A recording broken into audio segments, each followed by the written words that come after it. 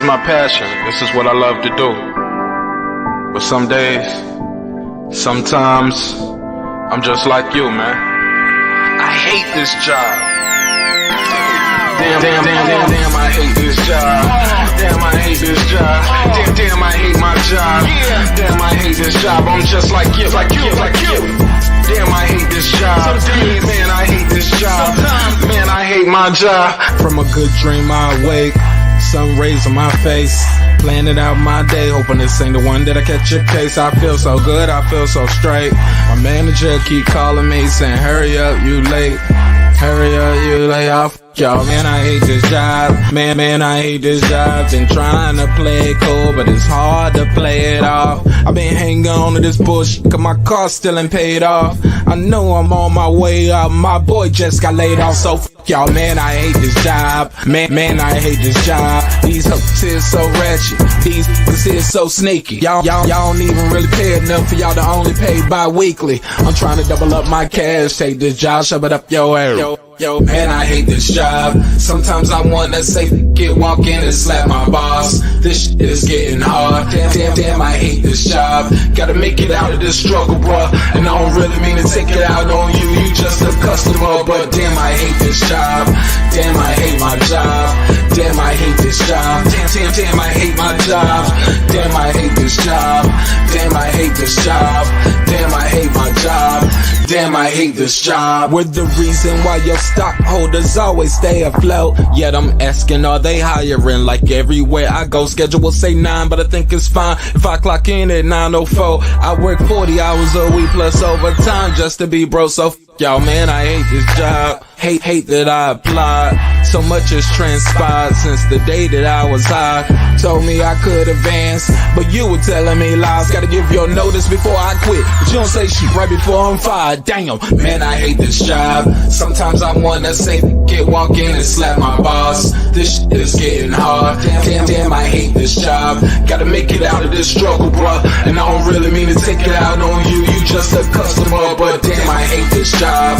Damn, I hate my job. Damn, I hate this job. Damn, I hate my job.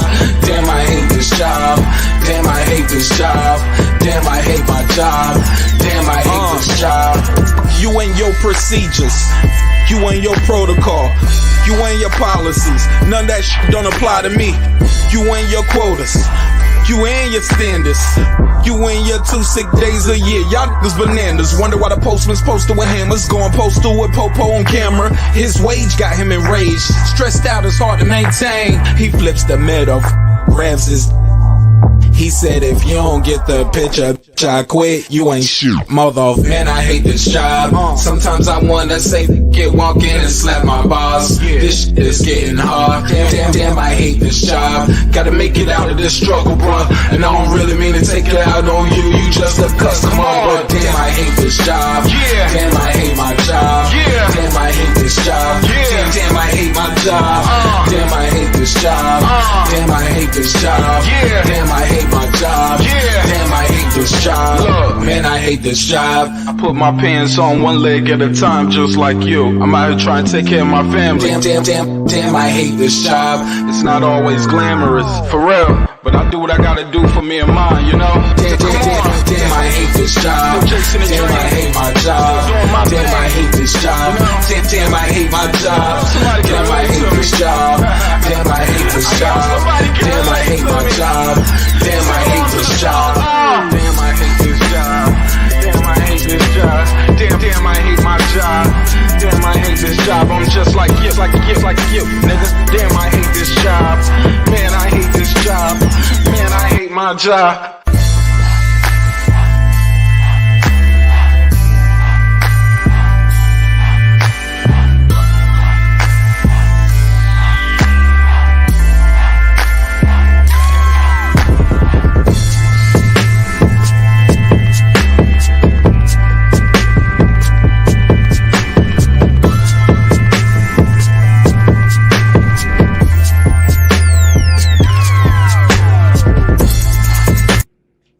The views and opinions expressed in this program are those of the speakers, commentators, experts, and or the host. They do not explicitly nor necessarily reflect nor represent the channel's policy or the views held by the channel or broadcaster. The broadcaster or its channel cannot be held accountable for all or any views expressed during the program. Basically, if I didn't say it, don't come for me. You come for the person who said it. And please don't sue me for somebody else's words. With that said, let's start the show, motherfucker. This that squad sound.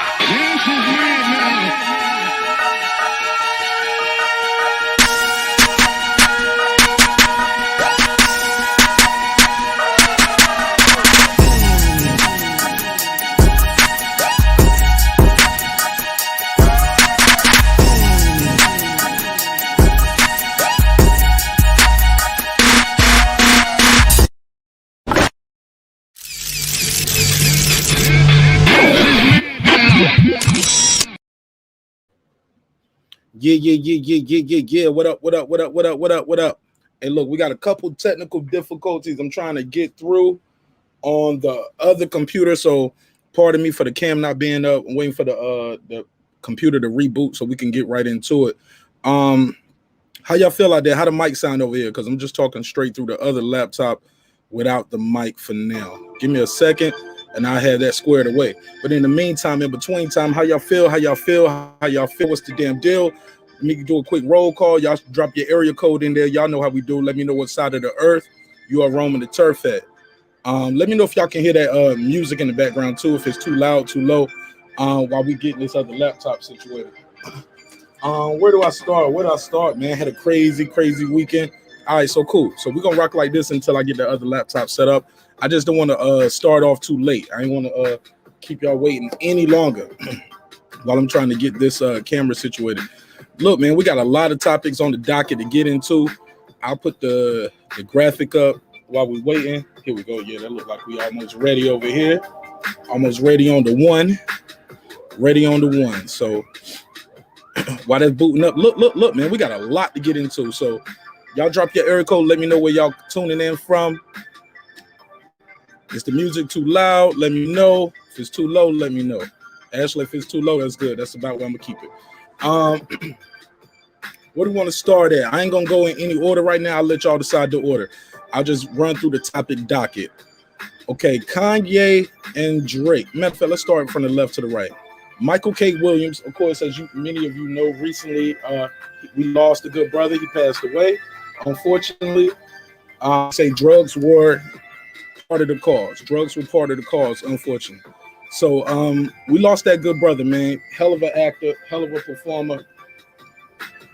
We got a lot to talk about with that too, because CNN was saying some crazy stuff about how he popularized homosexuality in the hip hop and black community. I was like, really? I didn't hear that. That missed me. He changed the stigmatism for homosexuality. He was a tough street guy, and they still loved him and were scared of him and respected him. I'm like, man, y'all motherfuckers walk around thinking y'all Omar. That shit ain't gonna work for you. But we'll talk about it. Memphis Bleek recently did an interview and said Jay-Z and Nas, it's a no-brainer. He said, not only am I riding with my guy, it's just simply put, Nas does not have enough hits to compete with Jay-Z. He just ain't got enough hits. I'm gonna ask you guys what y'all think of that. Also, Eddie Hearn said he doubts that the fight is gonna happen with Tyson Fury and Deontay Wilder. He said Fury is struggling to sell his fight, and if he doesn't fight Wilder and he ducks and pulls out, he should be stripped of that title. BPK, what up? Also, Candace Owens interviewed Larry Elders. Larry Elders is the front runner to be the governor of California, if Gavin Newsom is recalled. And he said the slave owners should get reparations. Yep, you heard me. The slave owners should get reparations for slavery. Also, Kanye and Drake, the pre numbers are in, the early numbers are in, and it looks like Drake is going to outsell him and outstream him. But the question a lot of people are asking is, why did they both sample R.Kelly? We thought R.Kelly was canceled. So cancel culture doesn't exist no more, or is that a farce? Is R.Kelly not canceled? because two of the biggest albums he dropped this summer both sampled it, got him credited as the lyricist. But we're gonna talk about it. We're gonna talk about it all and more. Where y'all want to start at? Where y'all want to start at? I'm gonna go with the flow of the chat. We almost there, y'all. Here we go. Yeah, I gotta get I thought I just needed a new laptop. I need a new desktop too. All right, so here we go. Let me switch it over here. Let's see if this camera is working over here. And if so, I'm gonna switch over to the other computer and we should be good. And I'll be on my mic. But yeah, where y'all want to start at? Yeah, BX, what up, my G? What up? Yeah, I'm back from vacation, man. Back like I never left. There we go. That's him. That's mama's baby right there. All right, so let me enter the studio over here, and I'm gonna close this one out, y'all.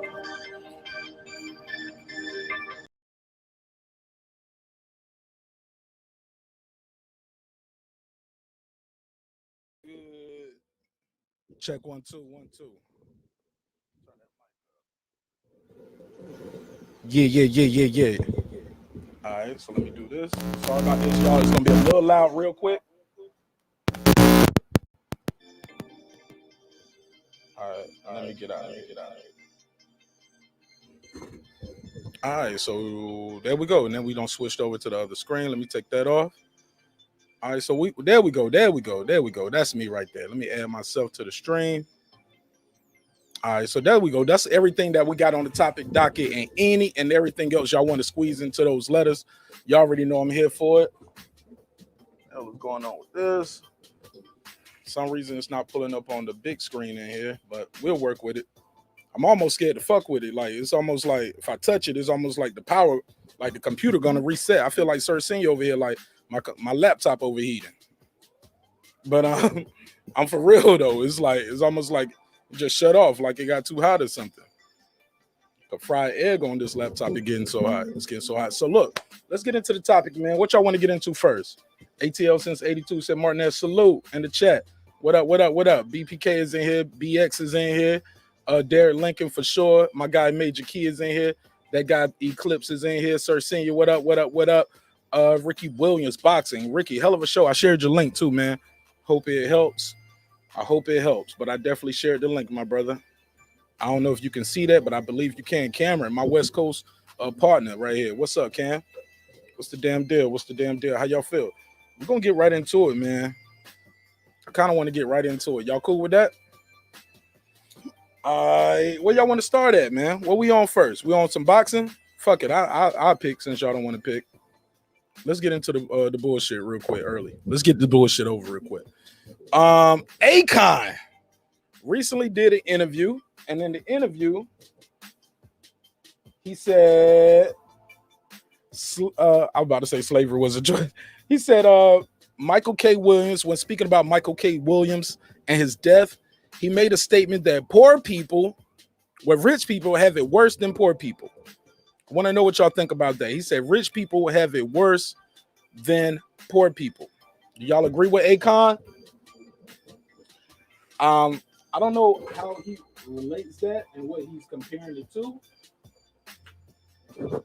but we shall get into it. We're gonna talk about it. The hell happened to the screen? Now I can't even see myself over here anymore. Okay, there we go. Now the TV popped on. There we go. Yeah, man. Ignore. Say your computer started because of the problem. I know why the problem is. It's an old computer. That's why I restarted.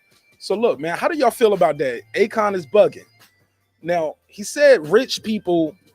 Now, technically, I'm not a rich person. The only person who can answer this question for me is King Asia Math. He's the only one I know who gets up here and say, I'm 56 sitting on 56 mil. Like we all should feel. I fucking love it. I love it. But let's be clear. Most of us don't know what it feels like to be a millionaire, correct? So is Akon right? Like he's saying rich people have more problems than poor people. I remember Biggie said more money, more problems. That was a popular bar. But I think Akon bugging a little bit. Rest in peace to that brother. Rest in peace to him. What's up, Queen P? Feel good to be back. I promise it feel good to be back. I like Akon, But this isn't the first time Akon has kind of put his foot in his mouth. You know what I'm saying? Blue Drain, what up, Queen? Akon been out here wilding for a minute. You know what I'm saying? They let that nigga get the cut some lights on in Africa. He ain't been the same since. Love the brother though, talented musician. But I don't know how much I want to speak on this because I'm not a rich person, but I know what poor people problems feel like a motherfucker. Okay, I definitely know what poor people problems feel like. I don't know why what that had to do with Michael K. Williams passing away. Also, they talked about Michael K. Williams on a CNN article I read, popularizing homosexuality within the black community. Ricky Williams said he agrees with that. I disagree. I don't think he necessarily popularized it. He definitely put it on TV. You know what I'm saying? But I remember watching Oz on HBO. I remember seeing a whole bunch of shit as a kid where they was putting it in your face, pause, very early. You know what I'm saying? But y'all already know how the story goes. I drop the topics, and then I drop the link. After I give my opening statement, there you go. It's out there for you. Also, I got to share this link on Facebook. I haven't shared it out there yet on Facebook, so hopefully I can get some of my Facebook people to pull up too. That's my take on Akon. I think Akon bugging a little bit. Love the brother Akon, but he's a little out of touch, I think. I knew he was out of touch when he was okay with 6ix9ine sampling his Locked Up song. I knew he was tripping then. But while we on that, let's get on to this cancel culture situation right here. Kanye and Drake both sampled R.Kelly. Is R.Kelly canceled or not? Is he not canceled? Because they coming at these guys for sampling his records, but they still play his records. The records are still getting played. The records are still getting spent. Somebody's getting paid off of those records, whether he owned the shit or not. Eclipse said, I'm not trying to beef with you right now. Yeah. No, he said, Big Pun, Akon is a family man. ABK, what y'all got going on up here? ABK, you think you should be calling anyone a culture vulture? You understand how crazy that sounds? Yo, this shit crazy. I can't make this up. What up, though? What's popping, my G's? Welcome back home. Back to the neighborhood. Yeah, man, we got a lot. Peace, man. We got a lot to get into. Real quick, you got anything you want to plug? That guy Eclipse? Hold on. Right now, I just want to, you know what I'm saying, go on and plug, go on and smash the like button. I want to plug that Edith album. Y'all go ahead and hit the like and subscribe. Check out my channel. Got new music on the way. You know what I'm saying? You can download. I got a couple songs out there. But other than that, man, let's get into these topics, man. Hey, BPK, I'm not beefing with you, man. I'm having a real conversation with you, man to man. You understand the optics of what you're saying. That's all I'm saying to you, guy. You understand the optics of this. That's a little crazy, buddy. Yeah. Everybody's entitled to their own opinion. That's the cool thing about this thing right here. This social media thing gives everybody opportunity to be heard. Ricky Williams, hell of a show you put on over there. Love the show. You know, I'm a big fan of what you're doing over there. We don't always have to agree, but I respect your motherfucking grind, my G. You are super consistent and reliable. You got anything you want to plug real quick before we get started? Hey, no, man. Just make sure y'all stay consistent with your boy up here, Marq Nash. You know what I'm saying? Great show, great topics. Give y'all something to look at on that Monday, Wednesday, and Friday. And make sure y'all watch out for his pop-up streams. There'll be some of the live is in there. Stay with your boy. Y'all know the vibe. Hey, man, we trying to be great out here, man. We trying to be your favorites. Well, I'm some people's favorite, and you're one of my favorites. So you already winning. When you say I want to be your favorite YouTuber's favorite YouTuber, I am somebody's favorite, and you're one of my favorites. So you're already there. Sir Senior, real quick, you got anything you want to plug before we get started? Yeah, most definitely. I want to salute the boy Ricky. You know what I'm saying? He always doing this thing, and I love that show and how you dropped it at the end. That food for thought. You still in my bed. I'm supposed to be the one with the food for thought. But respectfully, it's all up. Salute, Queen. I see you came in, Queen P. Hello. And you know the boy Eclipse is up there. I know. You got anything you want to plug? You doing my job now. You shouting out the whole panel. You got anything you want to plug? You're always Marq Yeah. Nash Monday, Wednesday, and Fridays. And Cooking with Sir Senior is back in effect. I'm gonna be dropping something real soon. I'm gonna hold you to that. I'm gonna hold you to it. And I'm trying to get them recipes, dog. What's happening? I got you. To I it. got you.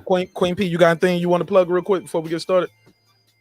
No, except hey, hit the like button, people. If we're gonna be entertained by Marq Nash in the panel and everybody in the chat, hit that like button. Rest in peace to Michael K. Williams, though. And I think we do need to talk about the issue when it comes to not only drugs but fentanyl. Just saying. All right, go ahead. Let's get into it. Ricky Williams, you said you do agree that he popularized homosexuality. He helped it. Elaborate. You got the floor.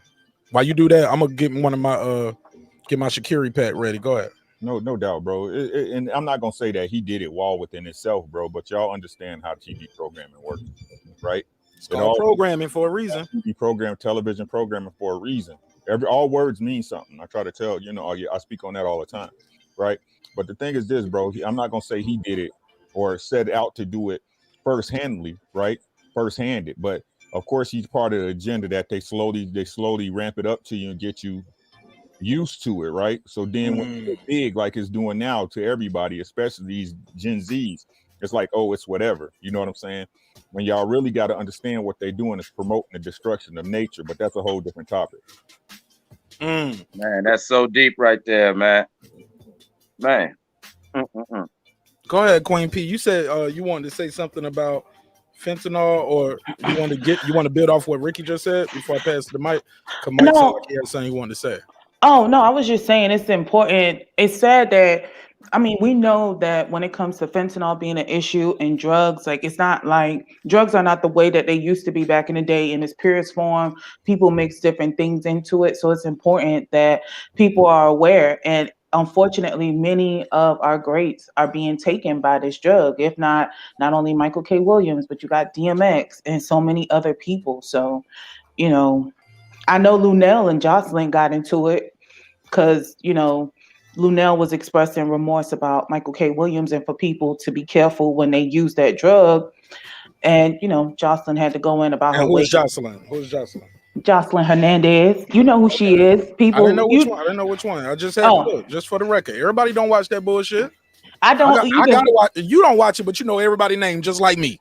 I know it because I saw her tweet when she was over there calling that lady. I did too. When she called that lady out her name about her weight and everything, because it's reported that Jocelyn does the sugar booger.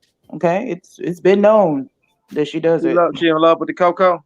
Yeah, she is actually. I don't know if she still uses it now, but there's a time that she did. So automatically, because she wrote like a whole, Lunel didn't say anything about Jocelyn. She was just saying people need to be careful about not using drugs because, a lot of times it's laced with fentanyl. And I guess Jocelyn felt some type of way because people were looking at her. How you get offended with somebody? What hit dog holler? That's exactly what Lil Duval said, and I think that's exactly what it was. Because Go ahead, Ricky. Oh, a hit dog holler. You know what I'm saying? Dog holler all day. Yeah, but why does she? That's a positive message, though. Hey, y'all don't do drugs. Like, even if you are sitting there getting high, you don't have to reply to it and say, "Why not?" You know what I'm saying? You don't. Go ahead, Rick. But that's the vibe we in though right now, my brother. Go ahead, Rick. I don't do drugs, just weed. I don't do drugs. And even then, she was saying that they need to be careful with all drugs because people were showing with the weed, people were showing it being laced with fentanyl too. So be careful who you go to. There was like a video with some guy showing how you could tell it's fentanyl in the weed. I don't know how you could tell, but okay. You didn't find out for me. I need to report that to my audience. That's important. Yeah.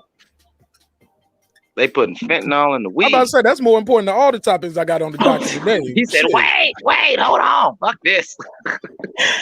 Yeah, I saw the video and the guy was showing it in a bag, and I was like, oh wow. And fentanyl, you need to be careful with that because one touch of it, you could literally it would affect you just from the touch. I don't know if you guys remember that story with the San Diego deputy when he did a stop. And the guy had fentanyl. I remember that. He almost died. Yeah, he almost died just from touching it. Damn. Yeah, car fentanyl is even worse. All right, well, look, let's pass it around real quick. BPK just pulled up. What up, my G? Major Key Boxing just pulled up. What up, my G? Y'all got anything y'all want to plug real quick before we get into these topics? Go ahead, BPK. I see you unmuted. Go ahead. You can Yeah, go I'd like to first. plug my ears shut after those dry ass takes. I'd plug my ears shut after those dry ass takes. Hey, my G, look, man. See, you doing the most, bro. Like, just give your best takes. That's all you got to do is give your best takes. You don't have to attack nobody. You know what I'm saying? Just do you and do you well. You know what I'm saying? Respect. Go ahead. You want to plug your show, my G. I think y'all need. It's too early. That's all I'm saying. It's too early, my G. It's too early. Go ahead. You got the floor, fam. Go ahead. You got anything you want to plug? Go ahead, Major Key. We'll come back to him. Go ahead. Yeah, we'll come back to him. Go ahead, Major Key. You got anything you want to plug real quick before we go into these topics? Nah, not really, man. Oh, am I frozen? If I'm frozen plug your show. Yeah, you got to plug something. Yeah, you got something to plug. You got a show, man. I'm just saying, no, it's all good, man. You know, we plug this shit there all the time, man. Everybody know Major Key Boxing on YouTube, MajorKeyBoxing@gmail.com. If you want to holler at me, Major Key Boxing, you get some of those short snippets whenever we not doing a whole damn video on Instagram and all that. But listen, man, that's not really why I'm here, man. You know I fucks with all of y'all people here. So my thing is, at the end of the day, look, man, I'm trying to be humble now on YouTube, man. I'm not trying to argue all the time. So if somebody got an argument, like, look, just give me your point and let's argue that with valid points. That's all I got to say. You know what I mean? I'm not trying to sit here and just get all ignorant and all crazy. You know what I'm saying? I think we all too adult for that. You know what I'm saying? And that's what I would like to keep it to. So if you have some energy towards Major Key, man, look, just let y'all know I'm gonna bring the offering table around and say, hey, let's bring it to peace for once. You know what I mean? You know, if you bring the animal out of me, don't get me twisted. I still got it in me, but I don't want to bring that. What I'm trying to say is let's all just be humble and just talk boxing or whatever topic. You know what I'm saying? Whatever topic is. You know For sure. Let's keep it moving. Yeah. So what's the topic we talking about right now? Because I jumped in and it was like we got a couple things on the docket. All right. First one we was getting into. Right? The first one we get into is Akon Michael K. Williams. Akon said, "Hey, rich people have more problems than poor people." Did you hear the take? Yeah, I didn't hear him per se say it, but I did read a couple of articles on it. So I'm gonna say this. And y'all can correct me if I'm wrong. But when you come from a certain state of mind, right, and you get money, right, I think that's what Akon was trying to address. He was trying to address the fact that, you know, like Biggie said, more money, more problems. You know what I'm saying? And it is what it is when you come from that angle. Like you know, you get more money, more problem. But however, I can't just throw that on Michael K. Williams' back, because at the end of the day, he was benefiting from this for a minute, and he seemed like a little smarter than usual. You know what I mean? So I don't know what happened. You know what I'm saying? I really don't know what happened in that particular situation. May he rest in peace, sleep in peace, my brother. You know what I'm saying? He was a great actor. You know what I'm saying? All I got is nothing but good accolades to say about him. But, you know, I don't think Akon probably knew him that well. And if he did, then it was probably talking about the street aspect of it. If he didn't know him that well. Let me play the clip. I got the audio. Y'all let me know if y'all can hear the audio. Famous and the rich no, dude, the famous and the rich go through more issues than the poor. You know, when they say more money, more problems, that's a real thing. Yeah. You know, it's a real thing. So we got to check up on each other. Can y'all hear it? Okay. That did not sound like he said nothing wrong at all, to be honest with you. Let's hear it. The famous and the rich no, dude, the famous and the rich go through more issues than the poor. You know, when they say more money, more problems, that's a real thing. Yeah. You know, it's a real thing. So we got to check up on each other, man. Make sure everybody's sound. Yeah, I can't. All right, I can't say he said nothing wrong. I think what he's talking about is coming up and making it. You know what I'm saying? And then you have those the money to do whatever you need to do. And sometimes people got devils and evils and things that come up with them. You know what I'm saying? And you know, I don't know I don't know Michael K. Williams personally, but what I'm gonna say is Akon. I don't think he's saying anything offensive in that. You know what I mean? I think he's just look. I heard you, and you said that a couple times. I want to hear what somebody else got to say about this. Who is offended by it? Some people say he was tripping. Who said that? What was on the panel that said that he was tripping? Was that you, Eclipse? You said, I mean, originally, just hearing what you said, he said, I was like, man, I don't know, because like you, Akon's came out of the pocket quite a few times to where it was like, is he jumping out the window again?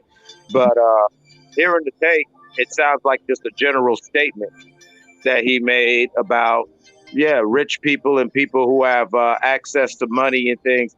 They do go through I agree with him. They go through different things and they have the resources to where if you broke and depressed, there's only so much you can really do self-destructively. And then you can do some real terrible things. But if you got money and you're depressed, like you can just sit there and, have a cocaine holiday where you just take like a half a key face and OD. You feel what I'm saying? Like a broke nigga don't got money like that. If you, you know what I'm saying, you rich, you can do that. Man. And to where you could have a bad day when you're rich, and that bad day there's no coming back from. When you're poor, you could have a bad day, and it could go bad, but it might not go as dramatically bad as somebody who's got the resources to really make something happen. Like that's a rich. For sure. Go ahead, jump in, Ricky. I mean, he complaining about rich people problems, nigga. Rich people problems? What's your problem? You got more options than everybody? Yeah, that's what they saying basically. You know what I'm saying? That's his fault for not using his resources to learn his coping mechanism and being an adult and recognizing his triggers. Oh man, I mean, you go in there, you driving it home. I mean, I'm trying to throw him bail. No, I'm not throwing him no bail, bro. I want some rich people problems. Oh shit! I want some rich people problems. God damn it! Right? I don't. Like I said, I don't give nobody no cop outs, bro. Like, look, bro. I understand, bro, but no matter what nobody say, bro, whatever your tendencies is, whatever your propensity was, he put that drug in his body, bro. Like Patricia said, like Queen P said, you don't know what's in it. So he could have been, wasn't he an addict at one time or another? Yeah, he was. He was a person in recovery. He used cocaine. He used cocaine in his past, and then he decided to stop because he got tired of it. So obviously he didn't stop. He relapsed. How many? Oh shit! How many times you gonna roll a dice with your own life? You think you better than everybody? That's the shit that kill me about people with dope and shit. It's like, I'm gonna smoke this crack just one time. Like a million motherfuckers ain't been addicted to crack. You know what I'm saying? You just the one person who ain't gonna get hooked. No, but in his defense, Ricky, I read about him, and his whole thing was about now that he wasn't doing the wire and he had nothing to do, and you're lonely. That's where that part about the relapse come in. Even the same with Demi Lovato. I can't ride with that, Queen P. Respectfully, my man has been busy and working hard. Okay. The wire was over for years, and I keep saying him and shit. He was on Boardwalk Empire. He was a star. Right, exactly. Yeah, they kept his black ass working. No, because I read the article, and that's what he was saying about the loneliness when you're not working and you're being alone with your thoughts. And cocaine is not the most easiest drug to get off of. It's always that temptation with different drugs too. Sister, everybody goes through it. That's all I'm saying. Like that's the problem. And I don't look. He passed. I'm sorry, you gone, bro. But he ain't gonna be on my. Ain't none of them gonna post on Facebook for me when I'm gone. I will. Yeah. He's talking about rich people, Mark, not you. I'm rich, man. No, I'm joking. I'm gonna say I'm on the fence with this one because I feel everybody's basically my mother treated me the same way with the tough love type of shit. You know what I'm saying? So I feel y'all on that, man. But it's just hard to see, because some people can't overcome those demons. I get y'all though, because we can't teach the kids that they can't overcome those demons. So I feel y'all on that because I got everybody knows I got 9 kids, so I'm not trying to teach these kids like they can't do it. You know what I'm saying? So I feel y'all on that. But at the end of the day, man, like damn, this dude grew up a tough era. You know what I'm saying? So it's a soft spot for me, man. I guess I'm against the fence with this one, man. But I hear both sides, though. I hear both sides of this. I mean, I'm not against the fence, whether it was Michael K or whether it was somebody on the panel or whether it was myself. At the end of the day, you know, every day you have a choice, an opportunity, and it's a struggle. I mean, I've had a lot of people in recovery. I got a friend right now that really only my barber deals with because pretty much everyone cut him off because he's playing with his health. And we've all, even family members, have got to the point where no, you're not going to force me to watch you die. You know what I'm saying? And Yeah. I don't, you know, and I get he was alone and whatever, but even with the DMX thing, it was sad. Like you see, X was about to drop that album, he was about to come back, and he started getting into the life, and he got back to the bullshit. And it's a brave new world we living in. You know what I'm saying? We you can't even. You got to be careful. Even like she was saying about smoking the trees. Like you know what I'm saying? Like they got different shit. Half these kids run around here, they don't even smoke weed. They offer Zaza and all these other little crazy little blends. You know what I'm saying? So you get a cat in his 50s and his 60s who's from the 80s era, who's probably used to pure motherfucking Peru. He's used to just straight up drugs, like you're saying, and now he's trying to get out here and he's rich, so he's out here trying to party like a rock star. Yeah, man, it's sad. It's sad, but we got to call it how we got to call it, the same way we did with DMX. It is what it is. Right. Let's move it around. Real quick, King Asia, give me your take on this before we go to the next topic. Oh, what we talking about? Michael K. Williams passed away recently, and as you might have heard, Akon was approached by TMZ. They asked him about it, and part of his statement when he was remembering his friend, he said, "Rich people have more problems than poor people do," and some people were offended by that. He's receiving backlash. Also, Michael K. Williams, CNN said he popularized. I'm paraphrasing, of course. He popularized homosexuality and also went against the status quo of what you thought of when you saw a homosexual African American male. My words right there, not theirs. I'm paraphrasing, but what's your take on the passing of Michael K. Williams, Akon statements, and also about Michael K. Williams popularizing homosexuality in the black community? You got the floor. Yeah, you know, one of them I'm not going to touch because I ain't qualified to speak on that. May rest in peace. You know, lost life. I didn't know him. He didn't know me. But I mean, you know, hey, just for the general consensus, may rest in peace. Because that's the type of person I am. Last time I checked, we live in a what kind of society? Capitalist society. Okay, I'm not going to be too long-winded with this. We're just going to put it in perspective. I think that's what it comes down to: perspective, subjective. Who all on the panel been broke before? Y'all can just go ahead and raise your hand. Yeah, no, I'm not that psychic. Why give you the winning Powerball numbers? Well, quite sure you didn't see in the day. Hey, how am I make these ends meet? So that's pretty much equivalent to being poor. And then there are some of us that's been fortunate enough to say, shit, I ain't got to do shit for the next 4 or 5 years if I don't want to, because you got that financial resources, capitalist society. Yes, new levels, new devils. But when you really look at it, when you didn't have those resources in this capitalist society, you had new problems every day. Now you probably have different problems depending on your lifestyle. Once you get money, that might be different, but we talking about more. You know, what's more as in is these problems.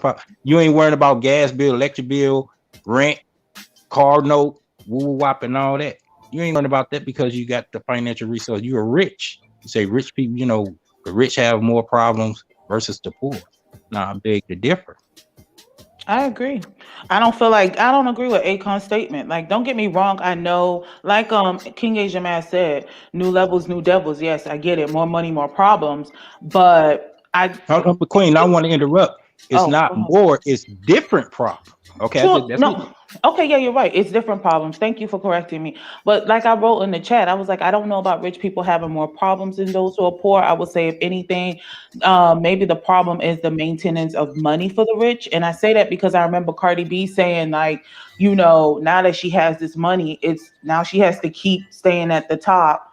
so that she won't end up losing it. We've heard of many celebs who had the money and then they lost it, whether it's due to poor money management or horrible business deals gone wrong or whatever. Because many of these rich, they're not only taking care of themselves, they're taking care of their family, and they have all these other people that's on their payroll. Now, I don't understand why Akon will bring that up with Michael K. Williams' death, though. I mean, maybe he was talking about something different, but what does that have to do with this man's death? He's dead. If anything, just say rest in peace and keep it moving, or don't say nothing at all if you don't care. Well, All right. respectfully, I Well, think. look. Well, all right. Go ahead. Last statement. Then we got. Oh no, I was just saying that I gathered from the soundbite that, and I believe that Akon did know him, that he was saying that in the context of, yeah, he was a rich, successful actor, but he was probably having his own struggles. And, rich people have their own problems. I saw Royce the 5'9" shortly after this, he put a post about, sometimes you need to check on your strong friends and your friends that are, and Absolutely. I think that was the sentiment. That just to answer you, you said you don't know Oh, why you bring it up. He's probably okay. bringing that up. He was like, yeah, y'all don't understand that man had things going on. I know this dude. Yeah, All he was right. rich now, but it was probably bringing him into a darker place. Where his money was bringing Absolutely. him into a darker All right, place. Mike. We got to move it on now. We got to move it on. Been on this Okay, for now 40 that makes minutes. sense. Okay, Yeah, thank you. yeah. Hey, look. Yeah, man. Cause we've been on that shit almost 40 minutes. Or at least 35 minutes. I just want to move it on because we got some other topics to get into, and I think they're gonna take a little time too. Let's go to something else that I think should be a short topic, but we'll try it. Kanye and Drake both released projects over the last week or so. According to the pre-rollout numbers, Drake is gonna outsell and outstream Kanye West. But the news that I saw in the blog was why are they sampling R.Kelly? Why are y'all helping him? Why are y'all giving him any light by sampling his music? He's supposed to be canceled. What's y'all take on that before we move on? Let me hop in on this one. Go ahead, man. Ain't nobody mad at none of the other artists who was pedophiles and rapists and everything else, but you want to get mad at R. Kelly? Elvis Presley. It's Elvis Presley, like I said, is one of Jerry Lee Lewis, and they mess with their own family. Both of them mess with their own family, make songs and interviews about it. But nobody trying to cancel them. But you want to cancel R. Kelly? R. Kelly's John Lennon, hip hop and R&B. Right. So if you want to cancel him, then cancel everybody. Everybody who was messing with little girls, everybody who did something wrong, everybody who was a rapist or alleged rapist. Hey, can y'all hold on while he's talking, please? I'm gonna make sure y'all get a turn and y'all can add all the points in. Go ahead, sir. Go ahead, land your plane.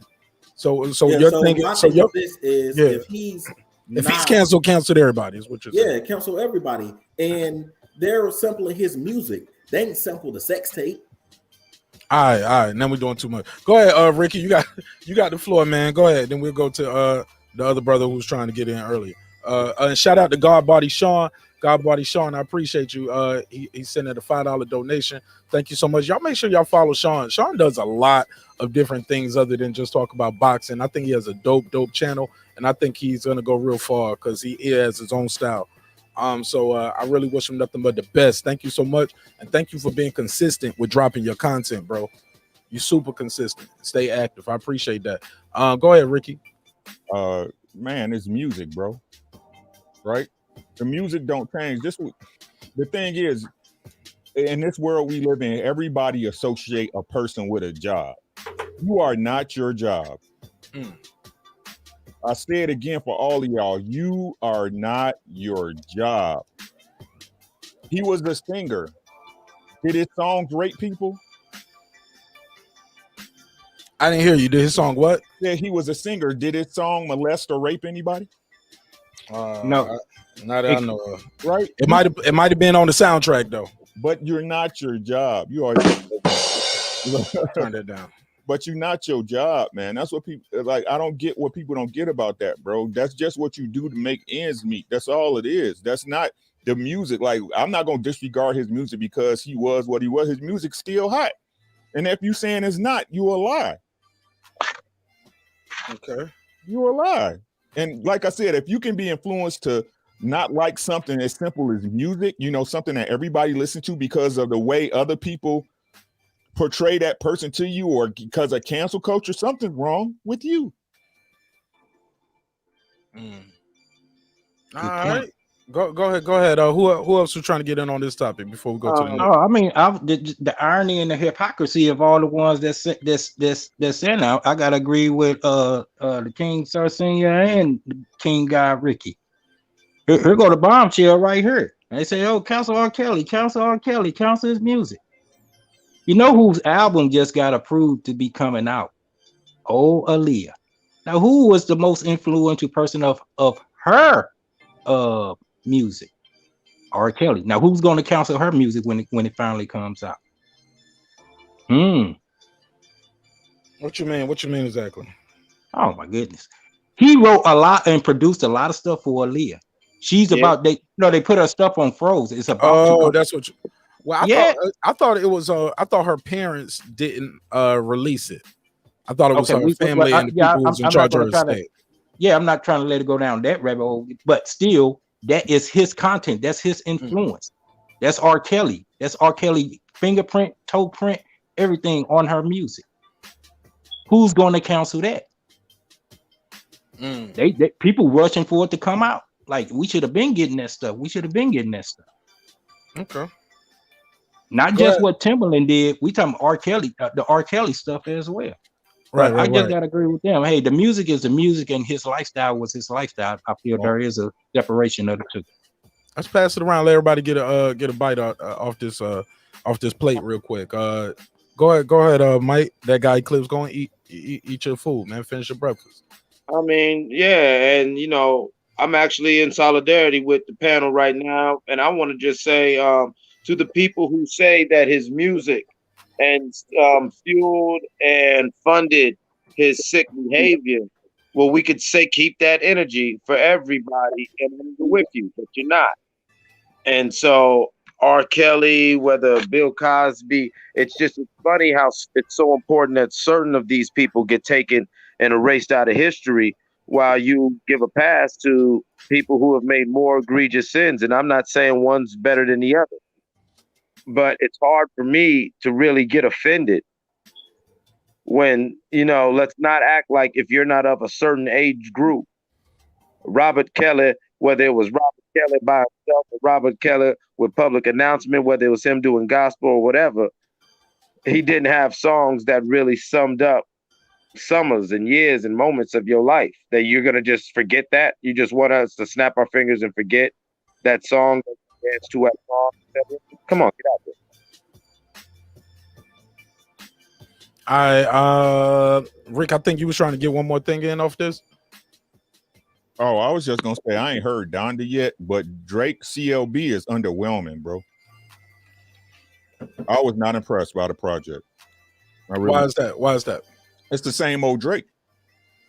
He didn't push the envelope anything at all, bro. Same old Drake, bro. I was like, and then some of the features he had on there.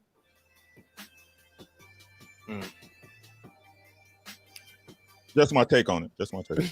Go ahead, Queen P, Major Key. Y'all gotta take on this right here. Should artists like Drake and Kanye be sampling somebody like R. Kelly? Major Key, you want to go first?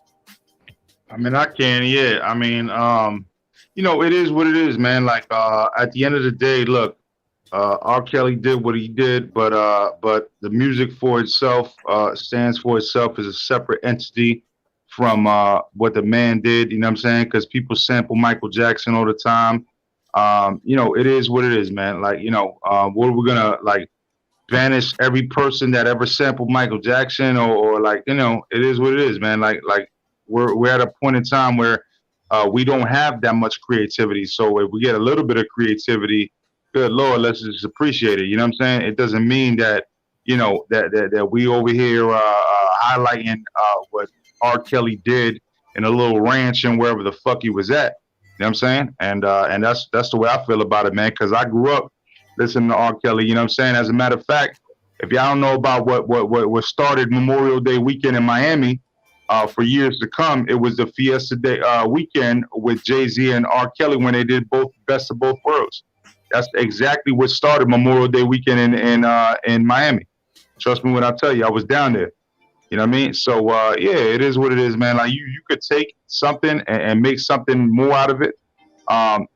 We don't know what happened, and yes, he was convicted, and so yeah, we don't need to necessarily support that whole aspect of it. Who was convicted? As far as the music, Who was convicted? Wasn't R.Kelly? Did he go to jail? No. He's in jail waiting trial. He hasn't been convicted yet. Oh my bad. And he was acquitted. My words are twisted. My words are twisted. Okay.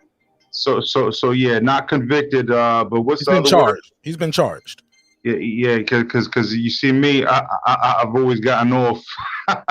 So I'm one of them smart dudes that never actually got convicted. So I don't even know the difference. But nevertheless, you know, my man is still waiting trial. We already know though that shit look funny though. You know what I mean? Like, let's be honest. We already know that shit look funny. So you know, I'm not gonna be surprised if he gets convicted and shit like that. You know, but at the end of the day, we're talking about music, and now we're talking about a dead soul in Michael Jackson. Who we got people making whole fucking, you know. It's just, man, it's just confusing, man. I know y'all know where I'm coming from. I don't even want to get too deep into it because these are people that I grew up listening to, and that's how I'm gonna leave it right there. For sure. All right. Anybody got anything else on this topic they want to get off before we go to the next topic? Yeah, if they still watching Harvey Weinstein movies, they need to just sit back and shut the F up. Deeper still, if you still the same people who want to cancel R. Kelly, or a lot of them are the people who saying that we're going too far when we don't want to sing the national anthem. You know what I'm saying? You know what I'm saying? I don't know where the line is, and that's the last thing I'm gonna say. Like, these people are playing in murky waters. You can't pick your battles. All right, let me see where we at to it next, man. Yeah, I'm rolling through these shits, man. I'm rolling through them. I'm gonna be here all day. I got shit to do. For real. Let's get into this one right here, man. Nas, Jay-Z, Memphis Bleek. Memphis Bleek is in an interview right here. I think I got it pulled up. He sat down with Brandon Scoop B Robinson, and he said this. Would you like to see a Jay-Z Nas versus? It's no comparison. Why? It's because Nas don't have enough songs to compete. And there's no disrespect to him, he just don't. Like, he just don't. Jay can battle somebody with just his B-sides concert catalog. And it's still better than people A-side. Let's stop it right there.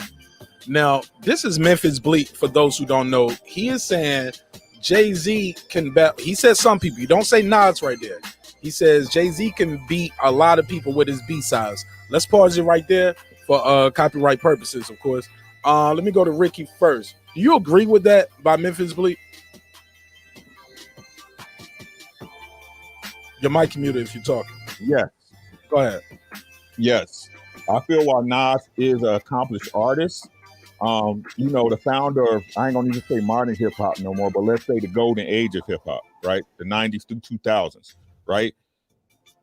His catalog can't stand up to Jay. Plain and simple. It can't. Okay, we haven't got to that part yet. He said Jay-Z. He said we did say no comparison. He did say that, but what do you feel about him saying Jay-Z can beat a lot of people with his B-side concert? You agree with that? A lot of the rappers that's out today. I ain't say today. You know, versus, who knows where they go from? Versus go all the way back. He just says Jay-Z can beat people with his B-sides. He said a lot of artists. Let's play it again.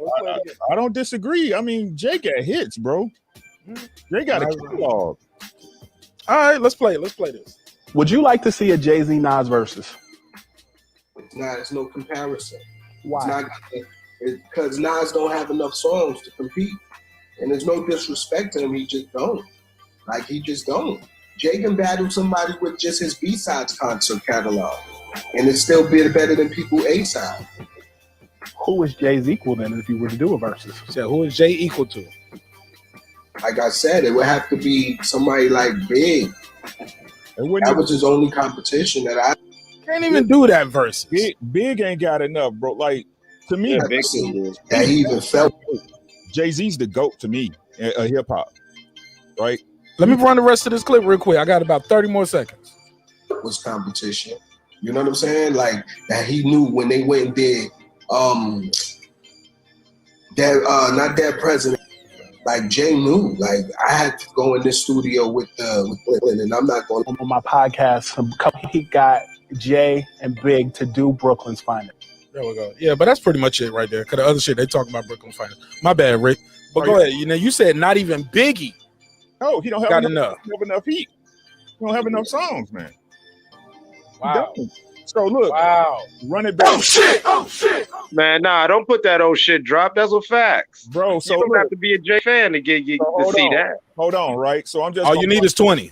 I'm just gonna run through it for y'all, right? So let's go. So we got The Blueprint, Reasonable Doubt, 444, the Black Album. But you naming albums, brother. All you need is 20 songs. You don't need that many albums. But that's what I'm saying, bro. You don't. DMX didn't have as many albums as Snoop. You're not listening, bro. What I'm saying is this, bro. He has enough albums to get 20 out and still had a B-sides to destroy any of these rappers that's out here right now.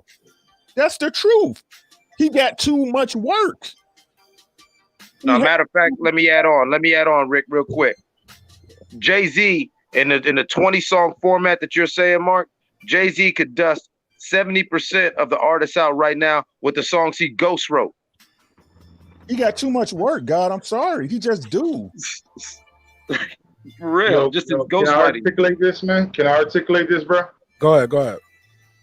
So what I think everybody's trying to tell you, right? And I'm going to agree and disagree at the same time, and I'm going to explain why. Because I'm going to agree with the fact that, and fuck, man, I got some fucking, some muffler motherfucker coming through the gate right now. But anyway, so if I have to mute, it's because I got this big ass muffler motherfucker. You good. All right. So listen, when it comes down to it, what they're trying to say is, look, Jay-Z had the bigger hits than Nas. Nas had content in his albums, but they weren't major hits. You know what I'm saying? A lot of his shit wasn't major hits, even though we all appreciated him.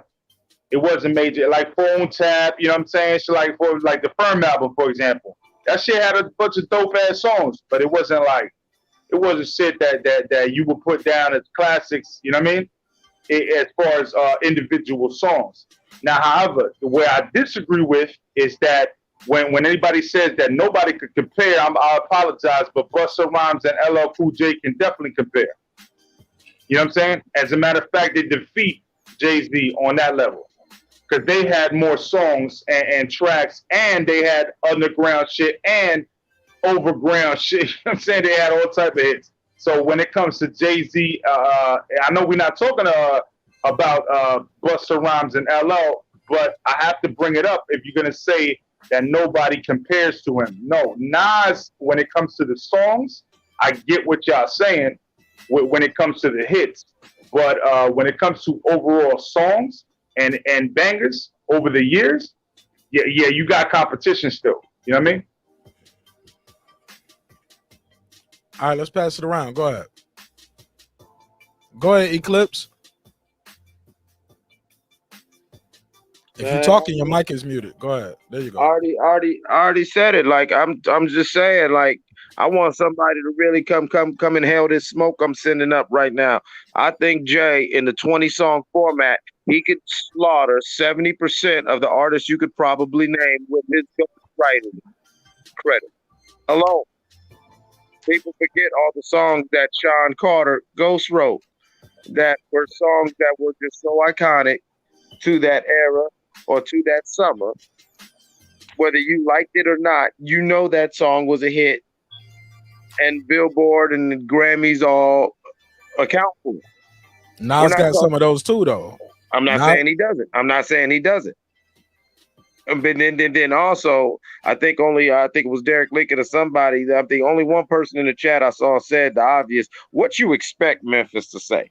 What you said? Oh, that's going to be tough. I don't know who's going to win. Yeah, that's right. What he said. He actually went back and said that as well. I got the clip. I'll pull it up. Where's the tweet? Really, it probably had to clean it up and everything after the fact. But off the knee jerk. No, he didn't clean it. He didn't clean it up. He was like, "What y'all expect me to say?" He said all of y'all think that all of y'all expect Okay, me yeah, to yeah. say You talking nah. about that Edith Frank? Yeah, I saw that Yeah, Edith. he said y'all I can saw eat it a on Frank. IG. Yeah. He said Yeah, I y'all saw can the eat a Edith Frank. Yeah. Okay, yeah. I saw that. I thought it was funny because I feel him. Like, what you expect him to say? Like, come on, this is my guy. And then shout out to Memphis Bleek. Everybody saying he's a clown in the chat. No, Memphis Bleek is Not everybody. I only seen one person say that. I seen two people. I'm gonna That's leave not them alone. everybody. Yeah, I know. Yeah, I ain't gonna say that. Then yeah, you're right. Two people have said it. Memphis Bleek, in my opinion, has been the pinnacle exemplar of loyalty, of somebody who, they didn't try to jump out their lane to try to get them some shine because they saw the shine on you. Man, you gotta respect that, man. He did what he was supposed to do, and I agree with him. I'm done. Go ahead, Queen P. You want to get in on this? I feel like they're not gonna compete anyway. You know, Jay-Z ain't gonna do no versus battle. So what difference does it make? He's not gonna do one.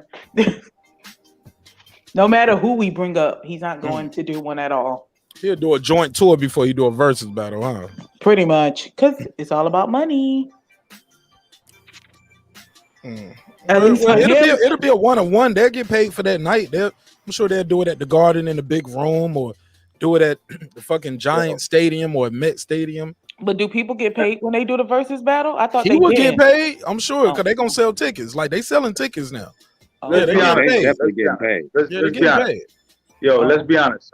Memphis Bleek only had "Is That Your Chick" and "Round Here." That was his biggest right there. And even Jay-Z didn't even invest that much into him after that.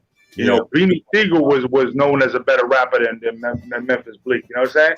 Freeway had to battle Cassidy on live just to get his respect, and he lost it because Cassidy bodied him. You know what I'm saying? So, you know, these are the things that we know living in that era. But at the end of the day, man, look, Jay-Z had way better songs long term that literally lasted through time and felt the test of time than Nas, right? But Nas has some more important shit to say, but Jay-Z was definitely more entertaining when it came to it. You know what I'm saying? And because I hated Jay-Z at the time, bro. I actually learned to love Jay-Z. I hated Jay-Z at the beginning. I was like, man, what the fuck is this nigga talking about, man? You know, I really hated fucking Jay-Z. And then after time, I was like, man, he's fucking spitting some swag though. You know what I'm saying? Like, shit, man. Well, how can I hate him? You know what I'm saying? So I eventually started to like Jay-Z, but it took a minute for me to really appreciate Jay-Z's style. You know what I'm saying? Too. You know, yeah, man, that's what I gotta say. I had to grow into Jay too, the same way I had to grow into Eminem. You know what I'm saying? But Jay-Z, y'all remember like the first time I heard of Jay was Hawaiian Sophie. You know what I'm saying? So I was like, who's this cat? You know what I'm saying? Off East Coast. But man, like his catalog he got too many bangers, bro. I'm sorry. Like, and I mess with Nas, bro. Like, I appreciate Nas for what he is, a lyricist. I mean, but Jay-Z, man, he mastered pop and lyricism. Elaborate on that. He had the right balance. Yep, he made he was able to swag out lyricism, so it moved over to mainstream, so it moved over to popular culture, right? I mean, come on, man. I don't think it's anything to elaborate. That's what he did, bro. He crossed the line and made swag popular. He made it popular, bro. Well, Rick, Rick, I believe in 2021, the two gentlemen you seeing on the screen and a 20 song lineup, I'll give Jay a run for his money. No, I don't think because so. Their songs are so. Yeah, I'm sure you don't. I'm sure some people gonna disagree. I didn't say they're gonna win. I said give him a run for his money because they can rap. Yeah, they got iconic. They have an iconic presence. You know. Yeah, he can. He ain't gonna sit there and just talk money to him all day. Not these guys. You get what I'm saying? And you can't just talk hits to him all day. Not these guys. Yeah, my ears was closed, bro. I hear what you're saying. Yeah. But I ain't just talking to you direct right here. I'm speaking to everybody who hearing it now. Going to check the playback. I believe that guy Eclipse was talking about Jay's ghostwriting can take out 70%. It ain't gonna take out these two 70% when they start Jay playing would their have to big come guns. with his material. This with them two, I agree. With them They're gonna come with the big guns. Yeah, he's gonna go into the A bag, and because they could easily just do the song that they did with Jay, which is one of their hits too. So both of them could just. It would be a very interesting concert. I'd And let me elaborate a little more on that too, because Jay, I've never heard him really go crazy on none of those Drake records. I'm like, is he doing this on purpose, not giving Drake the fire bars? But when he raps with Ye, a lot of times he go off. Or is that the competitive spirit as well? Like me, when I'm hearing somebody rap, I'm like, yeah, I'm gonna do my thing, but I ain't about to give you this. I think you know what I'm saying. I think when it comes to that, it's about with Ye, and I always thought about this, right? Because like Watch the Throne, there's a lot of songs they went off on. You know what I'm saying? Yeah, and some they say Ye might have got off on Jay. Right. And I think it's just the battle of creatives. You know what I'm saying? You got two creators in there on the mic, and I like, honest to God, in my personal opinion, I think Ye don't get enough credit for his lyricism. You know what I'm saying? Because of his style delivery. Ye has some lines, and I think just they when they was partnered up, they had that synergy. You know what I'm saying? So okay, I'll come with this, I'll come with that. You know what I'm saying? They was battling, but on the record, I just think Drake doesn't have that type of energy to me. You know what I'm saying? As far as, you know, how can I say it about Drake, man? He's popular, but I don't think people see him as a super bar dropper. You know what I'm saying? Man, I've listened to both albums, and I've come to believe I think Drake won, honestly, and it's funny because Drake's record at these head ups is kind of impeccable. The only L you could probably give him is the Pusha T, which most people don't really want to give him. And so it's like, man, but I do agree. Drake is like got some Robert Horry effect on hip hop, where he's so cool, he's so whatever, you almost forget these rings he's racking up on your ass. You feel what I'm saying? Like how some, nobody's really got it besides Bill Russell the way Robert Horry does and Phil Jackson in the NBA. You feel what I'm saying? Drake's coming up on some real scary territory. I mean, I call Drake the GOAT of the Z generation. You know what I'm saying? Right. GOAT of the Z generation. He got look, man, to me it's different in hip hop, bro. Like a formula for success is not the same as being a bar dropper. You see what I'm saying? It's not the same. You know what I'm saying? It's just you know, especially now when they could build a product. For example, Meg Thee Stallion, right? She's a product of hip hop. You see what I'm saying? They put it together and put it out there. Her shit is popular, it bang, but it ain't hot like that. You don't hear Meg drop a bar and be like, ooh, you know what I'm saying? It's just like that. But Ricky, then if we got to do that, then we got to go back to Nas and Jay-Z, because we know that Nas drops some hot bars, though. You know what I'm saying? And it's not as popular, though. You know what I'm saying? But we know that he's dropping bars. You know what I'm saying? If you went to what he's saying, and you understand what he's saying.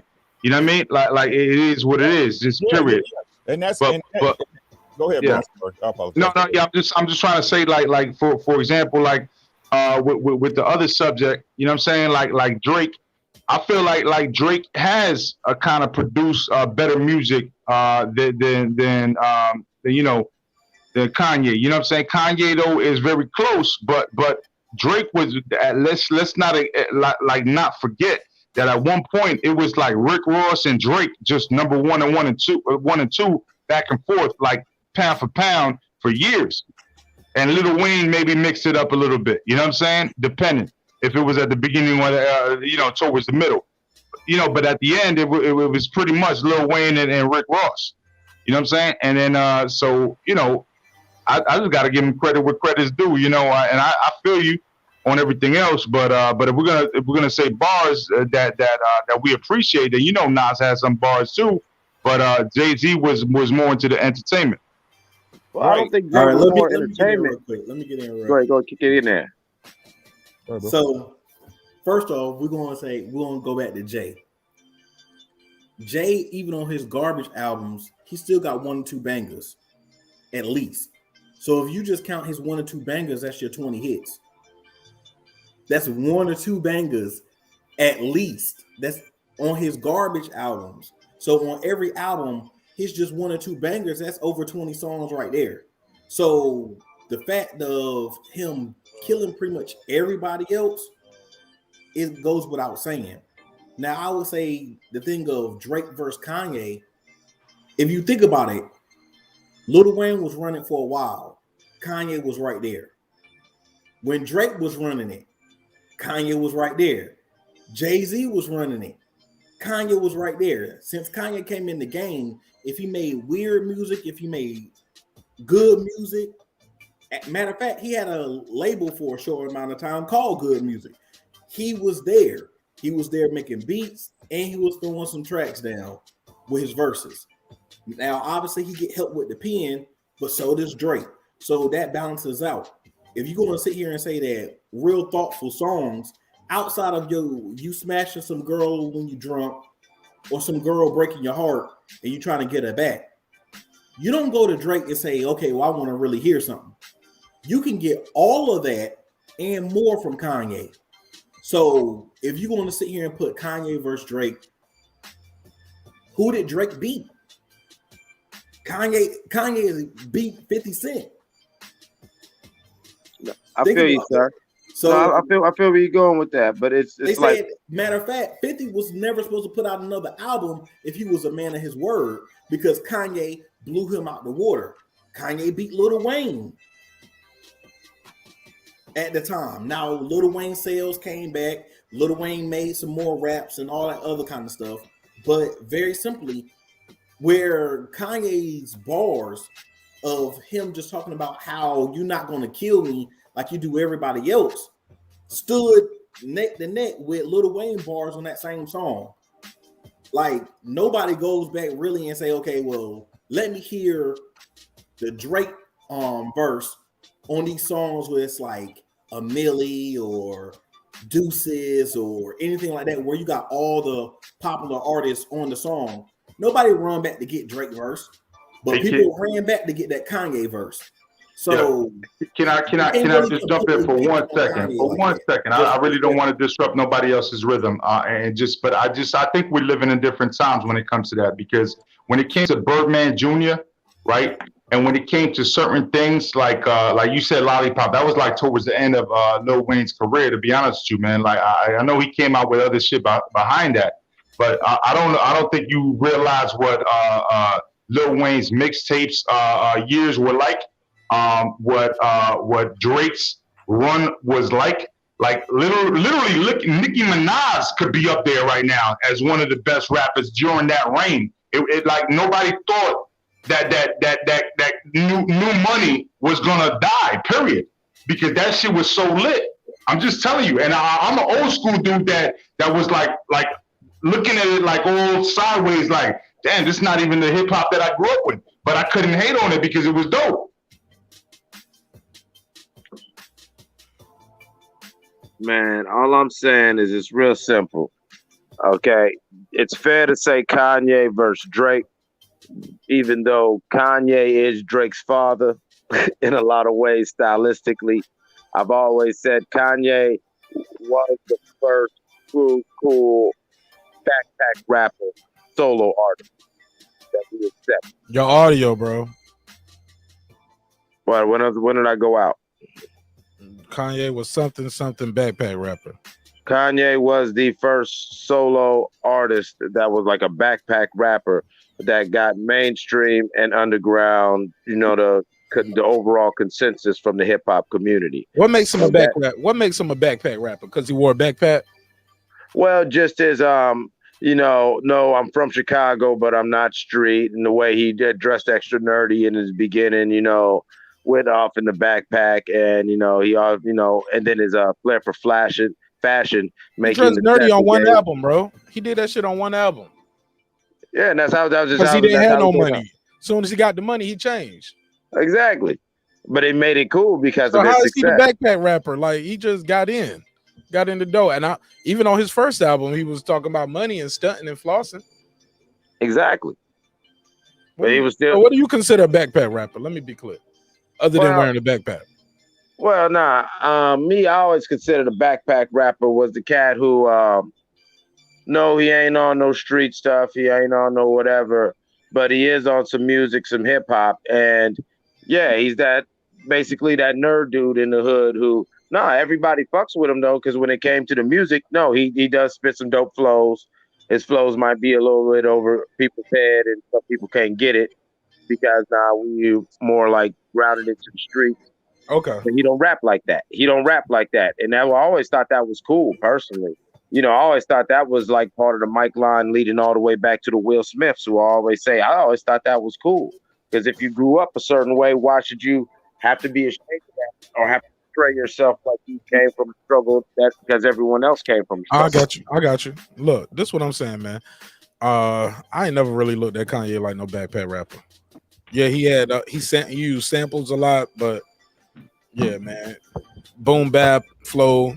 I mean boom bap shit, but never looked at him like a backpack rapper. But anybody got anything else on this before we go to the next topic? I just want to say, listen, man, I love all type of flows. Listen, I grew up on the ATLians. I grew up on Scarface. As a matter of fact, one of my favorite groups back in the day when I was growing up was Ghetto Boys. I love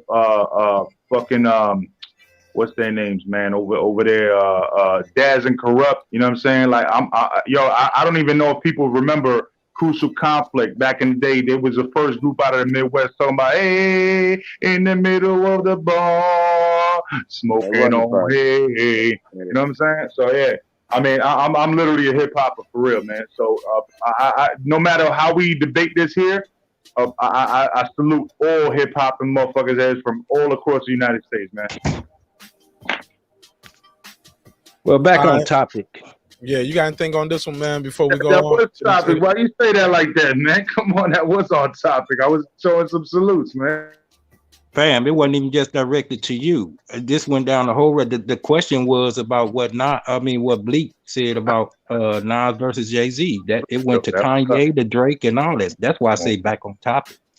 Yeah, sure. I know, man. I don't know why you get. Like, I'm just giving some props. Damn, like you don't like to give props to them, sir. It's all props. I'm just saying back on topic. That's all I'm saying. You know. But let me get my balls off. As far as I love you too, brother. I love you too, man. Damn. Yeah, all respect. I'm gonna give you a virtual hug right now. Here. There we go. Virtual hug. Right. Hit that Cash App too. Hey, but as far as what Bleek was saying, you know, if you ask Jungle the same thing, you know, he would say that, you know, about Nas. And I feel Nas will give him a run for his money. You know, we just talking about 20 songs, and I feel Nas definitely have 20 songs in his arsenal that will compete with just about anybody. In this hip hop genre, I don't feel as far as in verses, no one's untouchable. The only people that comes to mind is probably a Jay, Big, Pac, and probably few other names to be mentioned that they will win 90% of the time. Now we talking about the elite versus the elites. That would be Nas and Jay-Z comparison. Yeah, I would definitely say 4 out of 10 times Nas probably could get him. And when you talking about, you know, if Jay could go to his B side and all that, you know what I'm saying? Nas would just come with what he got in his arsenal and mess around and get the victory.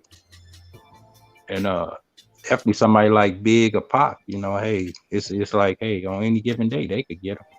So now Jay is not untouchable in this versus thing, just in a 20-song format. Shit, fuck around, T.I. could come up on the. I know it's reaching. Oh shit! Yeah, oh shit. Probably 1 out of 10. You know what I'm saying? But nevertheless, you know, it only take one bullet to take your life. All right. Well, look, that's the last one on that. Anybody got anything else for that before we go on to this Eddie Hearn topic, yo? And yeah, I'm gonna give a final hug to the panel. That's the final thing. There we go. Hey, look, Eddie Hearn recently did an interview, and it's kind of making some noise. I think Ricky spoke about this on his show earlier tonight. Also, Fury did it. No, I believe Fury did a video interview, right? If I'm not mistaken, Eddie Hearn was a print interview, but basically, Eddie is out here saying he don't think the fight gonna happen, and he's saying the WBC should strip. He's calling for the WBC to strip Fury if Deontay Wilder fight does not go ahead. Let's start right there. Let's start there first. Should Fury be stripped if he does not fight Deontay Wilder, or if the fight is postponed for any reason? Yes. Yes. Yes. Is that a unanimous? Yeah, I think that is. Yeah. All right, let's God keep damn it moving. Let's keep it moving to the next part then. He said Eddie Hearn believes Dillian White has waited long enough for his shot at WBC glory. Everybody Yes. agree with that? Yes, he actually has. Is that unanimous? Okay, sir, since you say he ain't waited long enough, you don't think he waited long enough? You shaking your head. Nah, because how long it's has he not been waiting if mandatory? you could got that glory. It's a difference in people not willing to fight you or you can't make the contract happen. When you have an option to actually just walk into the ring and you find an excuse not to do it, that's on you. Or Elaborate what we talking about, right? Be specific. What we talking about here, right here with Dillian White. yeah, Dillian White could have fought Deontay Wilder. Dillian White could have fought pretty much everybody on this screen. Now, how did he? I never knew he turned down a Wilder fight. What happened with that? Very simply, he made excuses why he didn't want the Wilder fight, but as soon as Wilder moved on to somebody else, he was like, "Oh, I thought you was going to fight me." But he got real quiet when it was time for him to step up. He was like, "Oh, I don't know. I got other options. I'm doing That's not true. stuff." You know those lines that they give. But I don't know. That's why I'm asking you for specifics. You said excuses, but you didn't tell me one. When people talk about Wilder, I don't. Some people might call them excuses, but I can tell you exactly what some of those things are. I was asking you for that, far as Dillian White. What was offered? What happened? What was the excuse that you speak of? Oh, he said, "Oh, he was supposed to get the Wilder fight, but then when Wilder offered him the fight, he said, "Oh, I got to fight a mandatory," or I already had a fight set up." But you was just saying that you wanted to fight. So how you supposed to be somebody mandatory? He always had some weird excuses. I'm gonna drop a couple of links. That's what I'm doing right now. Or just instead of just dropping a link, look it up and read it, and then so you can be able to tell me, because I'm live right here. I'm trying to do the show a different way tonight. If y'all can't tell, go ahead, Troy Graham. You said that's not true. You got the floor. Plug anything you need to plug. Y'all got the floor. When I come back, please don't be arguing. I got to take a quick bathroom break. But Troy, you got the floor. Go ahead. What's up? No, ain't nobody gonna make no argument, but he never ducked Wilder at all. Wilder, this is an old story, and I'm really tired of it. But there's an interview with White, which I got somewhere, but where White showed the video or the text of Wilder saying, "I'm gonna block you out for 3 years or 2 years. I don't have to fight you." Then there was the whole nonsense when he has to fight Ortiz. Why does he need to fight Ortiz, a man that Wilder just beat? That makes no sense to me. And then basically the whole thing with Fury, I don't believe he's coming back. And if everything's right in the world, Fury steps aside or he doesn't come back, then they put White in the fight Wilder, and Wilder will retire because he's not going to want to fight White. And then they could move on to White versus Joshua, because Wilder's never wanted to fight White. Because if he was it's such easy work, why didn't he just fight him and knock him out, get him out the way, and shut him up? The man talked about his wife and everything else, so why didn't he shut him the hell up in all this time? It's so funny. Troy, Go ahead, God. Troy, you really feel Dillian White has a chance with Wilder? No, I feel he's going to knock him the hell out. All right, well, you're wrong. Now, I definitely agree with you. Yeah, Wilder. Dillian White's going to knock out Deontay Wilder. To sleep like you did Ortiz, not Ortiz, but Derek Chisora. Wow. Who? Okay. Let me know when y'all can go, man. Look, man, this the crazy part about this, bro. Dillian White is Eddie Hearn's bodyguard for AJ, bro. Fuck what y'all talking about. It's funny how y'all double standard the shit out of Deontay Wilder, bro. Pete this. So we sit up here and we can go back. This is on tape, right? How y'all just let me finish, right? This on tape. This is so many different boxing platforms on YouTube at this point. It's crazy, right? Deontay Wilder told Dillian White, "If you want to fight me, fight Ortiz." Ain't that what he said? Yes or no? Is that not Oh what he yeah, said? yeah. I already remember said that. that. I already said that, Ricky. I said that Okay, already. okay. I just want confirmation, bro. Don't take it personal. This ain't personal. It's not to the best. I'm breaking it down to y'all how I saw it. Right? Tell me if I'm lying.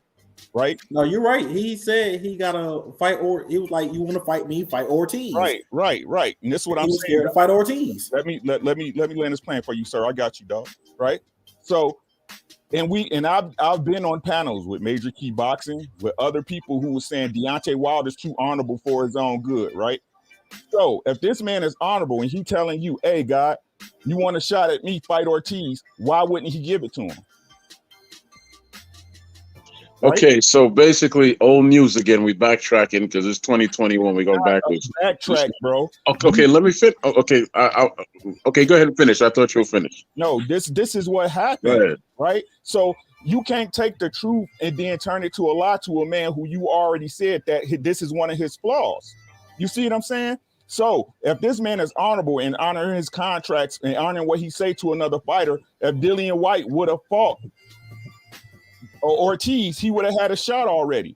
If he's been waiting so long, even though the WBC is shitty, why haven't they mandated him to fight him yet? Okay, well, I never said he was honorable. You said Major Key said he was honorable, right? This is long conversations, bro. We done had this on I don't know how many different panels, bro. And I'm not gonna go find them. I know what I said. I ain't gotta make up no lie. Something that's been said. Right. My point is this: from my understanding, what I read and all that, he offered Ortiz $250, $200 whatever $1,000 to fight him. This was after the first Deontay fight, where Ortiz made $500,000 fighting a champion. White is not a champion, so he offered him half of that, and he turned it down. So how you gonna make somebody fight you that don't want to fight you? It's not that, guy. Like I said, if that man put stipulations in front of him for that man to fight him and he didn't take it, you off the table. It's the same. No. Did you hear what I said, Ricky? He offered Ortiz a contract to fight him, but Ortiz never took the contract. How much? He said $250,000. This was after Ortiz made $500,000 fighting Wilder, the champion. Then White is just a contender, doesn't have a belt. So he said, "I'll give you $250,000 to fight me." Bro, if that's the case, that's not Wilder's issue, God. No, it's not, and it's not White's issue either. So the fact that the man turned him down, it's not his fault. So let's move past it. So again, if that was contingent upon what Deontay Wilder asked that man and it didn't happen, if he ain't done nothing to move forward and get mandated, you just gonna keep waiting, just like every other fighter, bro. Just like every other fighter that we feel who should get moved up to the spot because it was supposedly they turned and they didn't. You can't say boxing one way this day and then make it the way you want it. That's just what boxing is. I have no idea what you're talking about because White has been fighting, so I don't know what you're talking about. He hasn't been. He fought Povetkin, he fought Rivas, he fought Parker, and he fought. Those are three I can remember off the top of my head. Those are good fighters right there. So I don't know. I don't know how he hasn't been fighting. Compared to who? Compared to anybody that Wilder's fought. I keep telling y'all, bro, it's all depending how you rate a fighter. I don't rate those fighters as good. That's fine. Right. That's fine. White definitely thought that Povetkin was good because Povetkin knocked him out. Dylan White ain't shit. He ain't never been. And what happened in the rematch? Could somebody tell me what happened in the rematch? Thank you. Looked like shit. No. Povetkin lost. Povetkin got stopped, right? Well, to be clear, Povetkin was looking bad the first time they fought. He got dropped like 3 times. Bro, y'all don't never want to go with time. No, it ain't no y'all. It ain't no y'all. It's just me. Don't put me in no boat with nobody. Don't take it personal, bro. A hit dog. No. But you said y'all, and I don't know. I just came back in, and y'all was on this. It's not you. It's not you. If you're not y'all, God. I just want to make my point clear though. To the person who said Povetkin was looking like shit. Povetkin was looking like shit in the first fight until he got that uppercut off. Like he got dropped like 3 times, I believe. But he didn't look twice. He looked in the second fight, bro. The second fight, he looked like he wasn't even supposed to be in there, God. Absolutely. I agree with that. Now those are 2 different things. Yeah. Those are 2 different things. But he got paid, he signed a contract, no doubt. And his ass lost. It is what it is. No doubt. Yeah. All right, so let's keep it moving with this Eddie Hearn shit. Like, okay, so let's move it down a little bit. Now, Eddie Hearn, like I said, wants Fury to be stripped. Ripped. His power should be ripped if he does not go through with this fight. I want to know, do you guys say y'all agree with that? But here's the thing, man. He's saying Dylan White should get the fight. But I'm also hearing the rumblings that Tyson Fury is willing to throw the belt in the trash. He's always been willing. If AJ is successful on the when they fight on the 20 White, and which is funny for me to hear this because Eddie Hearn was talking a lot about, hey, it's no buzz for this fight, and you know what, he might be kind of right. It's no hype for it, but that's because the champion is quiet. A lot of people are in doubt that the fight is going to happen. A lot of people think the champion is going to pull out. When I say a lot, I'm talking about the content creators that I see. I'm talking about other pros. I'm even talking about Eddie Hearn himself. They don't believe that the champion is going to meet the obligation that he signed up for. He's already talking about throwing the belts in the trash. If AJ is successful, to have pretty much a best of Britain.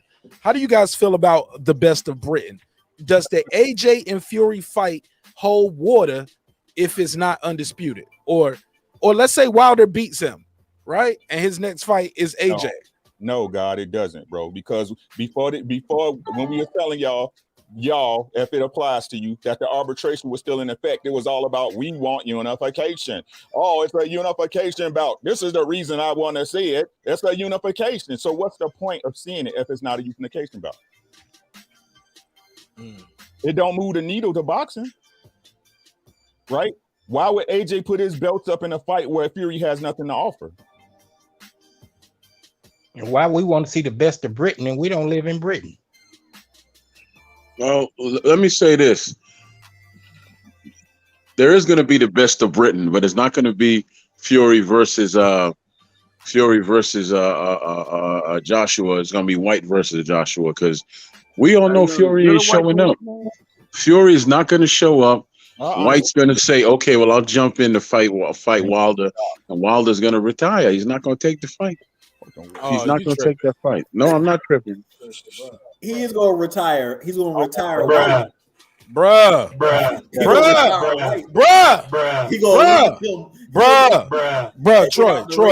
Troy, you can't believe that. Delusional. I said it twice already, Mark. Man, say it 3 times. Maybe you'll convince Troy, him. what about Deontay Wilder that makes you think he would rather retire than to fight Dillian White? 2 things. Who's coming off a win, but prior to that, he got put to sleep. Don't move his head off the line. Come on, man. Bro, y'all crazy. 2 things. I have two reasons why I believe that. Let's hear it. One is the let's hear it. One is cocaine. One is the interview. One is the interview. First of all, I would lose my life before I ever get high. One is the interview. Okay, good. One is the interview where White pulled out his phone and Deontay Wilder was on the other end saying that I don't have to fight you. I'm going to block you off for X amount of years. The second is I heard Wilder on the Boxing Voice years ago. They asked him about Nestor was like, why don't you just go ahead and fight him, man, to get him out the way and shut him up. First words out of Wilder's mouth is, I'm not afraid to fight him. No one asked you if you were afraid. Why would the first words be out your mouth that I'm not afraid to fight you? Why would he say that first? Because that's the nature of the question you're asking.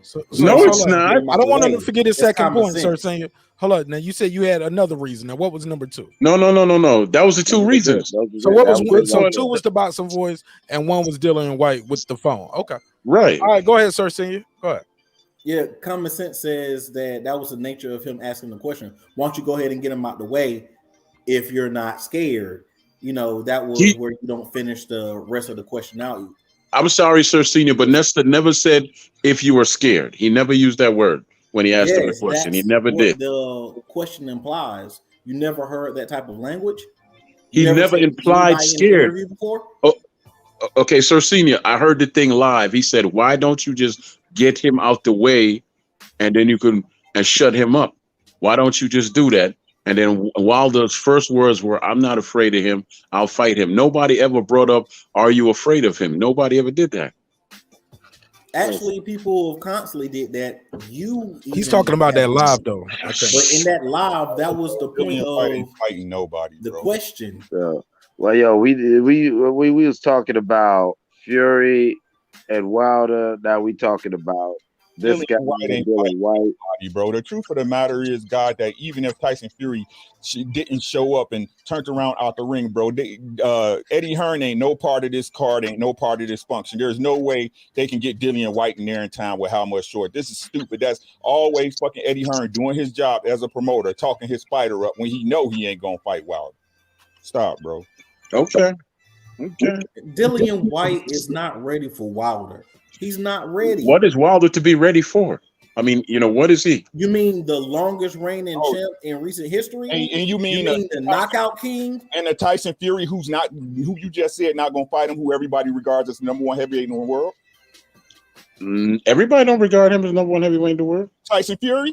Everybody? No, he regards Dillian White as the number one heavyweight. No. I'm sorry. Hey, hold on, Eclipse and Ricky. How could you speak for everyone? I'm curious, Ricky. Go ahead. Maybe and they can say general consensus. How about that? Does that sound better, Troy? So we can move forward. Yes, but those are semantics. Everyone's a broad of blankets. Yeah, let's move forward without the semantics, though. Yeah. Like Ricky said. You know what I'm saying?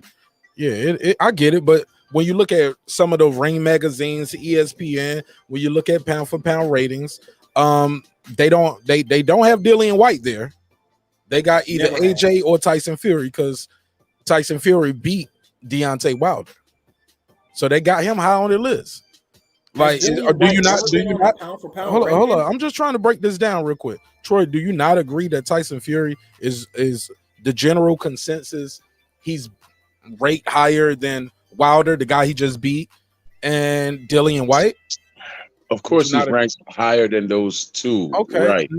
But number one, and since he's still undefeated, he beat Klitschko, he beat Wilder by stoppage. Whether you say hook or crook, like the old folks say where I'm from, whether hook or crook, he walked out with that belt.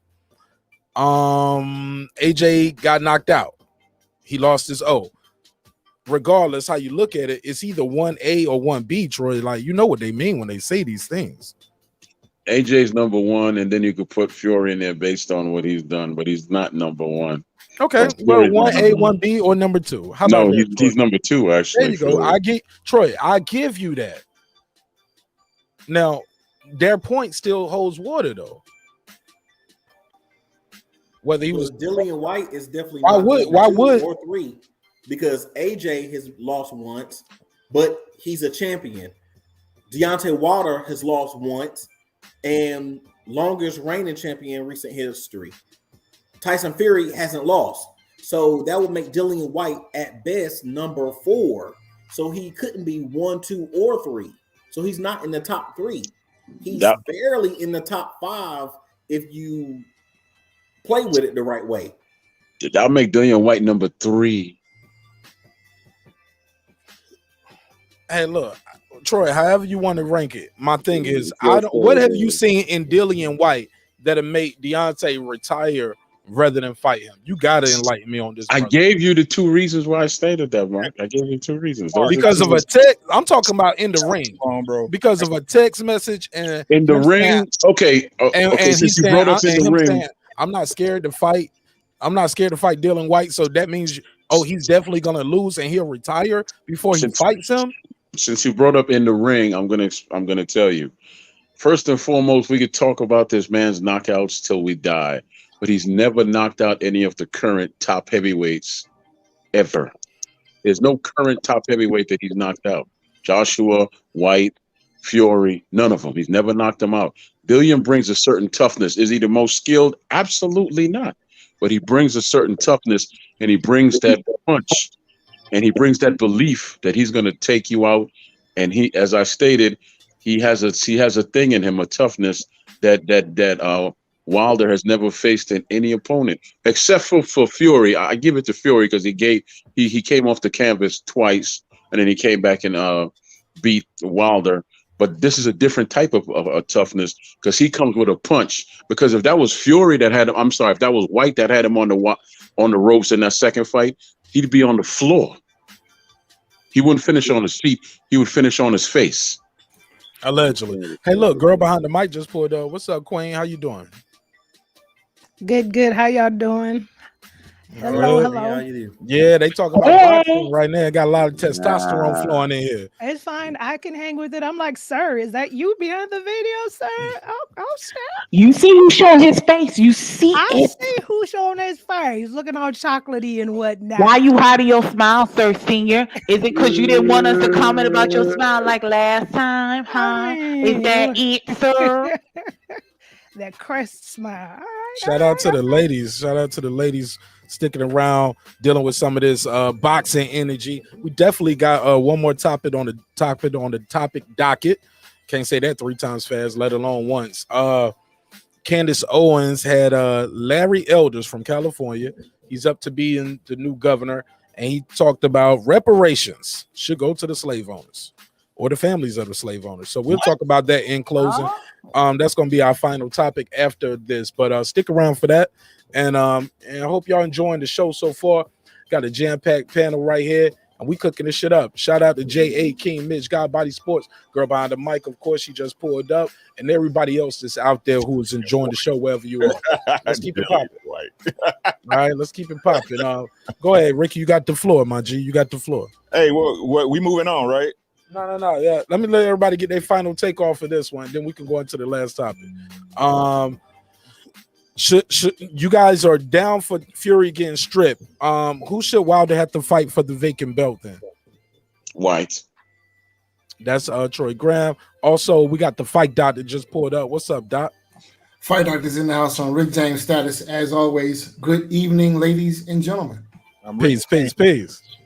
How you feel, my G? I feel well. I just wanted to address this whole Anthony Joshua #1 heavyweight nonsense. I mean, it's nonsense. Okay, listen. He he can make a case though, right? No, you can make a crackhead case. Okay. All right, but anybody who knows anything about boxing is not going to have Anthony Joshua. Listen, when Anthony Joshua fought, if not him, Andy then Ruiz, who? If not him, then who? Tyson Fury. Tyson Fury is #1 heavyweight in the world. I mean, it's simple. It's simple mathematics. Okay, when you beat the top guy, you become the top guy. Period. No ifs, ands, or buts. It's just that simple, right? Now listen, Anthony Joshua. Let's talk about Anthony Joshua. Now look, I'm an Anthony Joshua fan. So Jeff Horn was that guy when he beat Pacquiao? I don't know that Pacquiao was the #1 heavy welterweight in the world, but he was that guy, though. He was that guy. Listen, you can make the argument, sure. Look, if you look, in order to beat a man, you have to beat the man, right? Bud Crawford beat him. Well, listen, BoxRec has Bud Crawford as their #1 welterweight, so I can't make an argument against that. If you have Bud Crawford as the #1 welterweight in the world, I am not going to argue against you. I probably will agree. All right, Bud Crawford, hell of a fighter. All right? If not him, there's only one other guy you can say, and that's EJ. And that's I would agree. I would agree. There's an argument to be made either way. So if you want to argue that Bud Crawford is the #1 welterweight in the world, I'm not going to argue against you. There's an argument to be made there. All right, but listen, let's get back to AJ. And look, I'm speaking right now as an AJ fan, but a boxing fan first. Right now, when Andy Ruiz fought AJ for the first time, was he even ranked in the top 5 at heavyweight? I don't think so, because I think I can tell you 5 heavyweights who ranked ahead of him right now at the time of the first Anthony Joshua fight. Right? Say that again. When Anthony Joshua fought Andy Ruiz for the first time, was Ruiz ranked in the top 5? Was he a legitimate? I'm not sure, but I know he was a last-minute replacement. To be fair, no, he wasn't. He was not. Thank you. He was a last-minute replacement. What was Big Baby Miller ranked? Though? He was the replacement. Look, he was the replacement for the replacement. That's who Andy Ruiz was. All right. Facts. Who wants to come in and talk about? He's on to something here. Now, who's the? Now, I thought Big Baby Miller was the fight. Big Baby Miller was the original opponent. He tested dirty for whatever it was he was on. Right, he popped. Right? How's a nigga 300 pounds throwing 100 punches around? How does that go? Okay. We get it. He popped, right? So then Andy Ruiz came in. No. Okay, They who's tried the to make first the fight replacement? with I think Luis Ortiz, I think, was next in line. Oh, all right. And for whatever reason, that didn't happen. Andy Ruiz was the replacement for the replacement. Okay. Literally, he replaced the guy who was supposed to replace the guy.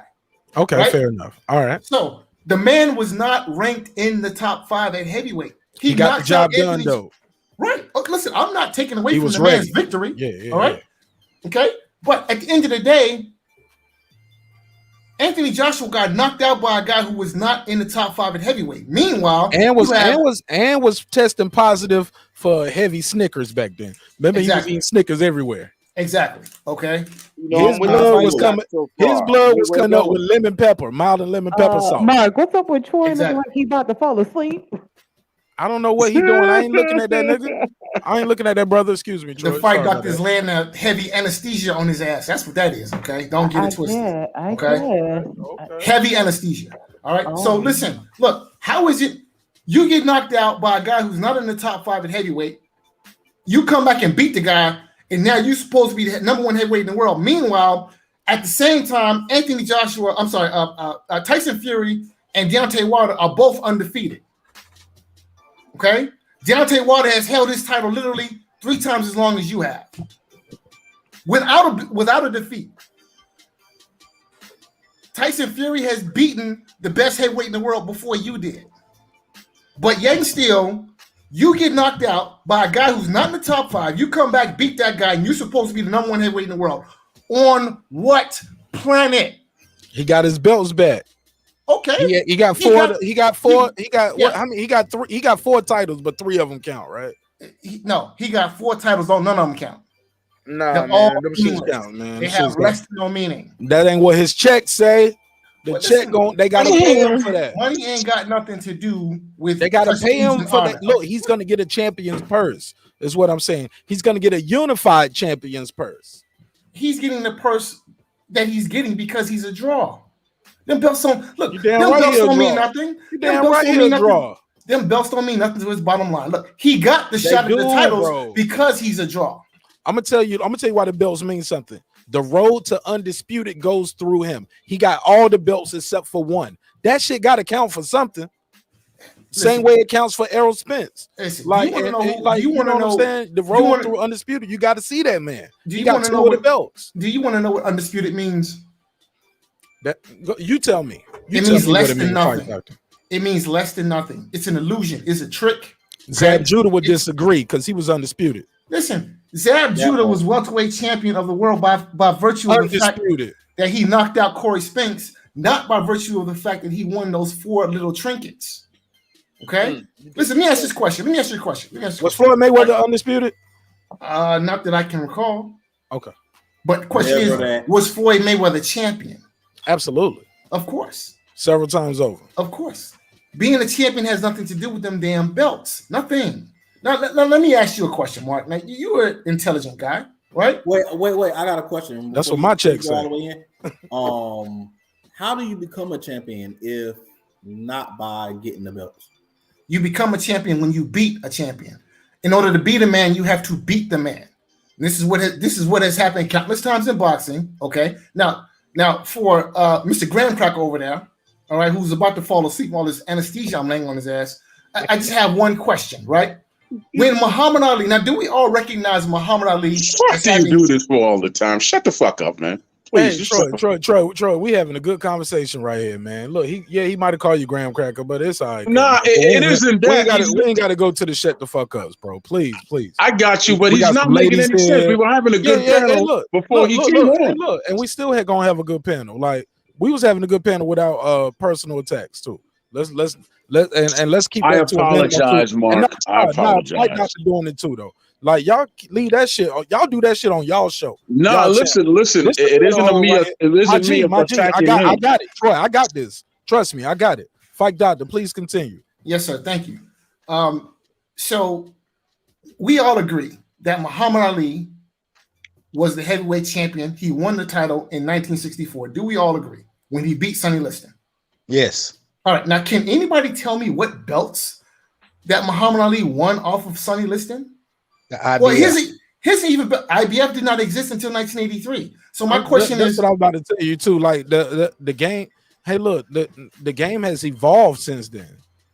Really? Has it? Yeah, and also when you're a heavyweight, they don't have all those like a lot of times it's different with heavyweights than it is now compared to back then. So as far as like guys going up in weight, down in weight, undisputed, getting the belts, new sanctioning bodies, pound for pound was created later on. Like they didn't have a pound for pound thing back then. I get it, bro. The game has evolved. Bro. So pound for pound was actually created in the 50s. You know, basketball has evolved too, right? You know, they couldn't dunk at one point, or like they made the motherfucker shoot from the free throw line because motherfuckers were dunking from the free throw line. So the game changes a little bit. So my question is this, right? That now somebody called out the IBF. IBF did not exist in 1964. All right. Now I'll take it even further. Jack Johnson. Now we all recognize Jack Johnson as the heavyweight champion of the world, right? Right. When Jack Johnson was heavyweight champion of the world, there was no IBF, there was no WBO, there was no WBA, there was no WBC. None of them shits existed. In fact, nobody had even thought about any of them shits. They had no idea that there were going to be any of these sanctioning organizations when Jack Johnson was heavyweight champion, right? Jack Johnson and the people who came behind him, they got to be champion because they beat the man. Nobody remembers what belts were on the line when Jack Johnson was fighting. Nobody remembers they had to beat him to get the belt. You had to beat Jack. Kills everything you just said for the last 5 minutes. No, sir. No, sir. No, sir. Just really, you just killed yourself. You said you're not a champion by getting a belt. To be a champion, that's how you become a champion. You beat the man, but the man has the belt. What belt did Jack Johnson have? So here's my question. If that's true, then ask me this question. What belt did Jack Johnson have?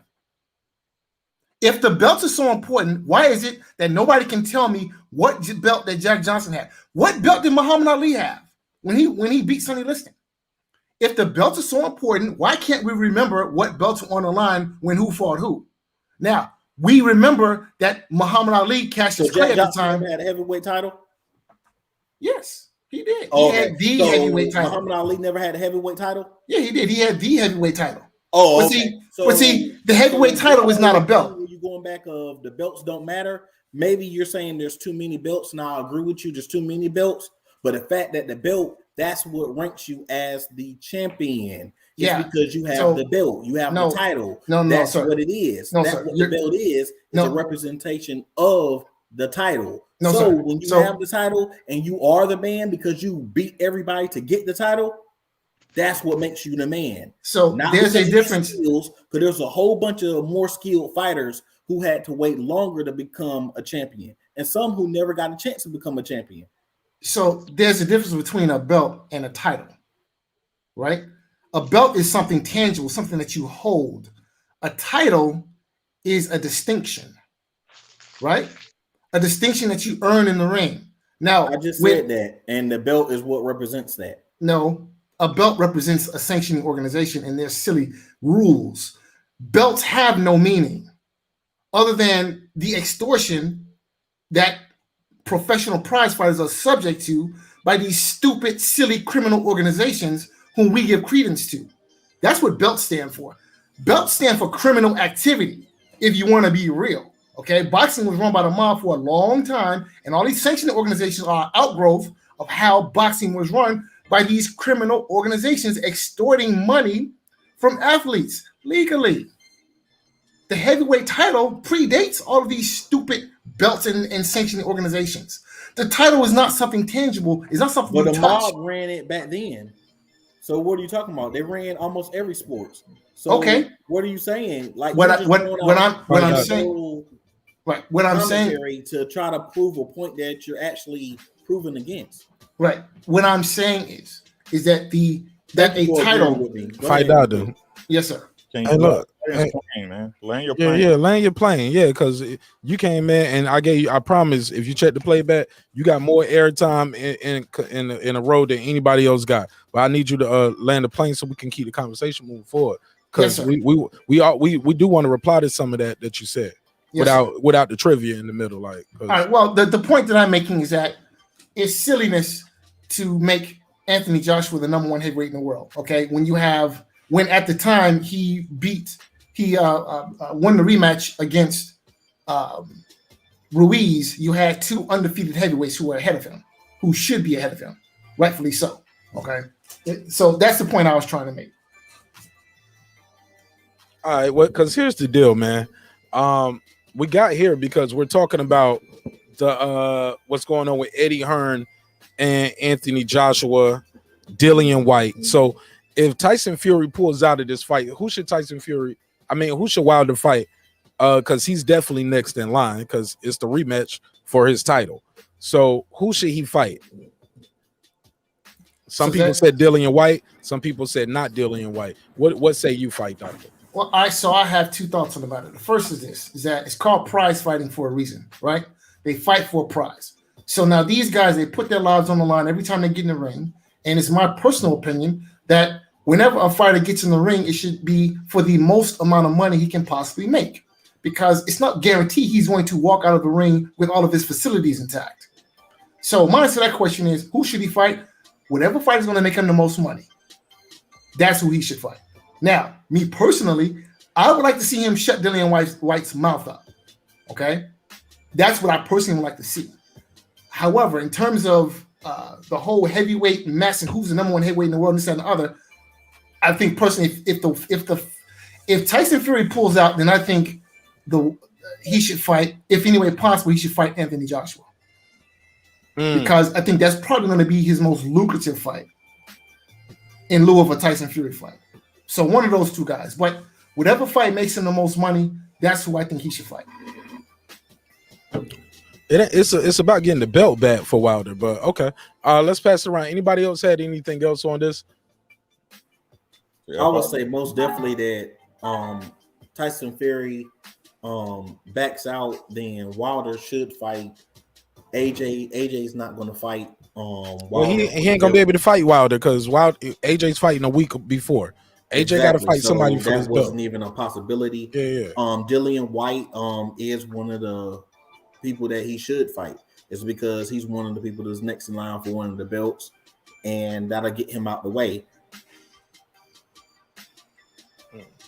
Because either him or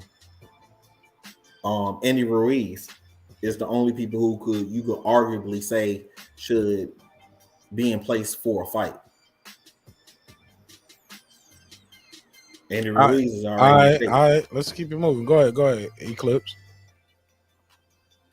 Listen, man, it's real simple. Tyson Fury a ho out here. Oh, you over there eating? My bad, man. I'll come back to you. Go ahead, Ricky. My bad. Go ahead, Rick. You got the floor. Man, I mean, the right thing to do, if we want to talk about the right thing to do, would be to go ahead and have the WBC mandated for the vacant title with Dillian White. That way you get him out the way. Turn your mic up a little bit if you can. That's it, man. All right, go ahead. My bad. I'll turn the music down. Go ahead. My bad. Go ahead. I mean, it would, like you said, if the WBC would do the right thing, mandating him and Dillian White would be the best. That way Dillian White can get that ass whooping and stop crying about it. And then after that, it should be him and the winner versus AJ versus Egypt for all the marbles, man. But it won't happen because it's boxing. So, damn, that hurt. That hurt when you say it like that, bro. That hurt so bad when you say it won't happen because it's boxing. Go ahead, Troy Grizzy. The thrill is gone, Mark. I ain't got nothing to say. This dude went all around the world and back. And we ain't talking about him. Give me your take on this shit, man. Fuck that, man. I what with the fight? I already told y'all. If Fury's not gonna show up, White's gonna get mandated, and White and Wilder's gonna be like, oh hell no, you're gonna retire. Then you're gonna have White versus Joshua after he takes care of Usyk over there. That's my belief. All right, BX Native, what up, my G? What's popping? What's up? What's going on, Mark? How you feel? How you feel? What's the deal? I'm doing good, man. With this fight, man, I just want to see a good fight. I hope this dude Wilder don't get fucking knocked around the ring like he did last time. Oh shit! But that probably be the case. Oh shit! You one of them. I like this brother. I like this brother here. Fury is a better boxer, bro. Like he proved it like twice already. Here we go. Go ahead. Go ahead, bro. You keep cooking. You welcome to your look, man. Like I said, man, you welcome to your own opinion over here. Correct. You know what I'm saying? We ain't got to agree, and we ain't here to change your opinion. That's what. And I want to keep those personal attacks to the minimum because this ain't this type of party. So, but go ahead, get your bars off. Why do you feel like Fury is gonna win? What have you seen?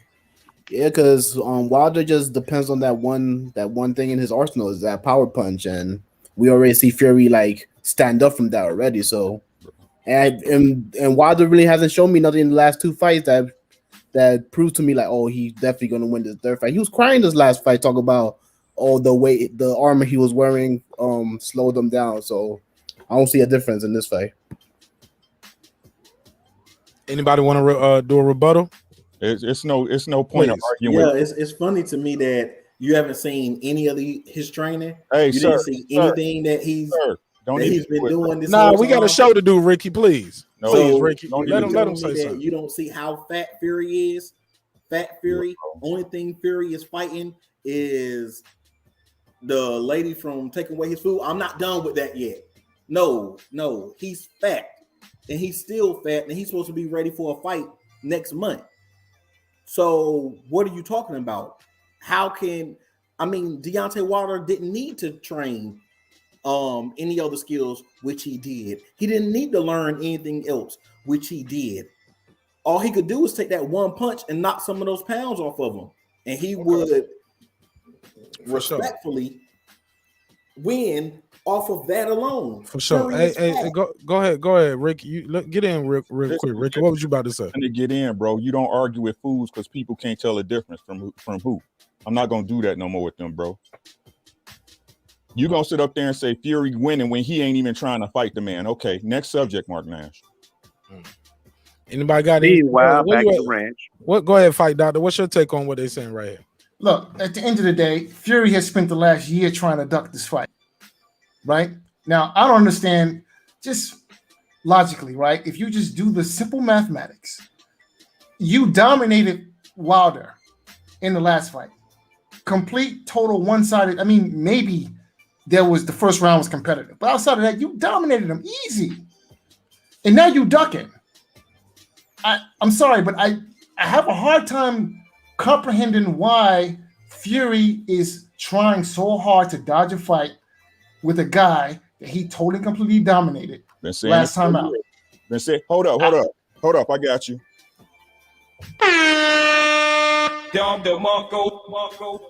I don't get it. There's something afoot here. Okay? Something smells bad. Right? I don't know what it is. I know what it is, Fight Doctor, when you finish.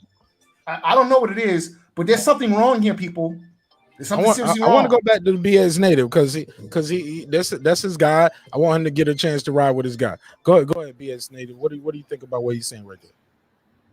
Well, I don't care who win either way. I'm gonna say he's my guy, but just I didn't mean it in a disparaging way. True. I got you. Now, I haven't seen their fight regiments or probably their training regiments, so I probably gotta take you guys' words for it. I haven't seen Fury's what kind of shape he's in. I might have to look into that, but from what I've seen the last 2 fights that I saw, Fury just outboxed this dude for like the entire fight. So that's what I'm basing it off of. If you guys have got different opinions on the how they look during training camp, I'm gonna have to respect that. I might have to check that out, but like the information I have, that's why I was picking Fury. Okay. Anybody else got anything else on this before we move on? I don't feel like he's gonna show up for the fight, but if he do, put y'all on notice for Glove Gate 2. I'm trying to tell y'all, bro. Hey, shout out to my guy, Big Dog Willie. What up, my G? What up, though? Hey, look, let's move it on, man. I got this last topic I want to get into, man. This guy right here, his name is Larry Elders. He was on the Candace Owens show, and they were having a good old time. And he had something interesting to say about slavery reparations going to the slave owners. Let's play that clip, and I'll be right back. It's real short. The UK was ahead of us. They were. Do you know that the slave owners were compensated After they lost their quote-unquote property, the government compensated slave owners. I didn't know that. Yeah, and so when people talk about reparations, do they really want to have that conversation? Because, like it or not, slavery was legal. And so their property, their legal property, was taken away from them after the Civil War. So you can make an argument that the people that are owed reparations, and not only just black people, but also the people whose quote property, close quote, was taken away after the end of the Civil War. All right. Well, first of all, you can do a quick fact check, and you can do your Googles. You can see how much the UK got for the people did get compensated for slavery. That's how fucked up. Yeah.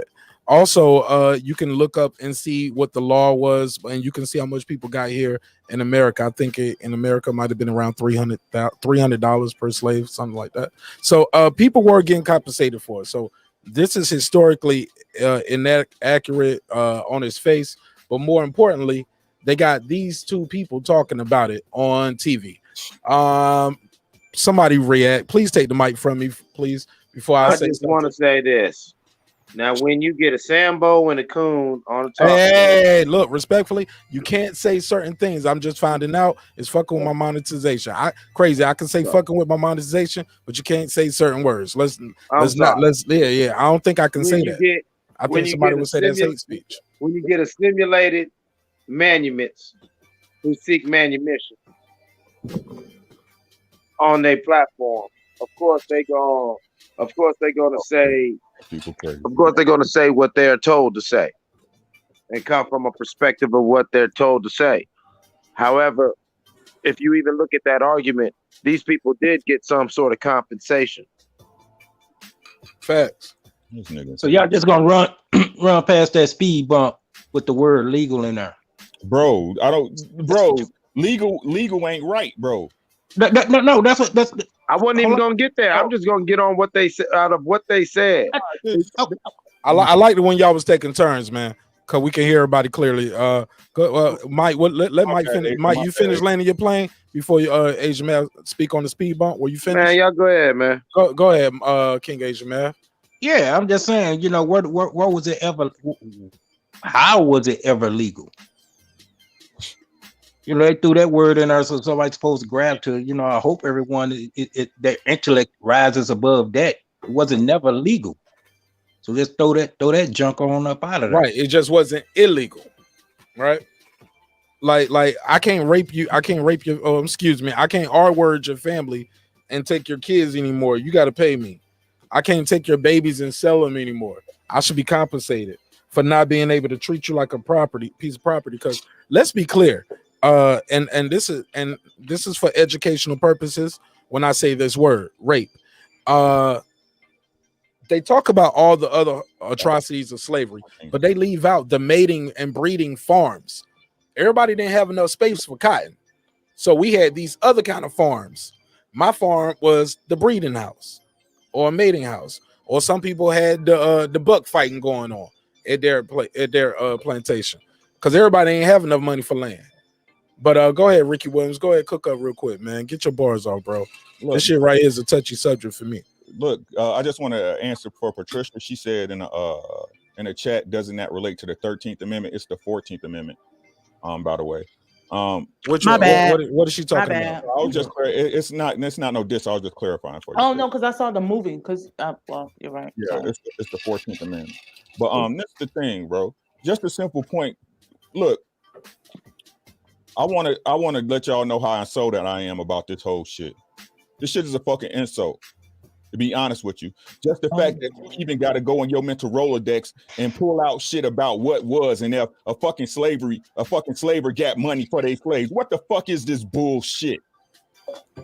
Fuck this nigga. The fuck y'all talking about? Oh, it was legal. Legal ain't lawful, bitch. Just the fact that us as a people can wrap our head around this fucking subject about if we should get paid for our fucking labor is a goddamn problem. It's a goddamn problem. I don't give a fuck what you say. This shit's not right. I don't give a fuck how it happened. I don't give a fuck how it came about. It's just a simple point that people want to accept some shit because some person in authority tell you it was the right thing to do or it's the legal thing to do. Get the fuck out of here, bro. right? Fuck this nigga, bro. And this is what I keep telling y'all. These people right here, it's the people in y'all government. Y'all don't even understand, and you can take it how you want it. Y'all don't even understand how these fucking monsters think. He basically just told y'all, oh, you want reparations? Well, your slave master gonna get reparations too, bitch. Oh, you want to complain about your people not getting paid? And these are the people that run the government. Yeah, he's up to be California's governor if Newsom is recalled. So they're trying to recall Newsom. And he's the Republican. He's a black Republican, but Democrats, some of them like him. Who cares? It Right. ain't like about getting the results for the people. It's not no fucking popularity contest. Yeah. But that's how they get him in office though, with the money though. Fuck that nigga, bro. Like money in politics. I say fuck him, but he's the leader. He's the front runner. Stop supporting the system. Motherfuckers who look like you. Stop supporting the system where these people, these monsters, think like this about you, bro. Yeah, y'all don't understand. This shit don't sound insane to y'all. 1,000,000%. That's why I'm talking about it. That's why I'm talking about it. That's why we brought it started here. off telling you that out of anybody, some of the slave owners got money, but then turn around and said they need to get money again. So they need to be paid twice for their dirty crimes. I didn't even think of it that way. Yeah, about it, but yeah. Because in his mind, he's saying, they were property that was taken from him. No, they weren't taken from you. They were freed. This paper, they signed a law saying, "Hey, you can't treat these people like livestock. These are real people." Just the simple. Let me get this right. But the fact that he's even arguing this with another black woman, and she's sitting there like, "Oh, this is interesting," and I'm like, "Yo, they prop these people up and put them on TV." Like they get the worst of black people to get on TV and talk about black people. Cardi B. Because they saying what? No, I want to focus on what we're talking about, Sir Senior, please. I'm talking about these two individuals. I'm just talking about these two individuals. Brother, my brother, please. My brother, please. Hey, Troy. Hey, my G, please. What I'm saying is this lady right here is up here with this guy who's up to be the governor. All right, of California, a very big state. All right, so they prop these people up to say these things, and they like that, and she's like, "This is interesting. We're having a good conversation here. I didn't know that." Let me go to the ladies, since we're talking about a lady here. Girl behind the mic, Queen P. What do y'all think about what's going on here?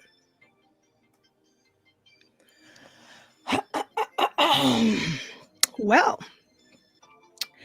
I think I'm going to reserve my comment on this because I don't want to ruffle any feathers. So I'm just going to sit back. No, it ain't about ruffling no feathers.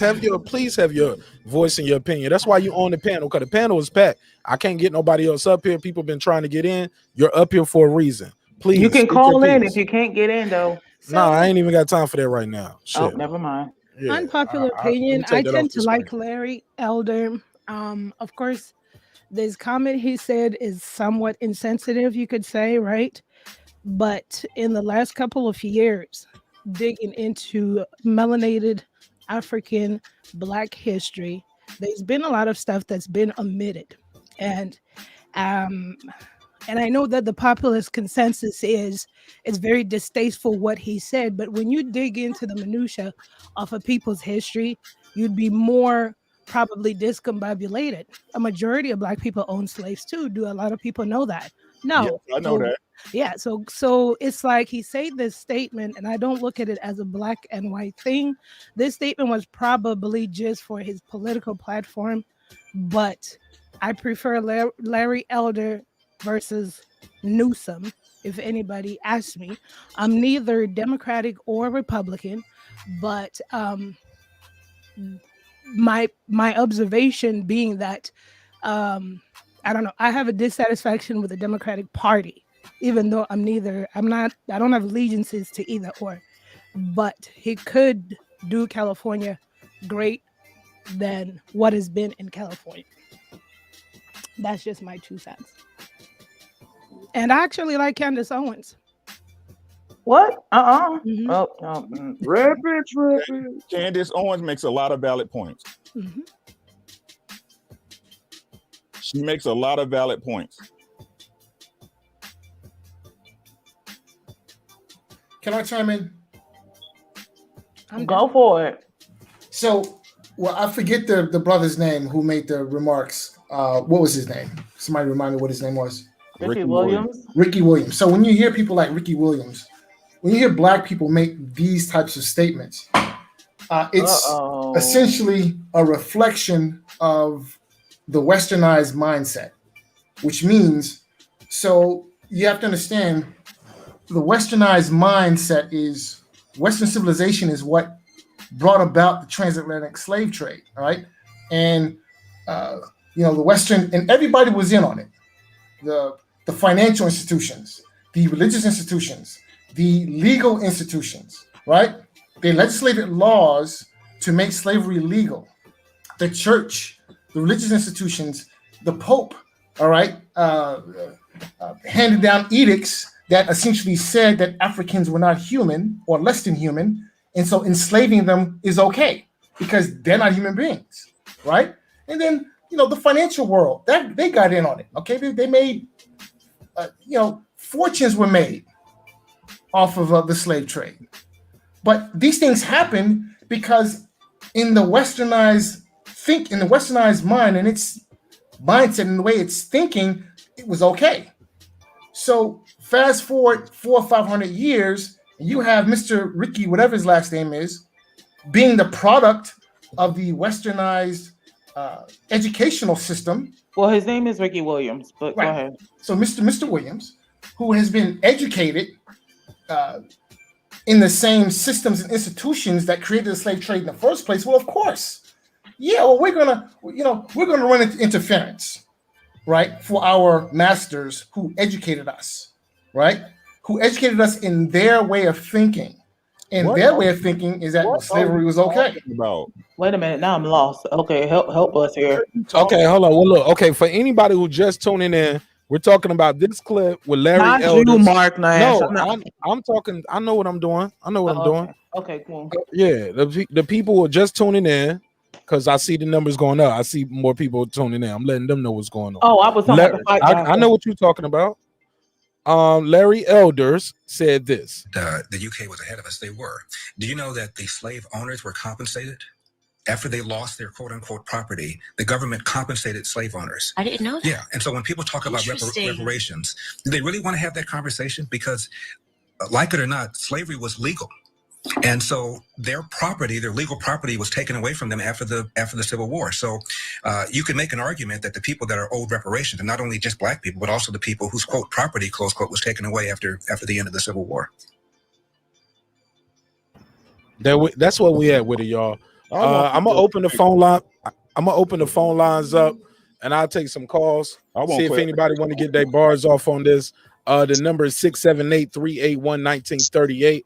678-381-1938. You want to get in on this topic or anything we talked about all night? This is your time right now. 678-381-1938. Also, I'm gonna open the second line up. Let me do that. I'll open that up too. But that's the number. Go ahead, y'all. Y'all got the floor. All right, let me say my piece and go back to being quiet. What you're looking at with these two things here, Candy and the other boy, is two soulless, worthless individuals who sold themselves for money. They're only doing this for money. They can't tell me that they believe anything they're saying. And there's gonna come a time where these people turn their backs on them, because they always do, and they're gonna be homeless because they have no home to come home to. No one's gonna accept them back into the black community, and I'm pretty sure they're married to Caucasian people or whatever. Those people are gonna do to them whatever they're gonna do to them. Well, and they're Candace homeless. Owens is married to a white guy. I am shocked, and they're sorry. They're perfect examples. What the hell is that, Drew? I'm sorry. They're perfect examples of what happens when you sell your soul because you don't value yourself and you don't have the strength to stand on your own. That's what that boy is, and that's what That's what candy is. So I don't really, Have you ever really listened to Candace Owens talks? Because I was Yes, on the other side. I have to be very honest. Mhm. I've gave both of these things, the benefit of the doubt, and neither one of them say anything that I need to listen to. Not a one. They could shut the hell up and go dig their own graves and jump in. Oh Candace but Owens has hold been on. But misinformed. technically though, how would they bury themselves if they dig the grave and they jump in? They can stay there until they die. Oh, Troy. Candace Owens has been misinformed. So How very so? simply, even She said how so? is right She said twice how. a day. Let me let girl behind the mic speak for a minute. I want to hear what the sister got to say. Go ahead, sister. You agree with some of the things Candace always say? True. Exactly true. So it's all a matter of opinion. Give me an opinion. Give me Right. an example of something that she says you agree with that people might not even know. I'm open to hearing it. Go ahead. Absolutely. So it's all a matter of opinion, right? I don't 100% agree with Candace Owens like I don't 100% agree with my best friend. I don't 100% agree with Larry Elder, just like I absolutely don't agree with Governor Newsom. And like I said, I am neither Republican or Democrat. I'm actually just flat out for logic. And my stance with Candace Owens has just been that first of all, I despise Candace Owens, but I'd never sat there to listen. I realized what I was doing was I used to just listen to the social media snippets and they'll get me so upset. And one day I sat down to just listen to just a little bit of her speeches. And I realized it was a speech she spoke about.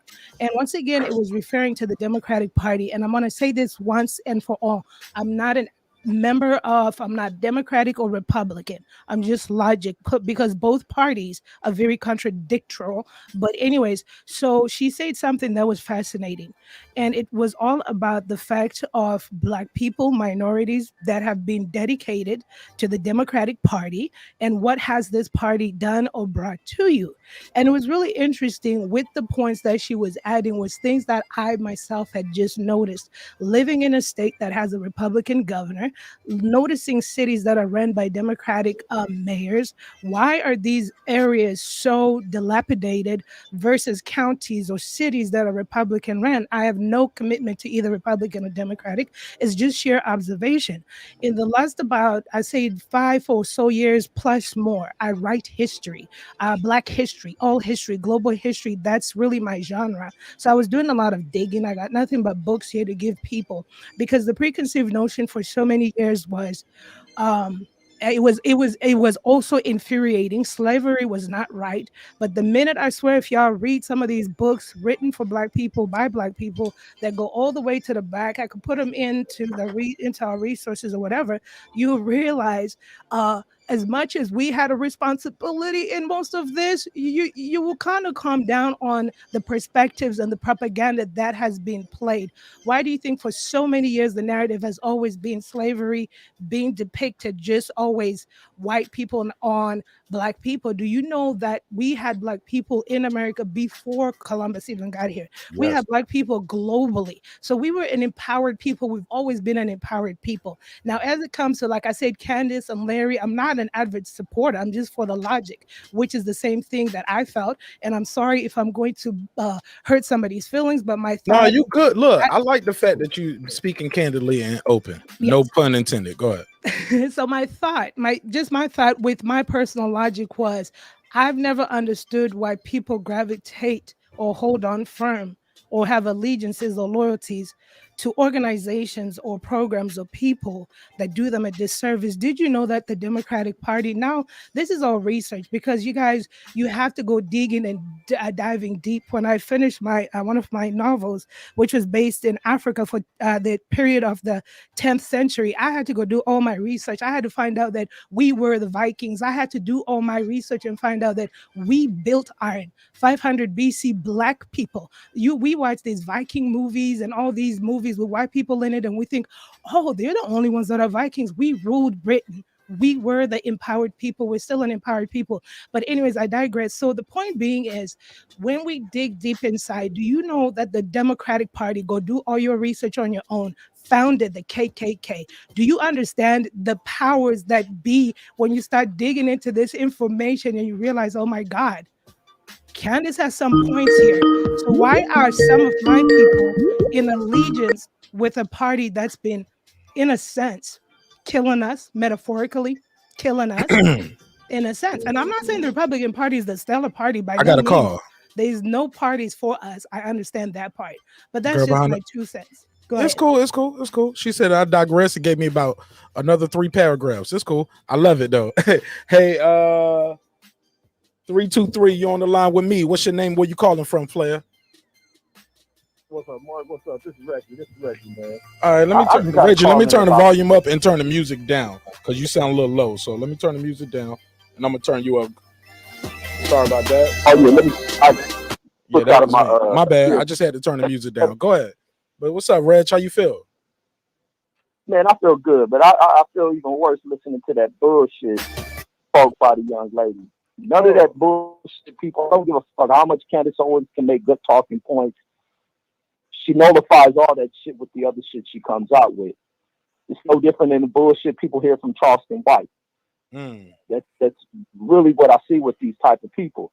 These are people who lay comfortably in the bed of satisfying white society, the racial side of white society. I ain't going to group all white society and act as if they is. I've been told that shit by real gangster motherfuckers that you don't group people in one category, but to think about the racial society, because black people tend to have a tendency of being afraid of standing up against those who hate them, meaning with white folks. And Candace Owens and Larry Elders are those type of people. This is a clown who talks about being from South Central, how he went to Crenshaw High School, and he's done everything to disassociate himself from that damn part of town. But the thing he'll come in there and run the state, like, get the fuck out of there. One thing California does do wrong is with these recalls. The last time California went about doing that shit, we ended up with Arnold Schwarzenegger and shit. And what you get is a lot of times you get the conservative side of shit within California politics who go about pushing these recall elections.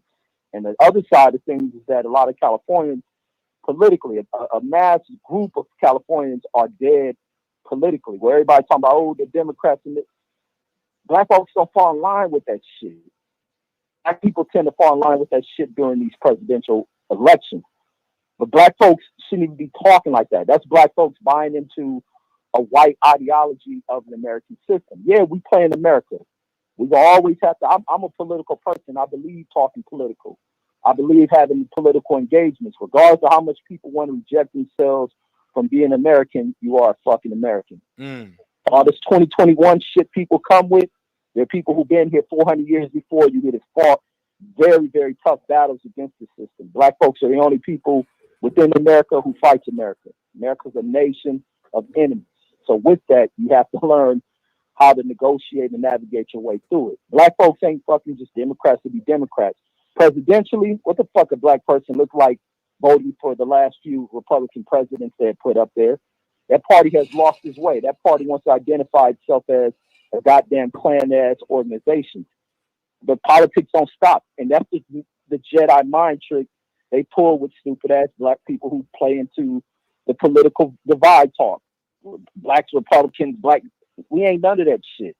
Because when it comes into local elections, which you tend to really see, where black people ain't too engaged in this shit, we ain't paying attention to what's going on locally. Because a lot of these fucking states around here are doing a lot of shit to target black folks and war black folks with this political action. Silence and the motherfucker. Rights being taken away. How are we counteracting that shit? We talk about holding our votes in this last election, which was the dumbest shit I ever heard. But it also showed me that a lot of people who talk this shit, black folks, tend to sway towards that Donald Trump shit. But where are they at with the same talk of collectivizing an ideal and strategy going into the next political session? They ain't there because they never met that shit. They just want to keep that bitching off. Sorry to cuss on your thing, but I don't like the punk Donald Trump. I don't like punks who like him.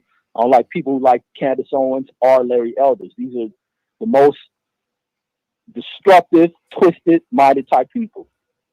Because they pull a lot of slick and sly shit. And I see with a lot of the brothers who have been even on his YouTube shit. See this shit with this nigga Fred. He pulls the shit. I see with a lot of other niggas on here who pull that shit. Sitting there sucking Donald Trump dick. And he ain't gonna do shit for a black motherfucker. And this ain't no shit about being divided about the white daddy. It ain't none of that shit. But it's about what people do as a leader. America has failed with the type of people they put in leadership. These white folks who have run this country have been the biggest failures to not just black folks, but failures to this fucking country. And the only way to push America ahead of shit is for black folks to start getting involved in this political shit and to start to taking the helm of shit, not to turning and twisting your back on black folks when you see them in office.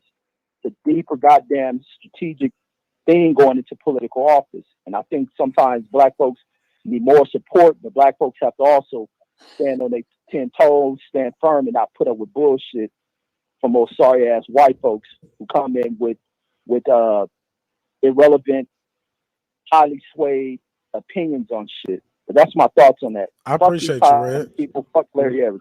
Appreciate you. Thanks for the call, man. Appreciate it. Yes, sir. My G. Shout out to Reggie Owens, man. Reggie O. What do y'all think about what Reggie said right there? Thoughts? Y'all agree? Y'all disagree? I disagree. I disagree on all this bullshit. What Reggie well, said. I already know you do, Rick. But you agree with the idea of voting as a whole, period. If I'm not. No, again, like I said, the whole problem is this, bro. You know what I'm saying? The simple fact that we had these discussions about one party or another simply means that you like being led. You want to be led. You don't trust your own judgment. Well, that's what Ricky was.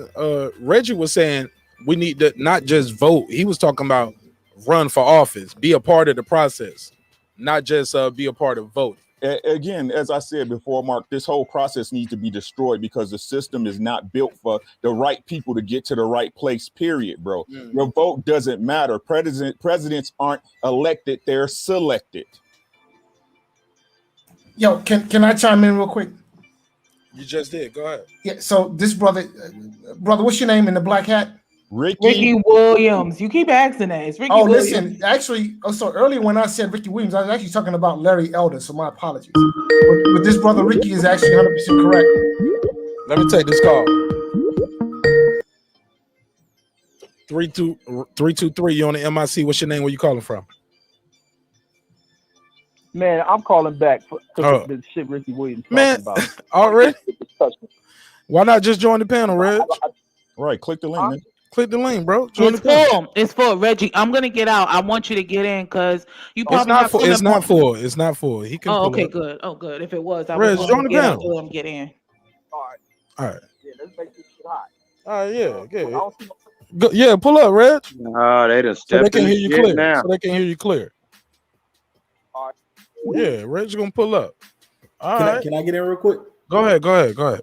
So earlier, it was a statement saying that, oh, well, some people have good talking points if you go out and listen to them. But so did Adolf Hitler. So he had a bunch of good sayings. Every mass murderer from creation had great sayings. So because a person can talk well or put forth propaganda does not mean that that's a person that you should follow, a person who you should be gleaning information from. Adolf Hitler is, if you go back and you look, historically comes from Jewish and black people, or what I say, African descent. But he killed those people. So very simply, you can't listen to a mass murderer or a crazy person or who was saying do that though? I lost. You lost me. Who was saying do that? Earlier it was said blatantly that, oh well, Candace Owens got good talking points. She does. Really I missed that part. I didn't know. So you equating Candace Owens to Hitler though? Is he? That's deep. Yeah, I'm equating them. Yeah. Wow. I'm not saying they are the same. I'm saying that they are similar. Oh, bro. As in, all right. Well, look. Let me crazy person. I got you. Look, we got Reggie here. He don't pulled up. He took umbrage to some things Ricky said. Go ahead. You got the floor. No, and Sirs was making great points. These people can be Hitler-like. You can do anything to shift society. That's the delicate balance of society. When you have that kind of rule over the thoughts and opinion of people, look what Trump was doing. If Trump was in any other country, he could have shifted that society to be on the same kind of ish Hitler was. Look how easy it was for him to create this hysteria to get these damn buffoons to go in there and rush the Capitol, which they I was just about to say it. Yeah, go ahead. Yeah, it is very easy, and that's how Hitler was able to do it. You deal with society where there's a lot of sheep in it, but this whole talk about a country ain't for us. Black folks have every opportunity to change a lot of shit within our current state in this country. These new age revolutionaries have been so, I won't say been so in the way of progression and shit, but a lot of times we stand in the way with shit, with that revolutionary type shit. At some point, you must ease that shit and move forward with things. But black folks can move through the system. This ain't a white system. It becomes a white system because you deal with so many black folks who are afraid to sit in rooms with white folks and have their own opinion. But we can sit in groups and be rah, rah, rah about shit. And I see it all the time where I done function through corporate society and all that shit, being my goddamn self. But I'm around black people who are afraid to have an opinion, but will huddle over in water cooler talk and complain about shit. And then when we see black folks make it, we begin to kind of label them as being sellouts and shit, as if they can't make it. We hate to see forward progression. Regardless of what America started at, it's showing the fuck don't look like what it began as. Because black folks have started to strip this shit down. And black folks don't recognize that shit. Black folks never tend, that's the problem with black folks. When we gain ground, we tend to not recognize that shit. And other people step in the fray of shit and steal it. We didn't change many things. We just must strategize, create plans of moving forward.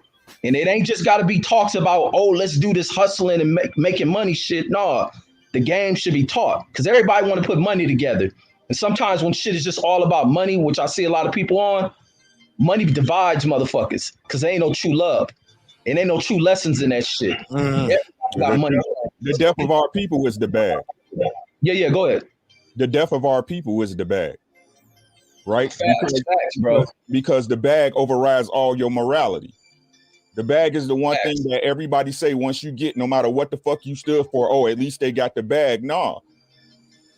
You see what I'm saying? My point of it is this, bro. I believe the black man and black woman is the most powerful thing on this earth when they trust and love in one another and forgive and move as a force. Right. But to be honest with you, we got too many snakes in the goddamn grass like these motherfuckers he posted here. Right. You were supposed to be doing shit for your people out of the love of it. Out of the love of it, bro. And how I deal with government, y'all can take it how you want. I'm a man. I don't need to be led. When I say Candace Owens has good talking points, I can say that with 100% assurity because if you know how to glean and discern information, you can learn something from any goddamn body. Facts. Right? What I'm saying is this. I'm not going to continue to believe in a system that don't believe in my people. I don't give a fuck how many times. The way it is right now, bro. The one thing I do agree with you, what you said on Reggie Owens, and this is a fact, bro. Y'all need to vote locally because that's the shit that affects you at your home, your city council, your mayors, your governors. That's the shit that affects you from day to day. But when it comes to picking a greater evil, I don't pick no evil, God. I'll stick with no evil. Right? The whole problem with America is this. We the toughest pussies in the world. Preach. The toughest pussies in the world, right? This is supposed to be a country for the people, by the people, of the people, right? But the people don't ever say shit and then want to point fingers at each other and the government. No, get the government the fuck out of there. Make a government that works for the people. But no, y'all keep, and I tell y'all, if you take offense to it, that's your own fault. People keep voting for this shit like it's gonna change when y'all know the shit is set up as a rig from the beginning. Facts.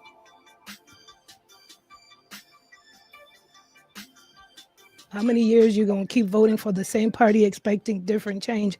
Isn't insanity doing the same thing over and over and over again? And it's not about political party, but it's about thinking differently and hearkening back to that same very Not conversation. thinking differently by supporting the Republican Party. Black folks tried that until the 60s. It's not about parties. Black people need to stop looking for a black savior. Yes, we should start at the grassroots. Yes, we should start by ourselves. But this has been still the same talk, still the same plaques, still the same march, hearkening back to speaking and talking points. Some of us are just not enticed by talking points. We do research. We see what's been working, statistic data. We just don't go with the flow. We just don't go to the slaughterhouse. You see what works and what doesn't work, what's common sense and what's not common sense. What's not common sense is keeping on voting local people in your city that deplete your city, that don't do nothing for your city, yet you pay tax dollars and nobody asks for change. Doing that? Who said anybody's doing that or supports anybody doing that? And look, this that girl behind the mic. What I was saying about you. You talk a lot of conservative bullshit, and it's straight up bullshit. To even identify that. Why is my opinion BS? Respect my opinion. I don't call your opinion BS. Don't call my opinion BS. Hey, Reggie. Don't call my opinion BS. I got girl behind the mic. Girl behind the mic. I got it. Girl behind the mic. Let me do it. To say black people are afraid to talk, right? Trust me. Let me do my job. Reggie, let's try to refrain from personal attacks. You don't agree with her opinion, just focus on her opinion, please. You know what I'm saying? She is a woman here, and we only have 2 women here. We have 8 men up here. Let's please not do that. I know you big enough, and you're a boss ass nigga. You know how to move. You know, let me say this. And look, and this is a perfect time for me to do this. Shout out to Punch Drunk Boxing. I appreciate the donation. And I appreciate the donation, my brother.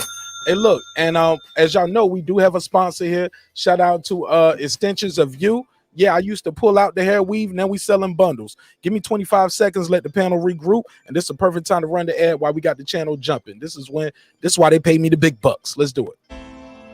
Since our first day in business, Extensions of You has been offering our customers. Wrong one. Since our first day in business, Extensions of You has been offering our customers the best selection of products at unbeatable prices.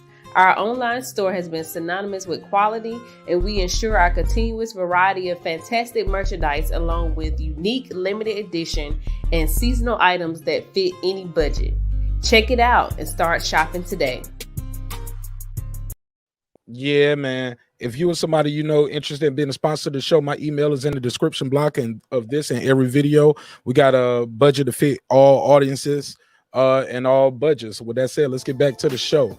All right, girl behind the mic, Reggie Owens. Conversation getting a little heated. Reggie, you said you took umbrage with some of the talking points of girl behind the mic. You got the floor, my G.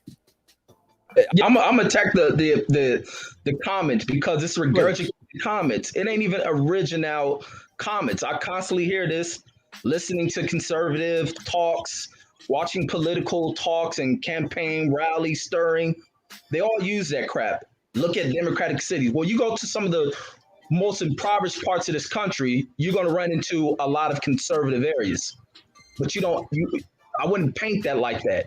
A lot of what you see just ain't in line with the government, but it is kind of in line with the government of what you allow with corporations. The problem has been in this country has been the type of employment that is running through this country.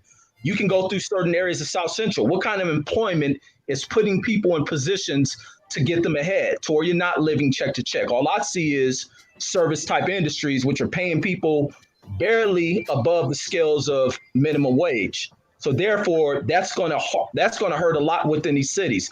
But you have other parts within these urban cities, which is the central part of the American economic system. But the people who live there don't get the opportunities to work in these industries. And that becomes an issue. It also becomes an issue when schools are underfunded. When you look at the schools we come from, it ain't got nothing to do with Democrat because we want to play those games. A lot of these cities before civil rights acts and all that stuff went about, when they start opening up housing opportunities for blacks and they start outlawing redlining, a lot of that political doctrine and structurings change to where when that white economic base moved up out of what is now termed as the hood, which I think is stupid. Well, the ghetto is what I think is stupid. The hood is cool with me. But when they moved up out of there, it changed a lot, along with what type of resources went into school, the type of taxes that went into communities. Those are things that y'all don't think about, but you keep regurgitating what is told to you. A lot of this is 60-year, how long can I say, about 50, 60-year plans. When the urbanizing, the demographic shifts in urban America begin to change and that money ran up out of it, that's what it's about. And when black folks haven't woke up to that and start to address that, the problem ain't gonna get fixed. Rich, let her get a word in. Let her get a word in. Because she's an introvert. She's not gonna cut you off when you're talking. That's why I'm asking. That's all I'm gonna ask is when she's talking, please don't cut off, because she's not gonna cut you off. She'll sit there all day and not cut you off. Respectfully. Go ahead, sis. Go ahead. What's your take on that? All right, so I'm just going to say this. First of all, respectfully, I've traveled across the nation, minus probably 5 for my career. I've been and done very well in my career. I've worked in what they want to say urban communities. I don't watch the propaganda of news, so I don't even know what Republican, conservative, whatever you're talking about. I read books. That's what I do. And I write books. That's what I do. So I don't understand this regurgitating of information if my own eyes and my own logic and my own rationale has driven me to these communities, and I've seen the difference. Oh, did I mention that I live in a Republican governor-ran state, and I have moved around this state to where, especially my closest experience other than these couple of years, where I see what's going on with the Democratic ran cities, and I live more closer into the Republican ran cities where we have no problems here. So might I remind you, my information is firsthand experience. I don't regurgitate. I don't watch news. I don't watch the propaganda. And I'm not a political analyst. So my job here is done because I'm not going to go on unless if people are reading books, getting into the minutia of all this other stuff, and I don't regurgitate. So thank you. And I'm not a political analyst. And by the way, I just wanted to say one of the interesting factors at the top of the conversation was that, well, you know, the black people at the work and the corporate sector hover around at the water cooler and kind of hush and say things. And perhaps is it because they're afraid if they express their opinions, they're to be judged harshly. And I also heard something about how we treat each other. Yeah, perhaps if my opinions are different from other people's opinions, is it that then I'm also to be told that I have, what was that word that was used? It flees my mind. But then it's like I'm judged harshly. I can't think for myself. I have to be regurgitating, or perhaps I have to be married to a white man where I'm married to a Mississippian. But so what is it? I can't have my own logic and experience in this matter and just be respected for my opinion. I rest my case. Thank you. I ain't know. Hold up now. I know you ain't put a case on him now. Oh shit. Hey, look, man, let's get back to the conversation. Reggie, you're more than welcome to reply to that. I think she was down. Go ahead, Ricky. You want to get your final thoughts then? Yeah. Shout out to everybody on the panel, man. Great discussions, bro. Reggie, you my man's 50 grand. He agreed with you. Hey, look, y'all disagreed at first, and they was like, "Hold up." I appreciate discourse, man. There's nothing wrong with it. That's how you get ideas made. That's how you get them into the flesh and create it, man. Facts. But 1,000,000%. That's why we're here. But it's this brother in the chat ringing out, bro. Really, what it's about, man. Like I said, if you gonna believe what you want to believe, I tell y'all all the time, I'm not here to change your mind. You know what I'm saying? I'm not here to do that. I'm not here to change your life, but I can tell you this, right? A man should be able to stand on his own too. And when our men, and I'm talking about black melanated men, wake up and realize that we are gods on this planet and lead the way we're supposed to lead, take care of your family, and make sure that you're doing what you need to do as a man, a lot of this shit falls by the wayside, God. A lot of it does. And y'all got to realize that it starts with your family. Build your family first. If you build your family right and you create a legacy, at that point, you give your family something to stand on in the future, right? Because no matter what nobody says, like I said, I don't believe in it. And I tell Mark all the time. He vouched for me. I'm in the system. I'm not of it. I'm not of it.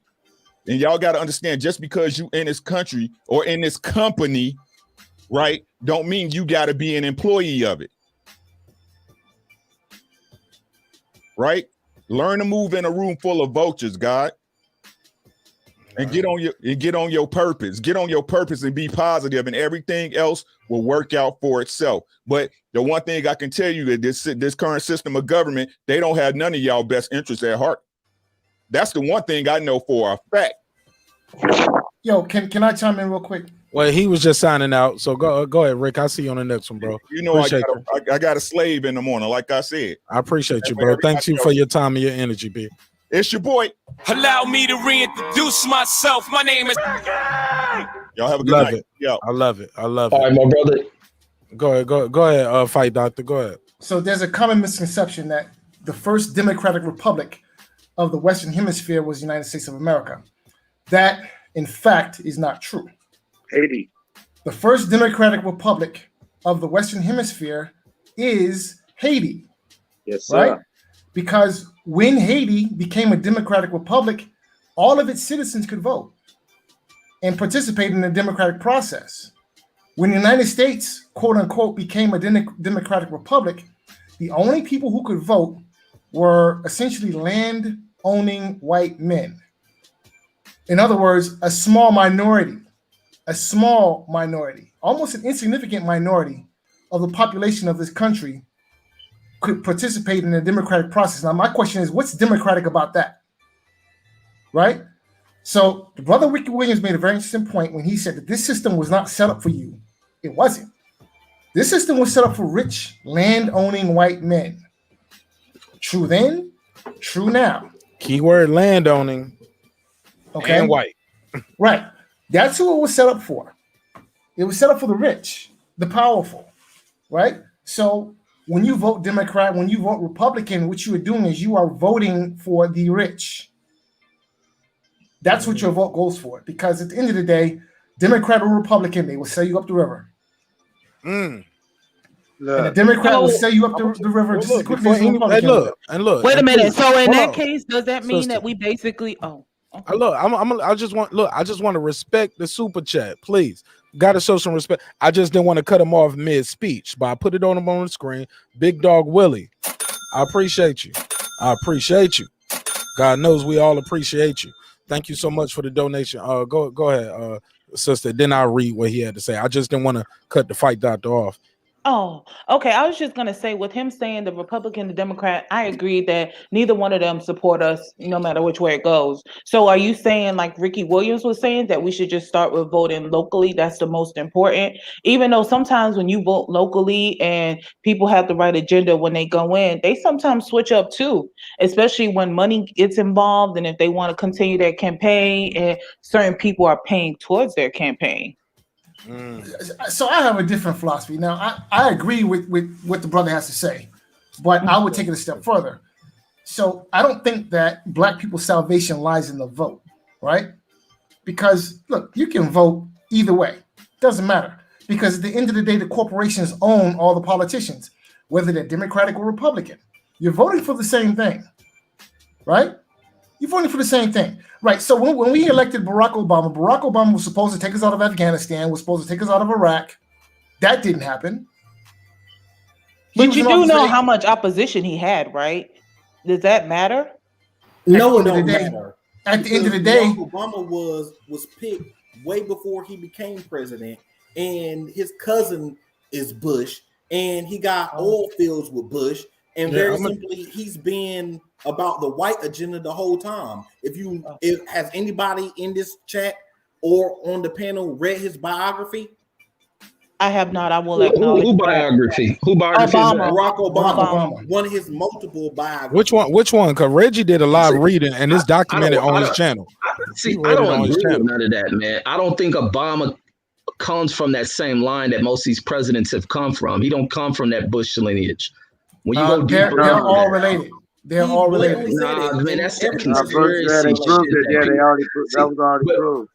But you think Obama's going to be tied to that? I don't think so. I don't even think he comes from that well off of an economic background like that. Like he don't come from that. Mama and them do the shit from the bloodline. The show getting out of hand now. Y'all was letting everybody flow before. Do you guys want to know who the richest president in history is? Rockefeller? I don't know. Bill Clinton. Money has changed over time. So Barack Hussein Obama is the richest president. Man, in they history. had presidents That's a like they fact. had billionaires. No, he's not. Oh my God! He's Here go not. y'all black That's people totally with not this true. dumb shit, man.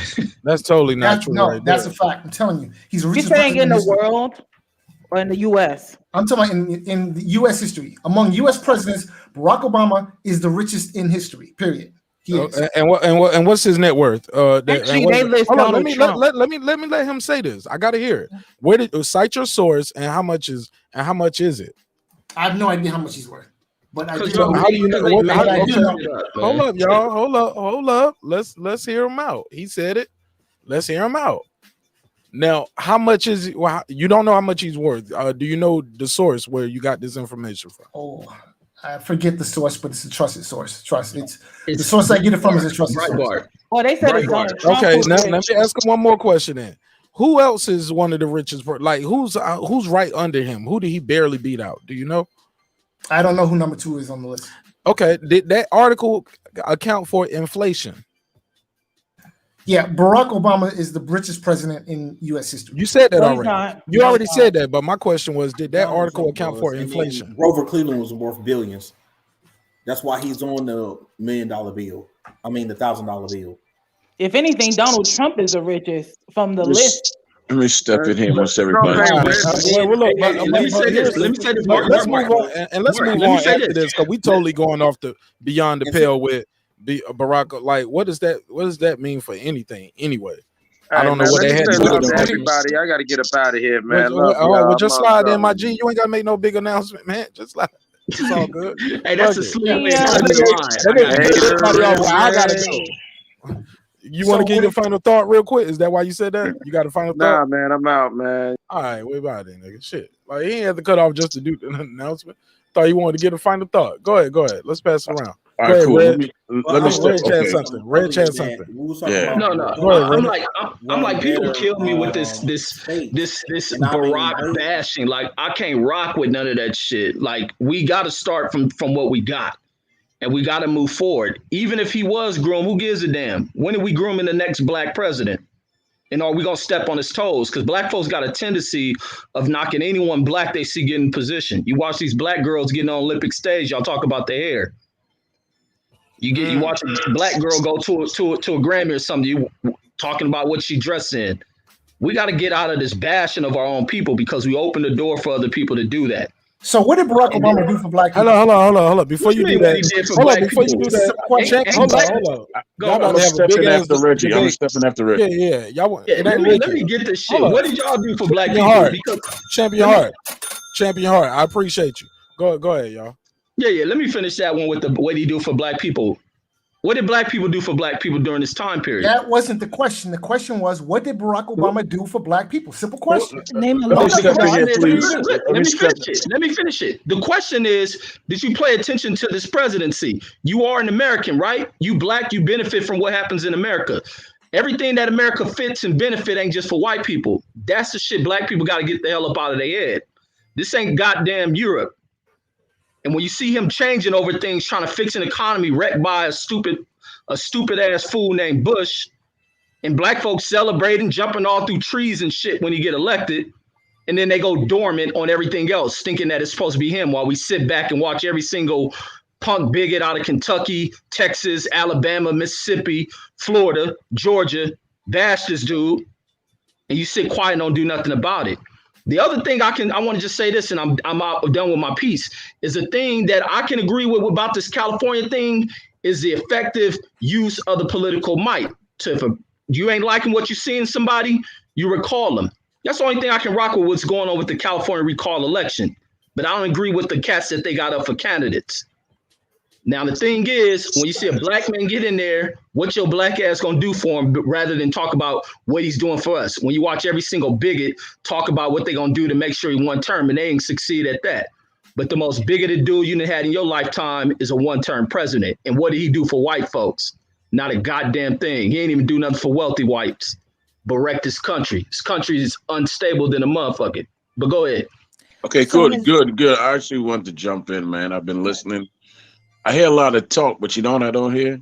I don't hear any solutions at all. Solutions, right? I don't hear any solutions at all. I mean, you can't groom a president until you groom the people, because if you just, it's the Facts. same mentality. All you want is a leader. You first have to groom leaders, because at the end of the day, he's just a president. He wasn't a black president. He was just a president, and he wasn't even the first Facts. black, and he was not the first black president. That is a complete misnomer and a lie. Okay, right? That's not true. So the thing is, I've heard these conversations 1,000 times, and that's why I was so quiet. I was waiting for someone to say, let's talk about a solution. Let's talk about building and doing this. I didn't hear that at all. I just had a back and forth. So why the hell did I need to jump in to talk about that? You know, it's just, listen to me. You can't groom anything until you groom yourself. It's just that simple. We don't own anything. We have to start learning how to work with each other and stop with the distrust. Listen, everybody on this panel, can you tell me what kind of shoes you have on? I can guarantee you it's not black owned. Can you tell me the toilet paper you have in your home is not black owned? The watch you wear, the shoes you wear. There's even a black cell phone company in here, and nobody has that cell phone in here either. That's how you start to take power, when you work with yourselves. I'll give you a perfect example, then I'm gonna shut the hell up. You take Japan, it was 2 bombs dropped on them. They were bombed out of creation. It took them 60, 70 years to come back. And guess who they studied? They studied Marcus Garvey. The United States. They studied. I'm not done, man. I'm not done. I'm not done. I'm not done, though. I'm not done. No, I'm not who's that done. talking? Because you cooking. I'm not done. They actually studied Marcus Garvey. They studied Marcus Garvey, and then they worked with themselves silently and build themselves up to a superpower. It took them less than a century to do that. We could do the same thing. All right, Troy. It's a lot of people here. That's why just got to speed it up just a that's little Troy bit. Graham. Hey, Troy, you cooking like a motherfucker. Yeah, but somebody was cutting them off. They had discourse. That's cool. Go ahead, speak your piece, but let's not cut somebody off soon. Like, let's just not avoid those knee-jerk reactions where we don't have no self-control. Soon as somebody says something I disagree with, I got to cut them off right now. You know what I'm saying? No, you don't have to do that. Have some self-control. Let that man finish his thought. Because sometimes I ain't in the mood for it. And tonight's been one of those nights, but fortunately, it's been a very successful night so far. So let's just keep having a good show. Go ahead. Brandon Washington just pulled up. B-Dub, what up, my G? My bad. I didn't know y'all could hear me. My phone, I thought I had it on mute. Oh, that was talking. You. Yeah, it's all good. Yeah, that was me. I take blame for that. My apologies. Brandon. You ain't got to apologize to me, Salute. man. What up, Reg? Anytime Reg is around, Reg is cooked. Me and Reg probably don't agree, but Reg opens my thought process and show Destroy Graham. So I salute y'all, even though I don't necessarily agree. I salute the hell out of y'all, man, because this discourse is beautiful. This is all right. Well, look, Brandon. What, Brandon? Salute, I appreciate Brandon. it, dude. What do you have to offer to the conversation? Because you clicked the link for a reason. Go ahead. Yeah, I did. Basically, what I see us getting caught up in is little small stuff. Like, some people have their view of Obama, other people have their view of Obama, and we try to make it more than what it is. Obama acted in the line of every president before him. He held the office. He did what that office entailed for him. Now, he was marketed to us as a black man, and we should vote for him for being the first black president. Troy Graham, I don't know if Obama's not the first black president or the first president of that comes from a melanated background, I don't know who is. And after I finish, I wish you could enlighten me, because I'd love to know who the first black president was. Before you go back and forth with him, I got something I want to add myself. Okay, cool. Did you go ahead? I want you to finish though. Yeah, and in regards to Japan, Japan did not build itself into a superpower. Japan was backed by the United States. The United States government built Japan into a superpower. Japan did not build itself. Japan did not raise itself from the ashes or none of that. Japan was backed by the United States and tied into the world banking system, which helped them. So that's that. When it comes to once again, and I'm going to finish it up because I don't want to be long-winded. This is a beautiful panel. When it comes to Obama, it's two-sided. What did we expect him to do? for black people specifically? And if he didn't do it, do we hold the next president or the next president accountable, or did we just hold them accountable because he was black? And I'm gonna file back, but great convo. Okay. Well, here's the thing about America. America, as many of you know, they bomb places and then they do reconstruction. They destroy it and then they even here. Who took social studies, right? We all know what the Reconstruction period was supposed to be after the Revolutionary War, after the Civil War. Like they always do this. They did it in Japan. They do it everywhere, right? I'll open it back up. I just want to say, as far as the Obama thing, what for some people who say he didn't have his hands were tied, when those first 2 years when he came in, he wanted to work with people. They lost power because people didn't go back out there and vote like that. But they did a clean sweep, damn near, like those first 2 years. They had everything. You know what I'm saying? And they could have did some fundamental change. I think he ran on a platform that he was more of or people thought he was going to be more of a FDR. FDR definitely did fundamental change, like Social Security, labor laws, food stamp pro, any and everything that what we call socialism now started with FDR. But it took the Great Depression. I ain't gonna lie, I thought COVID was gonna be one of those things where we saw fundamental change and saw radical change because it was so fucked up. But lo and behold, the rich just got richer still in the midst of a pandemic, which I think is kind of sick. Even with the laws where they sign laws into agreement that say, I get it why people don't want to get the jab. You know what I'm saying? Jab. We got to say jab, right? Because it was clear that laws are being signed to say, hey, even if we fuck up, y'all can't sue us. Y'all can't do shit about it. But people are trying to make the jab mandatory certain places. I just think those kind of double standards where the corporations still get to absolve themselves of any liability makes people lose trust in science, lose trust in the government, and lose trust in the process as a whole. But with that, I digress. I'll open it back up to you guys. Yo, can I speak now? Please go ahead, Major Key. All right. So first and foremost, I'm very proud to call myself NPA, which is non-party affiliated. I'm an independent. You know what I mean? Because I agree with some things that Republicans say. I agree with certain things the Democrats say, right? But the problem is that at its highest point, you feel so patriotic that you say, yes, the eagle needs both wings to fly, which means the right and the left, right? But then at its lowest, it's like, yo, it's an illusion of actually having a choice because it's not a choice. You know what I mean? And that's the sad part, man. So I'm gonna let y'all do the dishes on that one. That's just some food for thought.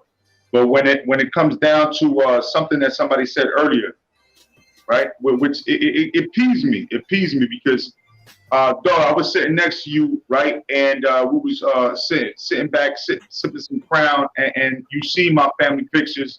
You seen how mixed up my family is. So when somebody says, right, yo, what you call it? Just because of the color of skin, hey, you know, when you black brother and a black sister, that's the most powerful thing you can have. I'm not saying that you can't be the most powerful, but why is it only be based on the color of your skin? Because now what do I tell my daughter that is light skinned with blue eyes? You know what I'm saying? Because I got red kids, I got dark kids. You see my kids, you see how mixed up they are. So what kind of bullshit is that for me to side with my red kids or my dark skinned kids over my light skinned kids? You see what I'm saying? Like that to me is bullshit, and that's the basis right there of racism. And I hate when people say shit like that.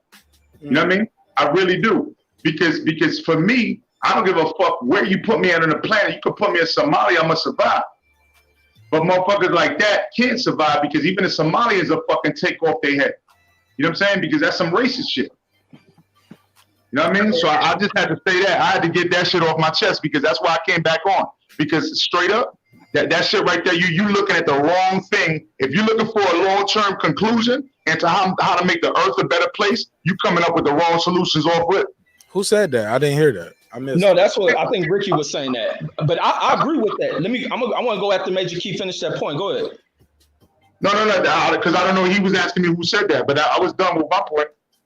Yeah, but I agree with that, man. And me, I'm pro-black than a motherfucker, but that don't mean I go into like disregard other people. That's why I'm like, I don't even group every single white person in a group of being hateful people, but being what we come from in America. And that's the other aspect of how many black folks are afflicted by our centuries, not even years, our centuries of dealing with that, to where it turns people against anything that's non-black. So it's an affliction and pain put onto them by America. And I don't agree with it at all, because like I even say, I don't disagree with people getting interracial relationships. Do that mean that I like white women? No, I ain't never dated them. I slutted them out.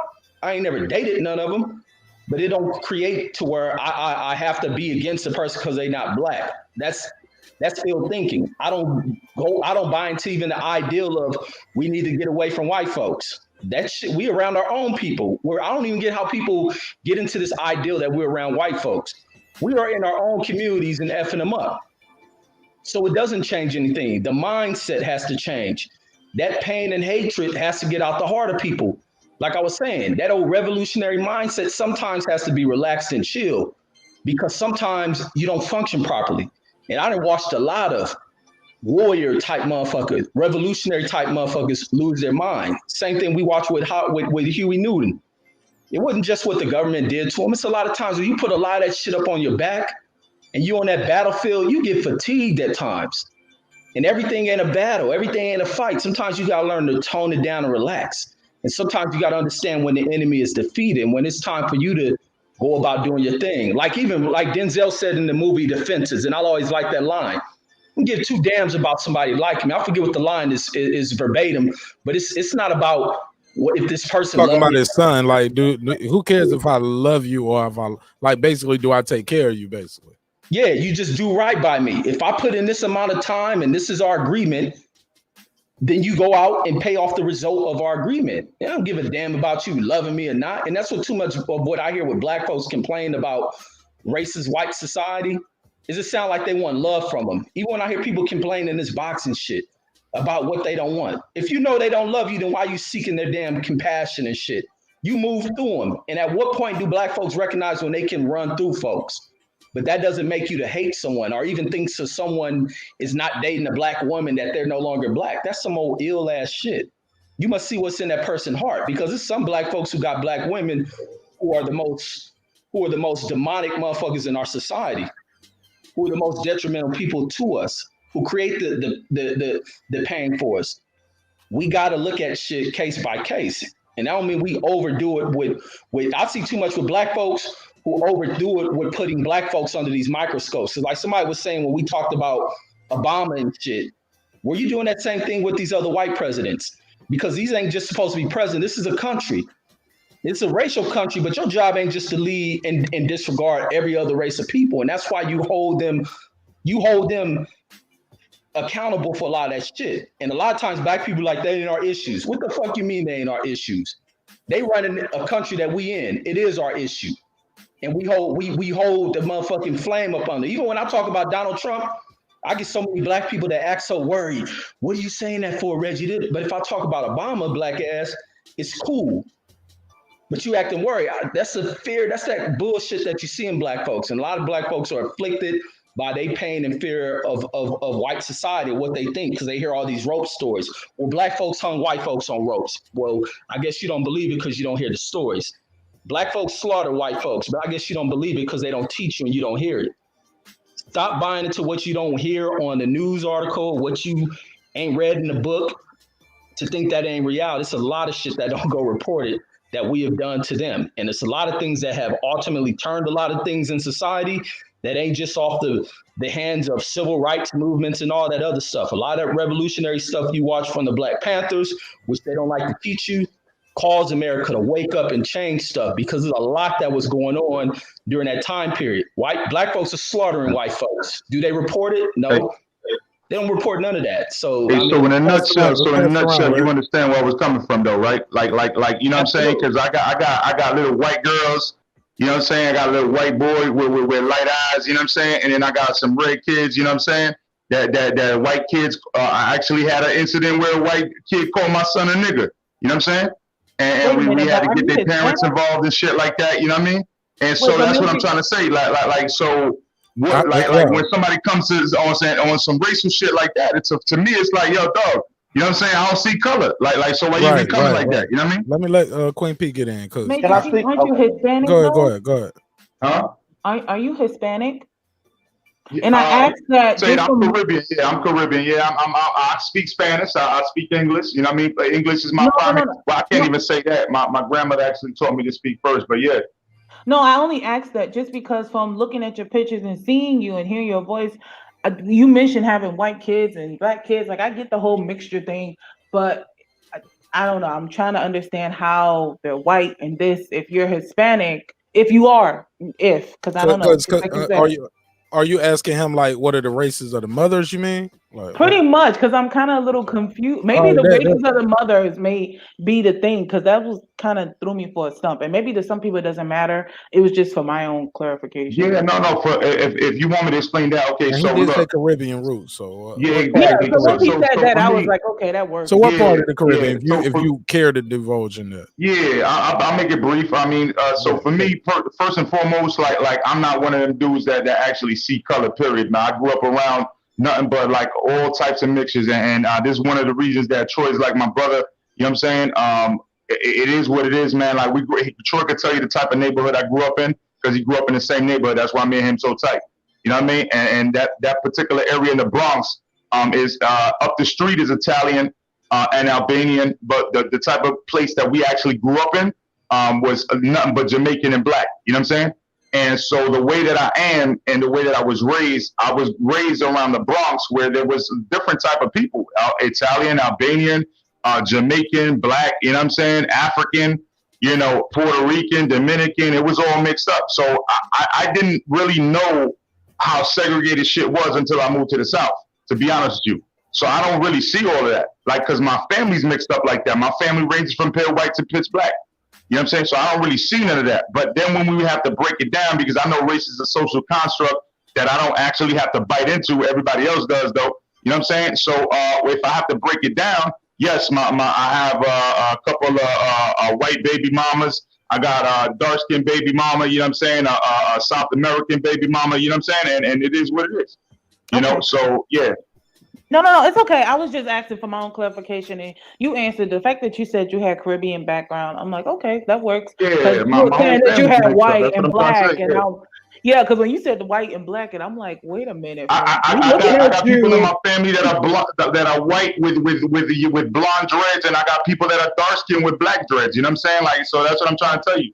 Like for me, it doesn't even matter. Like, you know, but on his YouTube shit, it's like people grow up in certain corners of the earth. And they don't understand that yet, you know what I mean? Because they don't know people. I've had people ask me, are you Mexican? I say, no, I'm not Mexican. Oh, what are you? I'm Puerto Rican. Oh, is that someplace in Mexico? You know what I'm saying? That's how ignorant people are. You know what I mean? Like that. That's what I'm trying to say. Please tell me you lying. Somebody did not say it. I swear to God, somebody said that. And I could tell that they were being genuine. They were actually being genuine. They weren't even trying to be disrespectful. They literally believed that Puerto Rico was somewhere in Mexico. I swear, if I was around and I heard that, I'm dying laughing. Hell. That's what I'm trying to say. So I'm trying to be calm with that, you know? Yo, let me take this call. But I would say that the only. Oh, come on. I'm sorry. All right, 240. You got the flow. What's your name? Where you calling from? What's up? What's going on, Marcus, man? All right, let me turn you up. Let me turn you up and turn the music down. Sorry about that. Go ahead. 240. What's your name? Where you calling from? Hey, man, from DMV, man. Golly, let me turn that down a little bit. Say it again. What's your name? Is this that dude that called that time? From the DMV. Yeah, this the dude that called that time. We was like, yo, he sound like Biggie. Yeah, is he close to the thing? How you, man? I'm good. You, hey, look, let me adjust the EQ.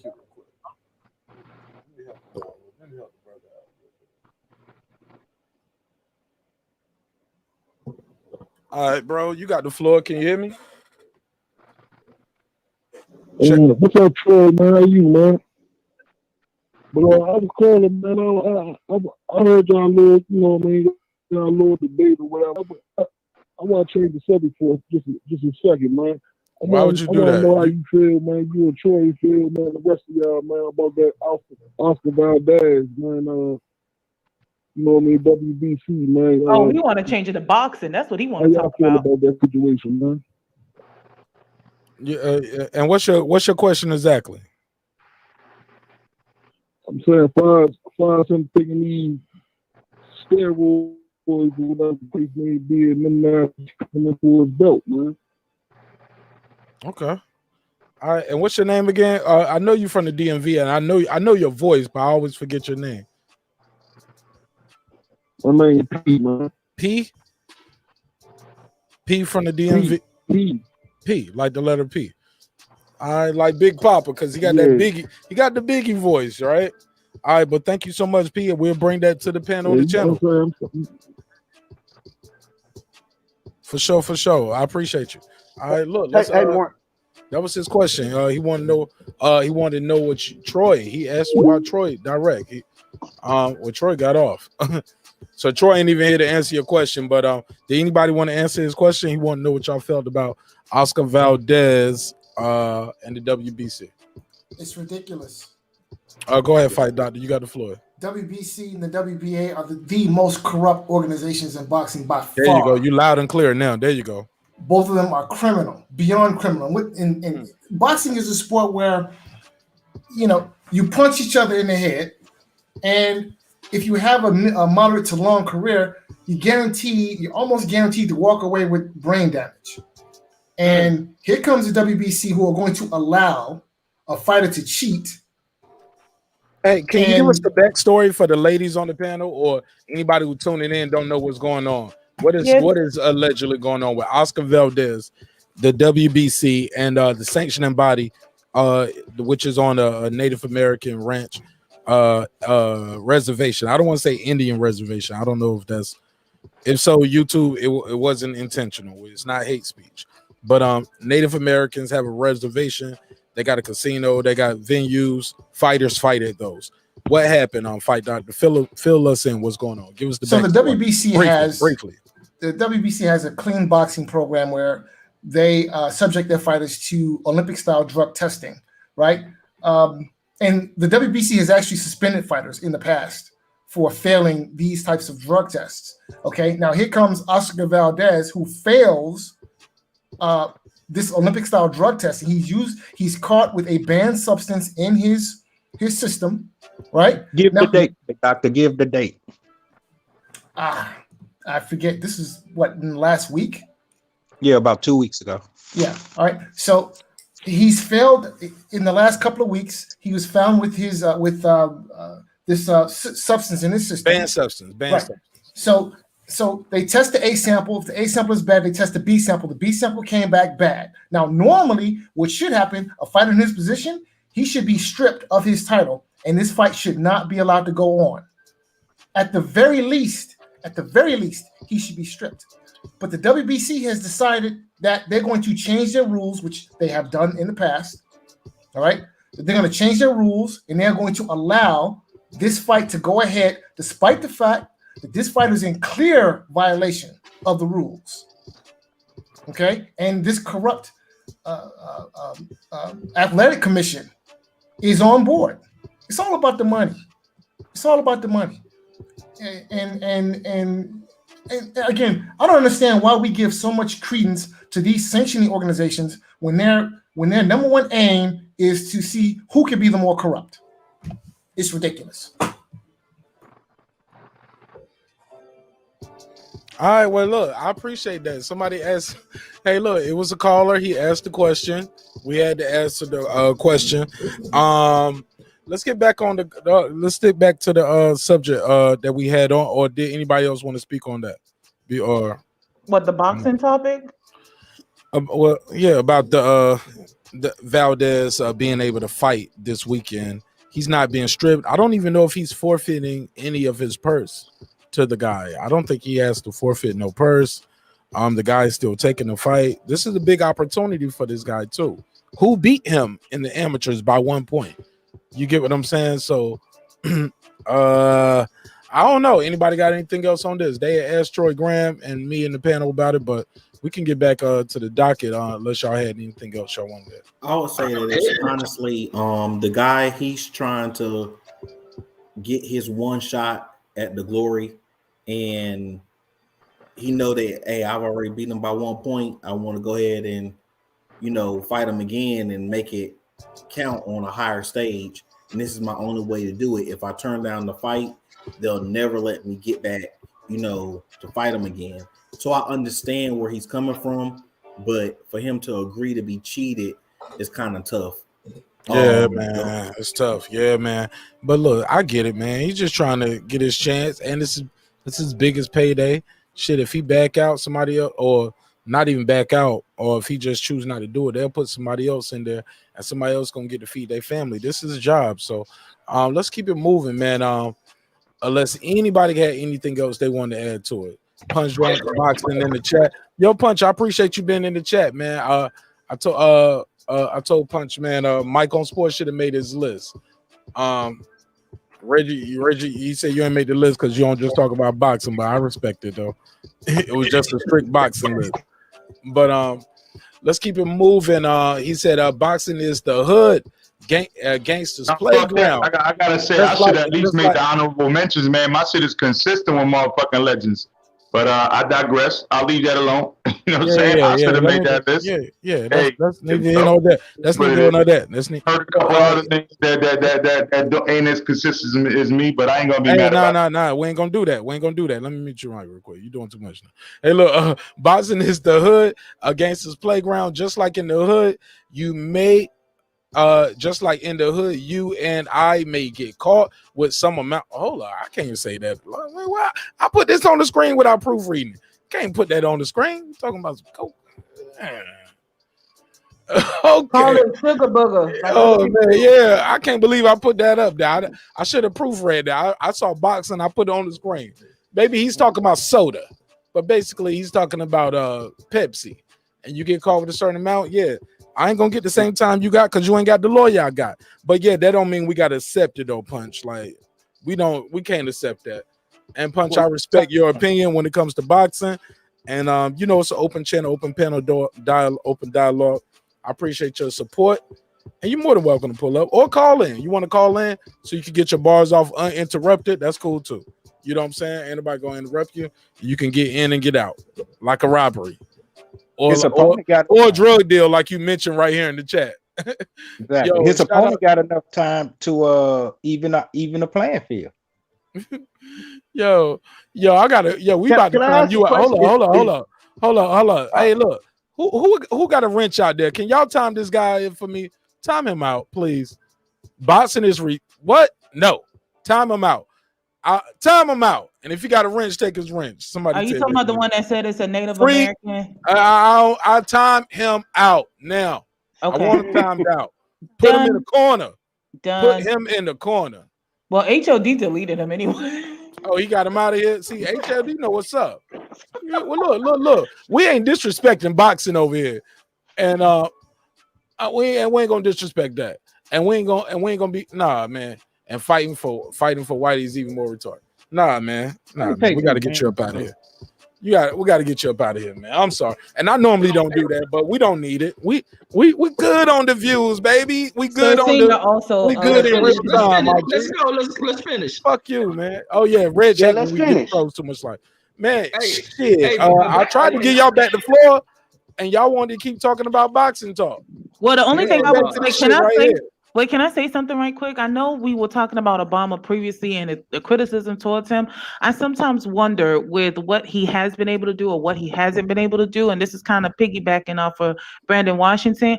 Does anybody ever consider if possibly he had opposition towards the things that he may have been interested in doing, especially being that many of those in Congress were Republicans who didn't really agree with him? Look, man, they won't look. It's bigger than that. But I do understand this though. When it comes to, it's not just about him being a different party.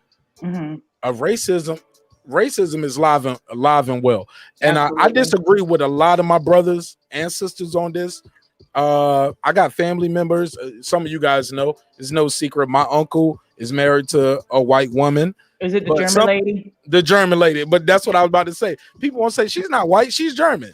Her American experience comes from tourism, visiting the Grand Canyon and Disneyland and the Statue of Liberty. She didn't grow up with this type. She grew up under some different shit.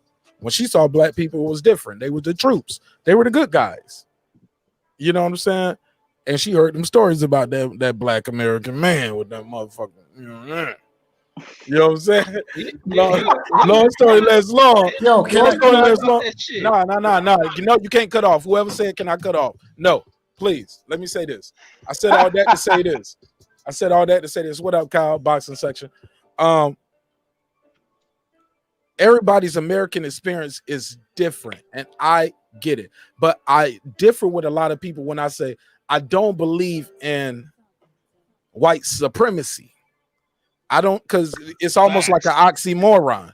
But I do think white oppression is a real thing, or oppression as a whole in any race and culture. Oppression is real. We just experience more white oppression, but white supremacy is a fallacy. It's like saying 3 out of 5 dentists say this toothpaste is better. That don't mean it's better. That just means you pick these dentists to give you that analysis. Like you learned that in marketing and media school. Those are fallacies. But I said that to say I'll digress for a minute, but I disagree with some people when they say white supremacy. Like y'all got to stop saying that, because that shit is some cat. And you that's my even with the slave movies. I hate all y'all know we did a whole episode about that. I hate seeing all these another slave movie every 2 years. That's trying to embed oppression in your mind. We don't get a Holocaust movie every 2 years. You don't get that. But when something go wrong, they'll remind you, yes, the Holocaust was a atrocity. It was terrible. Millions upon millions upon millions upon millions of Jewish people were slaughtered. But you ain't getting a movie about it every 2 years to remind you of what was those internment camps were like, and those concentration camps. Excuse me. Which is a disservice, Mark, because if anything, I don't know if you remember when but they don't do that. They don't do that because they don't profit off their pain. They don't put their pain in front of them like they do us. But go ahead. The only reason why I say that is that the only reason why I say let's that, let the sister talk, and then you can jump right in. That's why I stopped. The reason why I say that is because I don't know if anybody remembers, but in order for Jews to come here for political asylum, it was for them to continue to talk about it so we don't forget. Because you have people who don't believe that the Holocaust has happened. They don't believe it. Right. There are people who disagree and don't believe it happened at all. And I remember. Okay, what about the Japanese? Well, look, even without them, let's just bring the Japanese people that were. I didn't even know about that till I looked it up myself. I didn't learn that in school whatsoever. The Holocaust, what school did you go to? I went middle and okay. I went to Lake Stevens Middle, and I was in Miami, Florida, and then I went to American Senior High. When I was in the Japanese intermittent camps, I didn't learn nothing. What about Haiti then? It's a lot of Haitian people in Miami. They don't talk about the Haiti revolutions. No, the Haitian revolutions. No. See what I'm saying? Now here's the thing. The only way, and the thing that's crazy is that I feel like when it comes to the Japanese intermittent camps, I wonder if some people learn about it because of there may be a population. But at my high school, we had some students who were Asian, but yet we still didn't learn about Japanese intermittent camps. I didn't learn about that till I actually read about it on my own. Hell, it was even talked about in a TV show called The Babysitters Club for like teens. It was talked about in that because one of the girls who's like a babysitter, a part of that little crew, she's Japanese, and they had like this whole little story about it when the grandma went to the hospital and talked about why the grandma don't like talking about it because it's an emotional thing for her. In regards to the Holocaust, I didn't learn about that till I looked up the Diary of Anne Frank and I read an excerpt in an English literature book. I only had one teacher talk about the Holocaust to me, and that was my senior year. Outside of that, it was either mentioned shortly or wasn't mentioned at all. Bro, they told me about Anne Frank before I knew who Harriet Tubman was. I promise. Because it depends on the did, school. Mark. North It Carolina. I knew depends Anne on the When I Frank was in was. school, Yeah, North Carolina that education, boy. I knew about yep, Anne Frank before. yep, I knew about Joe Louis before I knew I about didn't. Michael yep, Jackson. I knew Anne Frank. She was blind. yep. She was deaf. She wrote a book. She Wait, was that wasn't hiding. Anne Frank. Wait, hold up. No, no, That that ain't wasn't Anne Frank. You Frank. thinking That about was Anne Heidi. Frank is the Jewish you girl. thinking about Yeah, Helen Keller. Helen Helen Keller. Wasn't Helen she Keller. Keller, Jewish? yeah. Wasn't I'm she about to Jewish too? say I no. fucked it Helen, up. I no. fucked it Anne up. Yeah, you Frank got was the that shit Jewish all the way girl up. Oh who, no. And Oh yeah, no. In the That's what attic. happened when the show go too long. yeah. I Anne fucked up. Frank was the Jewish Just like with girl. Sir Senior. That's not impeachment. It is Yeah, Yeah. impeachment. That sound like me talking to Auntie but Mama. hey, Mark, I had you and Reggie, y'all always I like Reggie always talk about there's no such thing as white supremacy, but you use the word white oppression. Oh, If that's real. somebody can oppress you, that means that they have the power to suppress you, which means they are higher degree than you, which No, can mean that they are over you. Wait, those hold are on, coming wait, let from a me finish. capitalist regime. Hold on, Mark. I let you make your point. I didn't interrupt you. Let me make my point, and then you can rebuttal it, and we can have this because this is good conversation because I learned. Thank you for So allowing me.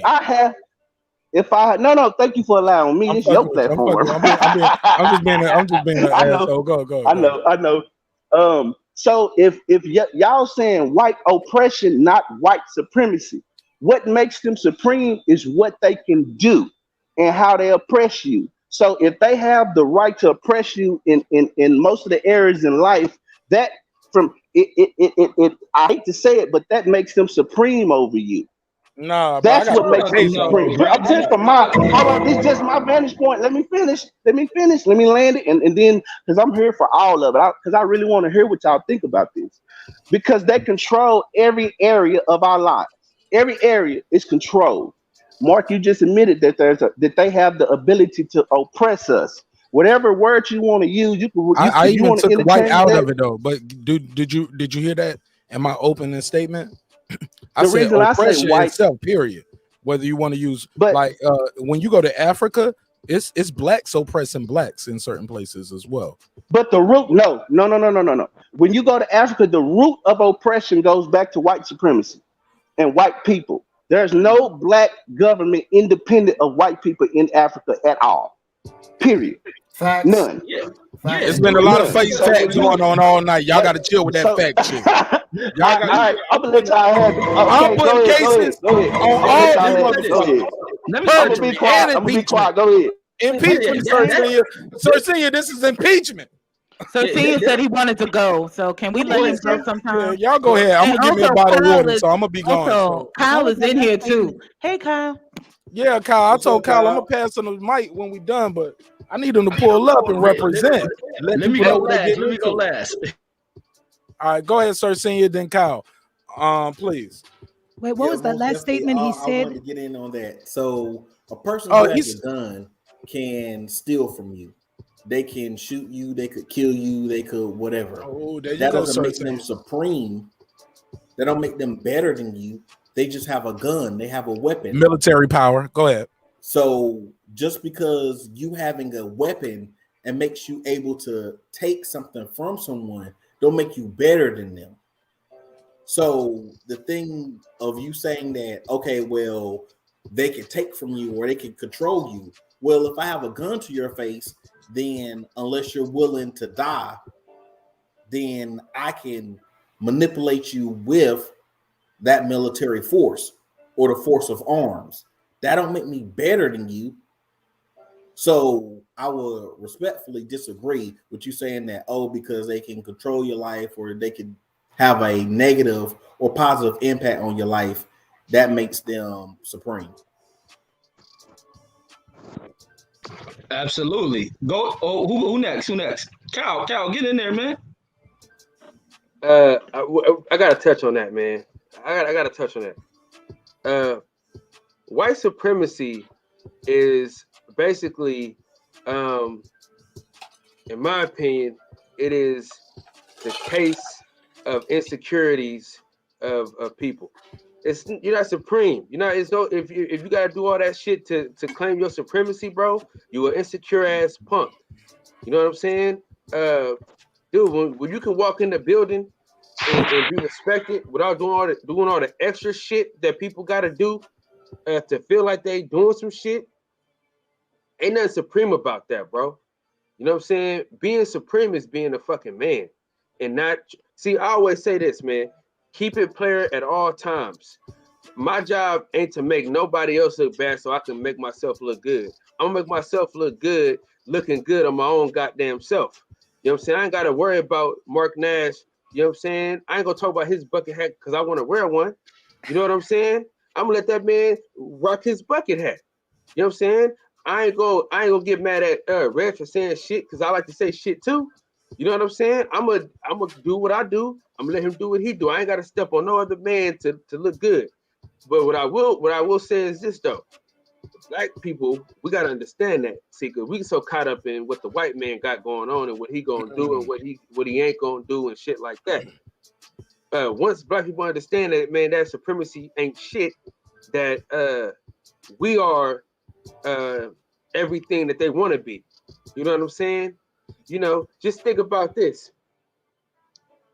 At every turn, we got to hear about Jewish folks and their oppression. You know what I'm saying? I don't But when feel it like comes we to do, black Kyle. folks, they don't want to hear. They don't listen. They don't want to hear that. They don't want to hear our shit. And our shit is far worse than what they got going on. But us knowing that, we gotta understand that we gotta stand on the shoulders of each other. We can't worry about what the white folks is doing and what they got going on because Asians don't do that. Asians worry about what Asians got going on and they build off each other. You know what I'm saying? We got to get to that point because we are the only people that lack community, man. We lack community. Even when we was in the projects, you know what I'm saying? When we was in them projects together, we had more community than when everybody went to lead the hood and shit like that. Kyle, let me jump in on a little bit on what you said, bro. Yeah. When you go to Asia, I hate when people say that because it gives it leads a false narrative. When you go to China and you go to the hood in China, you know who robbing the Chinese man over there in his store?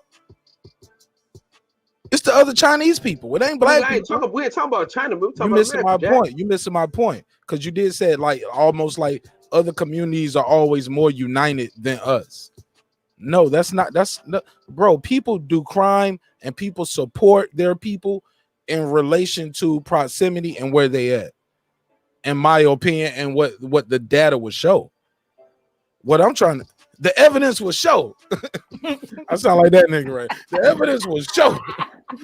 Yo, can I I would say this. I don't know if one was worse. Yeah, look, but seriously though, let me say this though. Yeah. Look, we gotta lighten the mood up. Look, we gotta let the jokes fly. Life is serious enough, yo. Somebody's still laughing. I can't even talk. The mic. Her ass is can I chime in on that real quick? Shout out to girl behind the mic. Hold on, let me do this. Girl behind the mic. Oh, thank you for the donation. Thank you for the donation, sister. Thank you. And your donation was real big, so we need to keep them going. We got to do them shit every 5 minutes. That thing, that means it was big. Yeah. But I would say this: I don't know if I can say that the Holocaust was worse. Like what we went through as blacks was worse than somebody else. They were all bad. They were all horrible. With the Holocaust, that's what I wanted to say too. With slavery, it was horrible. With the Japanese intermittent camps, it was horrible. Yeah, let's not compare. Native Americans, all of them were. As it pertains to that, go ahead, Kyle.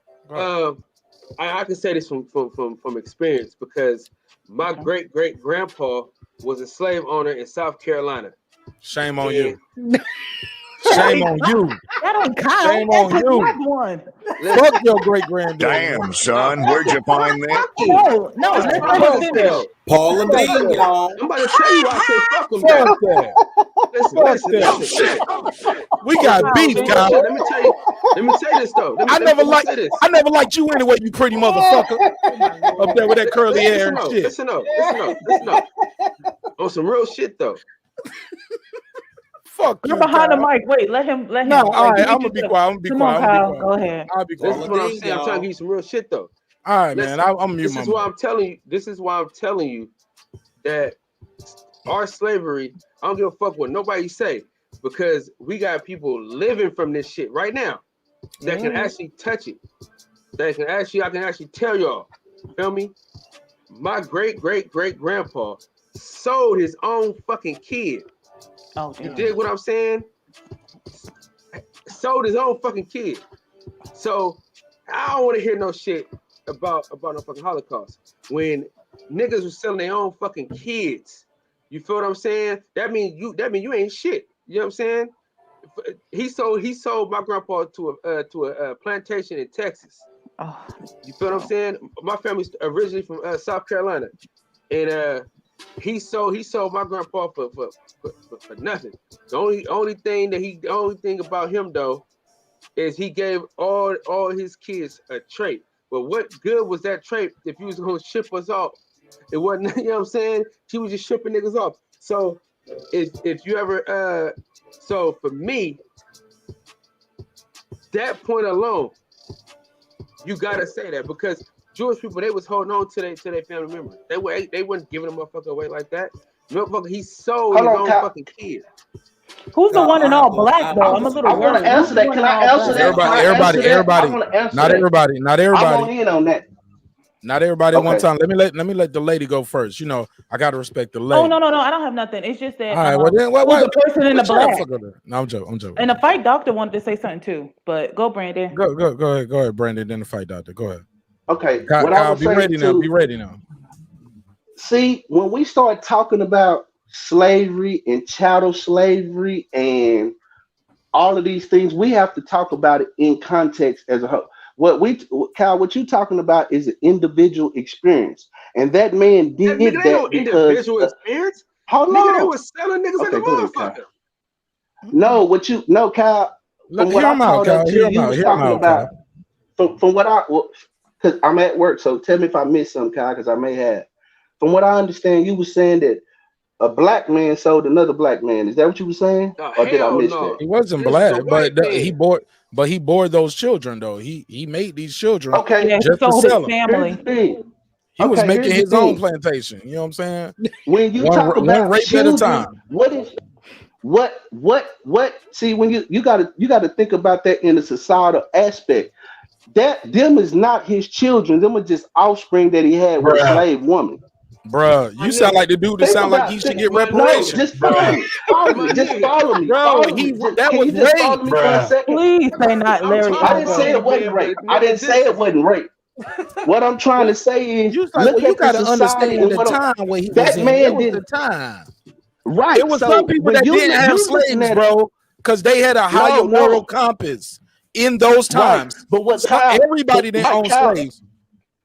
So what I'm trying to say, Kyle, is basically you looking at a man from a moral compass from the way you looking at it. These people own other human beings, and that was their property. So he didn't look at that as his children like that. That's the point that I'm trying to make. But Kyle, I don't give who a does flying Brandon? fuck how you Brandon, look at them. They go ahead, gave Kyle, one ball please. stack, bro.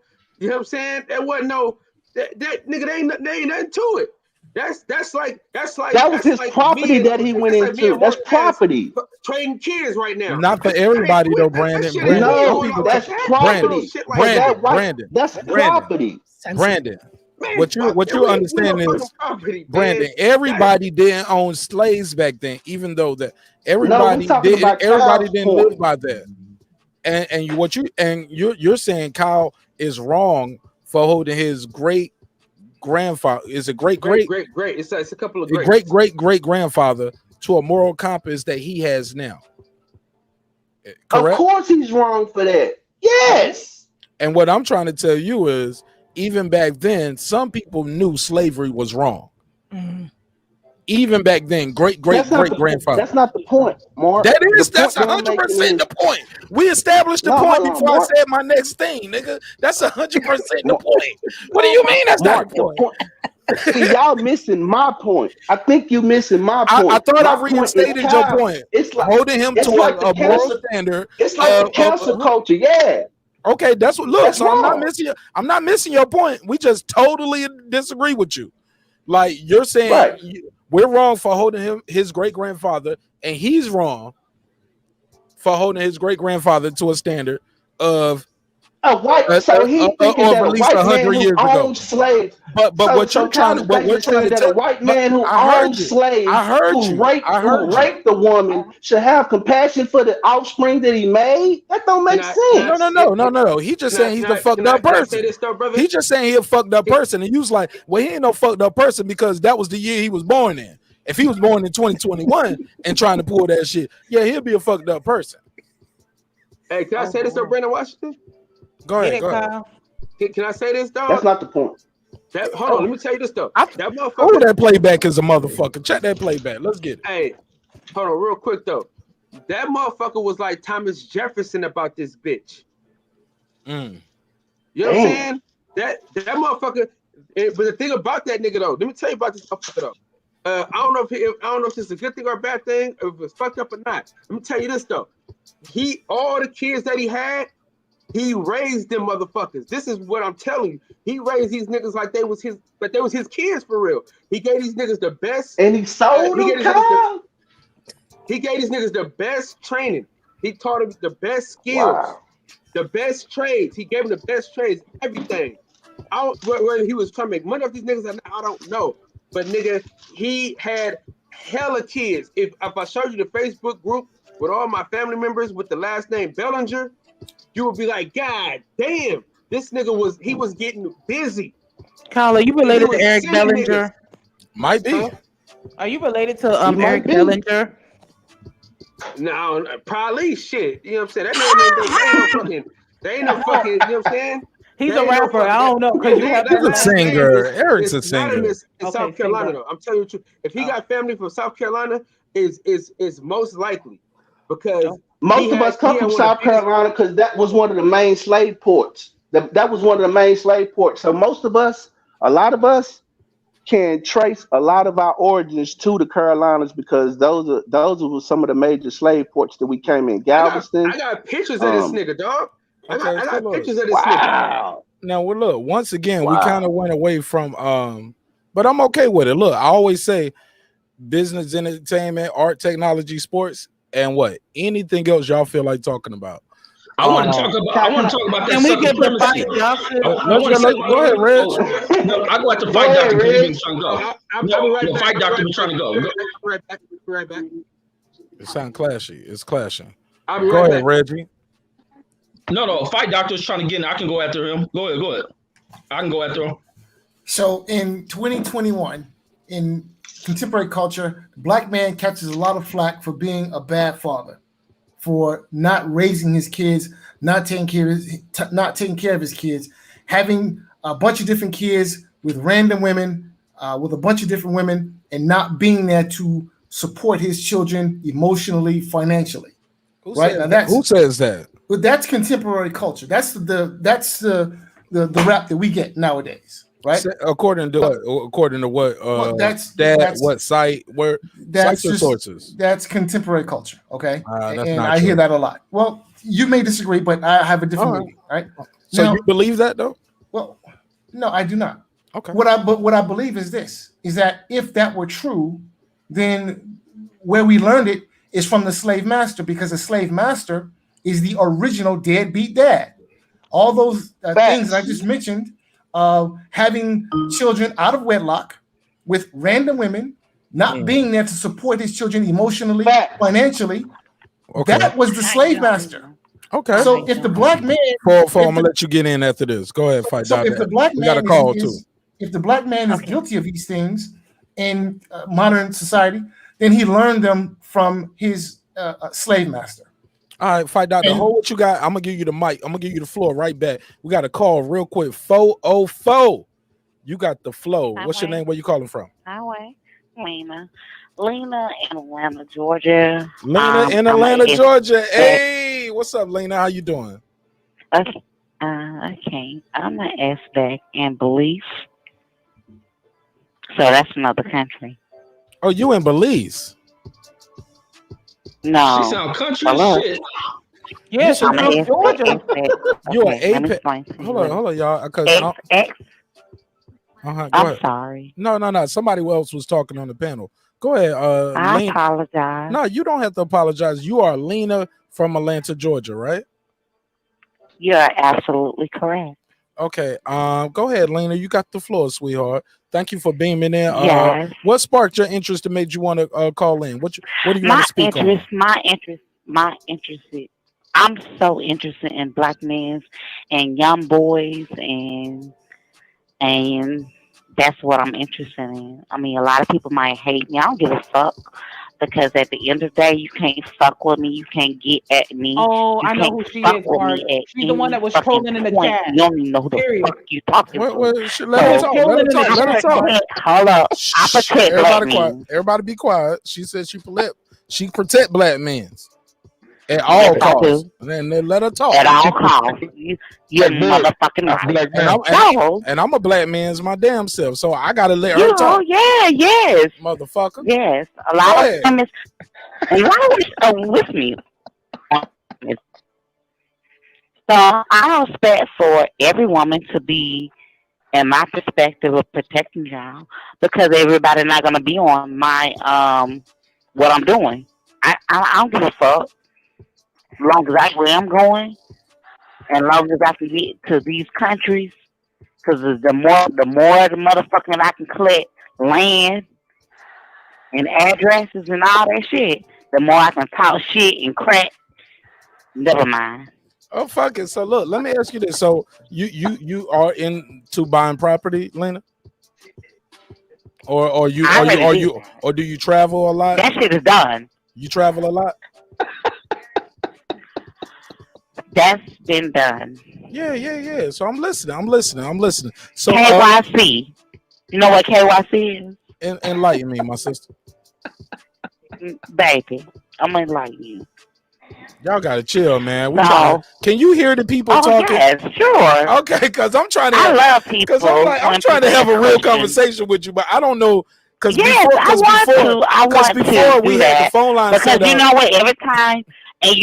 Every time I like my people, they want to try to like fuck me over and really get me killed.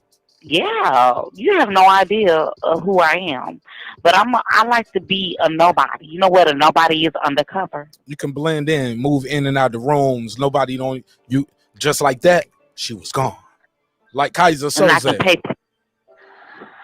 Thank you. You did it real smooth, and I can pay people ways that you have no idea. Look, I ain't nobody's enemy neither. Look, we trying to have a positive show. No. So and I'm glad you called in because this is your to first time here, right? I love to pay people ways. This is the Queen I just Unique don't like Don. to be known. That's Unique Don. What's up, Queen? Can Let me tell you something. Can you hear him? Hold up. Let me explain something to you. Okay. You know what paying people way is? Enlighten me. It's paying whatever the cost that you're stating. Whatever you stating, like for the kids, you representing kids, and you're trying to represent kids that don't get the food, they don't get the certain things that they need to get. You already know in your community they don't get what they get. Okay? So it's certain things that kids don't get, skill set. They don't get a lot of stuff. They just really don't. Public schools in the United States don't provide you what you need to know. 100%. So you can be educated. To get money. Absolutely. And money means food. You do know that. Yeah, man. You got to keep the lights on. That's what we're doing right now. Exactly. So they're not teaching our kids skill sets. Right. Okay, Mark, I ain't trying to be mean. Right. What does her talking points have to do with the current topic we're talking about? Just getting her bars off. Fuck it. Let her get her bars off. But it has nothing to do with anything that we were talking about. I'm a little lost. It's like she segued the conversation to something different, and I'm kind of a little lost here. Thank you, Queen. I ain't trying to be mean. It's just let her reply. You being mean. Go ahead, sister. Can you hear the panel?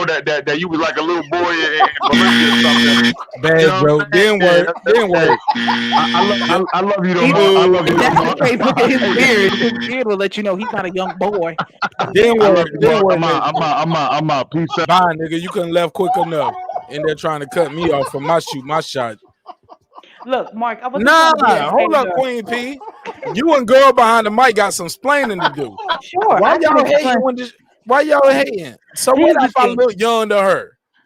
That I beard don't that care. you know you ain't young at all. You got the jokes.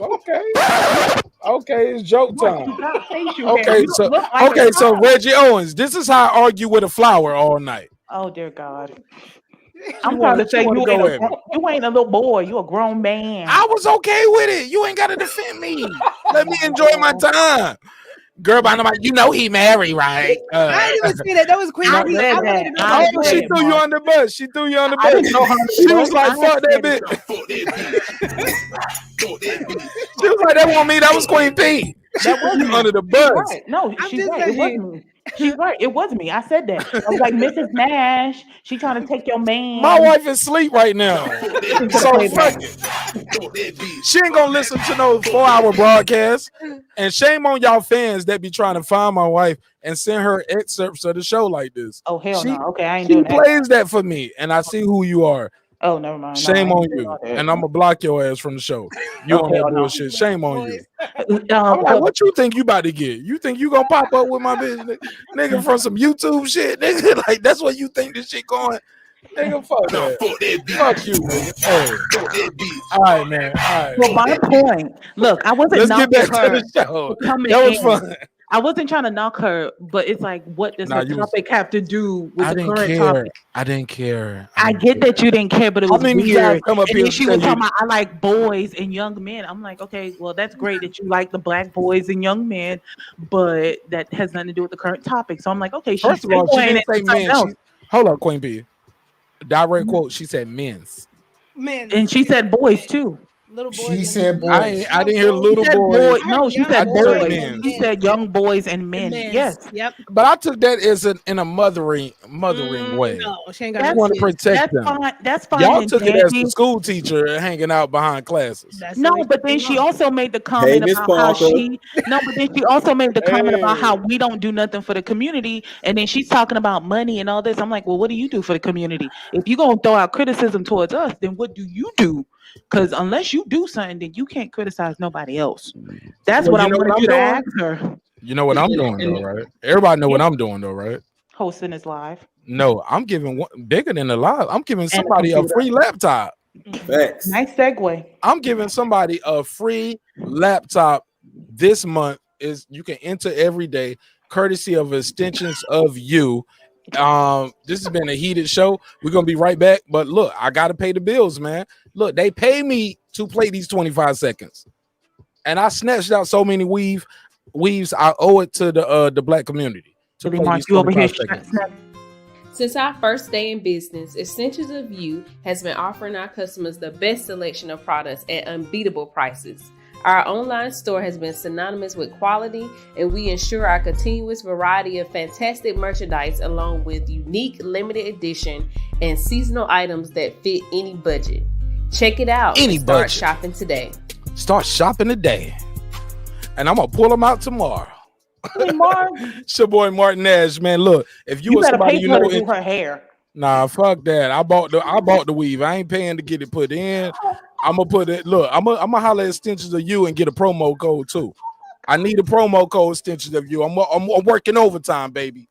I need a promo code. Look, That ain't right. nah, I ain't paying nobody to put them in.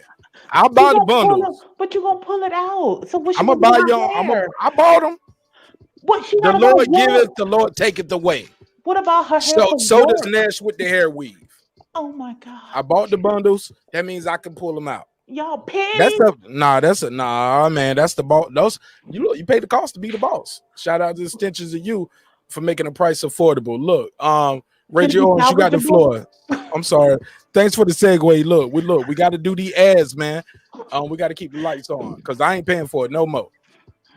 The show paying for itself now. We gotta let the show pay for itself. Fuck it. Go ahead, Reggie. You got the floor. No, Mark, was it true? Oh, go. Yeah, I want to get back on to Brandon's conversation about. You better cook them because I'm disappointed in Brandon. The rejection of the term white supremacy, and I reject it because ain't nothing supreme about white folks, and nothing could be supreme about anything that can fall apart. American system is not a system that has dominated the world. It's not. It has dominated weak societies. And anytime you're dealing with a weaker society, the most you can do is oppress them. And even in situations where people look at their jobs, you can feel oppressed by a job. Is that job supreme to you? No, because you can break away and manifest greater goals for yourself. You can find greater upward mobility doing things on your independence. Is that job holding you down? No.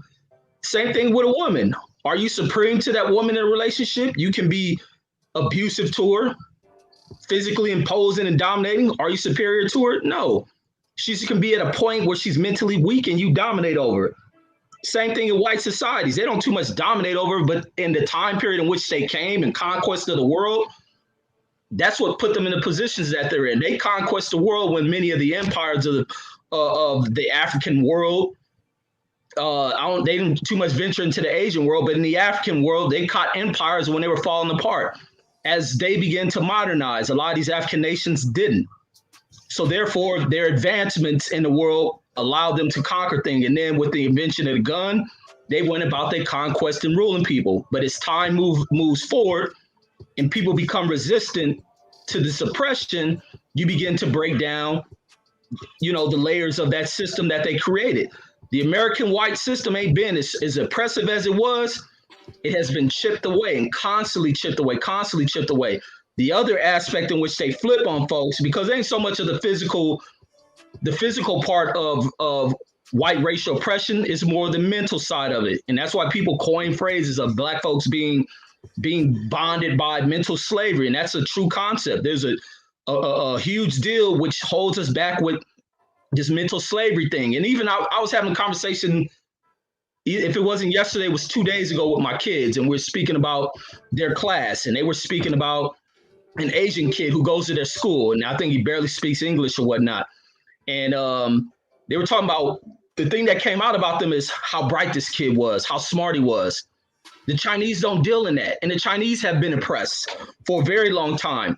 Did that mean it was a supreme group over them? The Japanese dominated them. But look at that dynamic currently. Back to this Asian kid, which we speak about a lot of Asian kids, is this Asian kid, how my kids are super bright, very bright kids, but they were highlighting about how bright this Asian kid was, how quick he works. And I coined that back to what this Asian kid's parents do inside that home. They probably have a strict parent who don't play when it comes to education. And that's the same thing I tell my kids, because I'll sit in here on when media shows are going live, I'm in here doing homework with my kids. And do that mean I'm back here quiet? No, I would yell and cuss the hell out of my kids. We gonna get serious about this shit. And I let them know, the same kids you watch who are doing bright things, so my kids go to a advanced school now and shit. So I really don't play the education shit.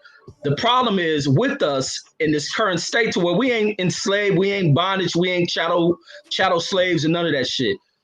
But the other aspect is that we're mentally, we're still bound by them. We're still bound by them damn chains inside the mind. And a lot of households don't push this shit to where we can push ourselves forward. We refuse to make kids sit down to highlight these different aspects. I see a lot of elder brothers who like to go back and talk on shit about what they were 100 years ago. We don't live in that time period. Let's speak about the current age we live in. Are we advancing in electronics? Are we teaching any of that? Nobody needs to know about what civilizations we had and what language we spoke back then. We need to advance ourselves moving forward. If that culture, if that history and shit is lost and you're just making it up to patch it up, a lot of people make it up to patch it up to soothe themselves. And a lot of people are weakened by that and they lose belief in themselves because they don't have that. And they want to reject so much of the society that they live in. This is the society you live in, but you have your own culture. And even if white folks didn't have any play into our existence, what's to say we would have stayed stuck in those ancient ways? Societies are meant to modernize. Society's going to change in ways, and black folks have to wake up from that shit. White folks ain't superior to nothing with us. If they were supreme to us, it wouldn't be all this kind of all this insecure bullshit that they do. It wouldn't be changing of rules within the system if they were so supreme. Supreme things are left alone how they are, and it's not the case. And white folks have learned that when the world became open within sports and competition, they have learned that. They're learning on the world stage when it comes into the creation of open markets, competitive markets, and they're not dominating like that. And they'll have a hell of a way when the African nations and even black people in this country wake up. And that don't mean white folks will dominate the American society forever if black folks woke the hell up. And America needs for black people to wake up.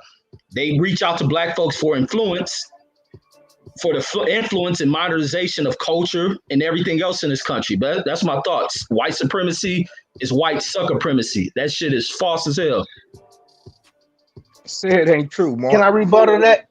Can I rebuttal that, please? Because that was great, Reg. That was great. Ahead. That was great. Can you what? Okay. Rebuttal? I got a few. You talked about. Can you hear me? Okay. You talked about. We talked about. You said that. You was talking about white supremacy and American society. What I'm talking about is white supremacy on a global level. It includes the Russians. It includes the Europeans. Anybody that's non-black, or who white people have classified as non-black. What makes them supreme is not. I'm not talking about the states or the borders. I'm talking about the global system that they put in place to oppress people based on their skin color and what they look like. That's what I'm talking about when it comes to white supremacy. I don't look at it as America because I believe America is a concept. I don't believe America is a real place. It's a concept. America, when they talk about home of the brave and home and all that, the America that I live in, I don't see that, and it is never represented that to people who look like me. So when I'm not talking about American, I'm talking about a global. Like, and when you talk about supreme, you gave an example of a woman being battered. That man who is batting her, he has control. He is supreme over her in the context of she's not strong enough to fight him back, which makes his strength supreme over her strength. It doesn't make better. I'm not talking about feelings. Oh, she I'm could talking just about be the action tired of fighting. She could be tired of yeah, fighting. and I'm talking about the actions and the domination of the constant actions and the constant domination of people based on skin color. That's what global white supremacy is, and that's how they classify us. Else it wouldn't be white supremacy because it would be called classism. That's why I throw the classism argument out the window. You talked about sports and how they dominate sports. We play sports. We may be the face of sports. It's like the Cowboys, because you know I'm from Dallas, so I got to talk about the Cowboys. But it's like, even though I don't watch football, bruh, the Cowboys face could be Dak Prescott, right? It's all a bullshit. But the owner, the man who calls all the shots, who has a 90-acre facility out in Frisco, that's the person who controls. That's white supremacy. That's white supremacy. That's what I mean. And they control every area of our lives. If they say, Marq Nash, you can't get on an airplane, you will not be able to get on an airplane. I don't give a damn what you do. They put you on a no-flight list. You cannot use it. Go ahead. Tell me the difference. I'm gonna sit back. I'm gonna set up and listen. Go for it, Jerry Mark. Jones doesn't own every aspect of Dak Prescott's life. He doesn't. He No, I can't was talking sell. about the Cowboys. I'm just saying. I was talking about the organization. And there's white people on that that's team a company, too, bro. And there's white people over there. Why Yeah, it's different for the white players? yeah. I'm just saying that's a company. No, what I was saying.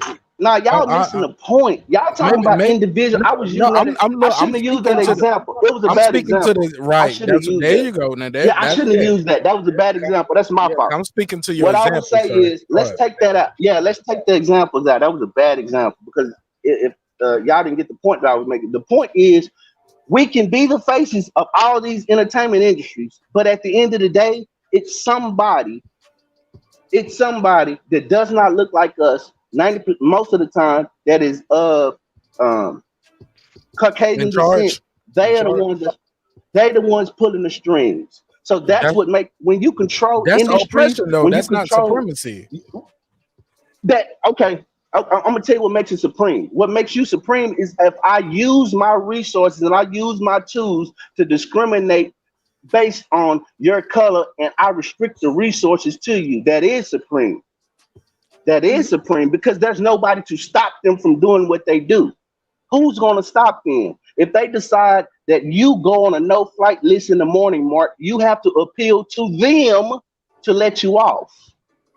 You have to appeal But to that's them, so it doesn't is mean their they society. supreme. No, that just means they have their law. They have their rules. They Which have is their supreme. Which no. is supreme. My brother. They didn't say I can't go to California. They just say I can't get on their plane. I can still go by train, Which car, means or that they bus. can restrict you. What That's Mark, they can restrict you from going in the my car brother. too. I think Can they restrict you? My brother, you confusing privileges with supremacy. Mm-hmm. Two And different it sounds things. like he's basing it on the rule of fear. Because I think the only thing that a person would be oppressed on, what all of it, if people thought as I think, the only fear, the only thing that they can oppress us with. Let me land this Asian right man, are black people oppressed, Asian man, as a whole?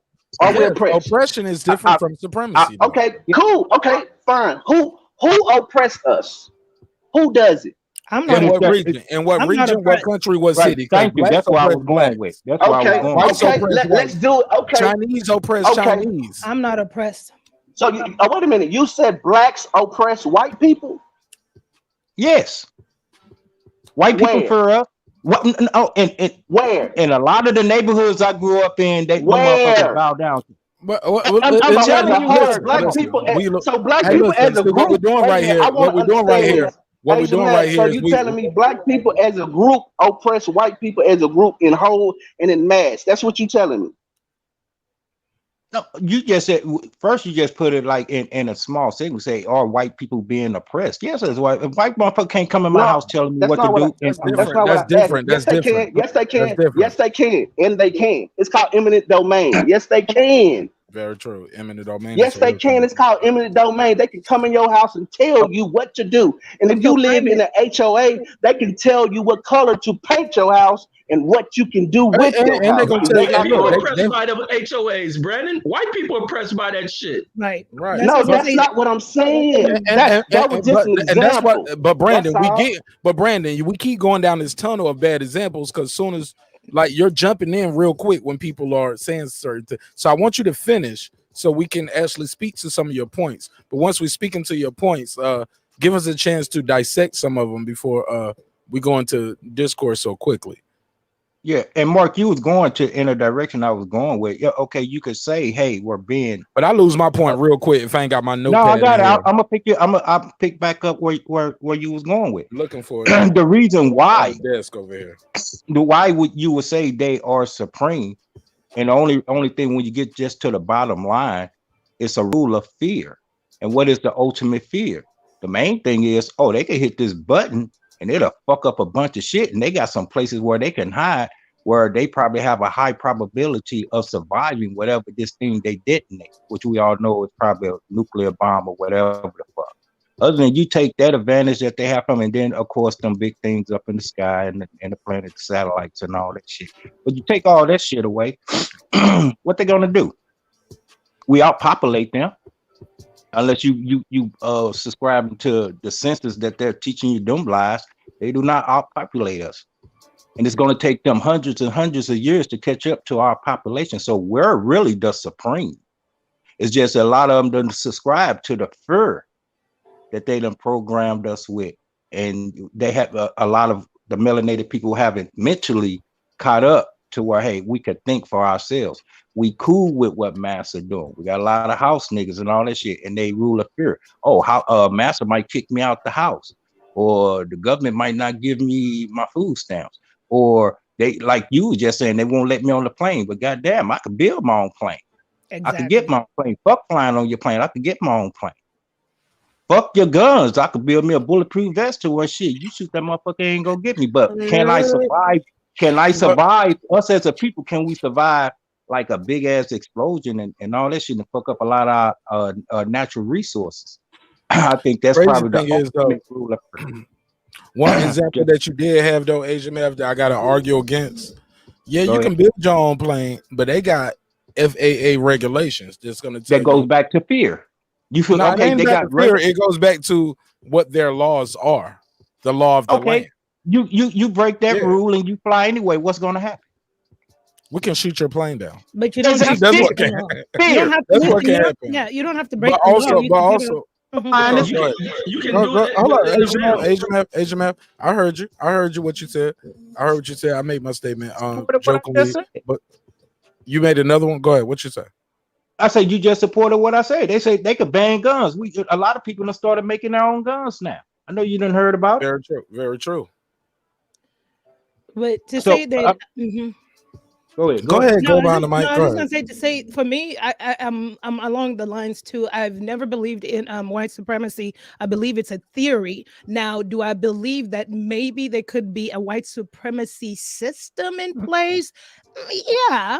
We could see that. We see evidence of a system, but I would never be the first person to say that same system has held me in oppression, because in 2021, I still see that we're able to still advance as a people across the globe. Now, listen, I'm not naive to the fact that they are racist people, that there is white privilege. I'm not racist to the fact that people with more resources have more leeway. But at the end of the day, what I've also noticed is that keyword resources. So if I'm not allowed to fly on their plane, majority of the people, the elite or the people with money, they have their own plane. If you get a pilot's license, it takes you what, under 9 months, a couple $100. You just gotta afford the gas, buy you a Cessna, $65,000, $70,000.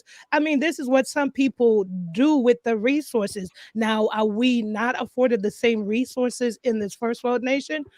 We do, but we just have to probably dig deeper than the people that have had their generations of wealth handed to them. So that's why my debacle with white supremacy being a theory is that I don't believe any man is superior than I am. I have encountered racist people. I've had somebody be racist towards me of European descent, but do I include that one encounter as the majority of the group and that this lady was superior? No. Only one Honestly, encounter? not on one encounter. Honestly, that lady, I felt like I was superior than she was. She had no teeth. She had dog animal hair, and she was just a hot mess. So that it's Oh a shit. theory, and I just perhaps maybe I'm not so easy to gravitate to, and maybe because also growing up, and I'm not naive. I'm not dismissing the traumas, the pains of a melanated people globally. I will never do that.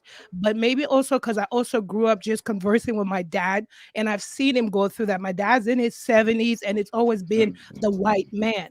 And I'm not naive to those factors. I worked in an industry where I was the only melanated person in a space with the white people. So I'm not naive to what my eyes saw.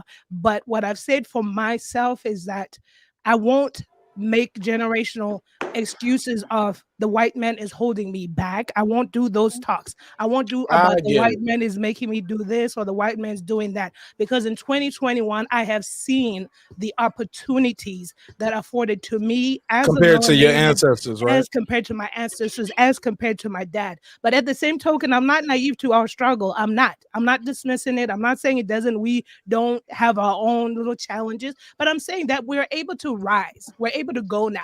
We're able to walk.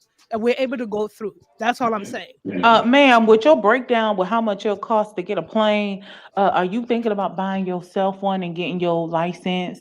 Is How'd you know? that's what it is? That's the How'd you next know? step? How'd you know? That's like my ultimate dream. I said my very last dream goal in life is getting. I want property in Texas. I want to Ooh. get a runway on there, get a Cessna pink, and then I'm gonna put my sister Princess Namsa on there, get my pilot's license. But that's going to, girl, it's all in my head. That's going I'm to be like, my damn, end. it's But because you but did but this breakdown. I'm like, Jesus but Christ, you is are she but you trying to go but on for That's my that? end but girl end behind the goal. mic. But are you an American citizen? Somebody put that in the Yes, chat. I am an American citizen. I was not born in the United States of America, but I am an American I just citizen. wanted to address this real quick. Mhm. But you are an American citizen. Mhm. Clear. Why? Who wants to know?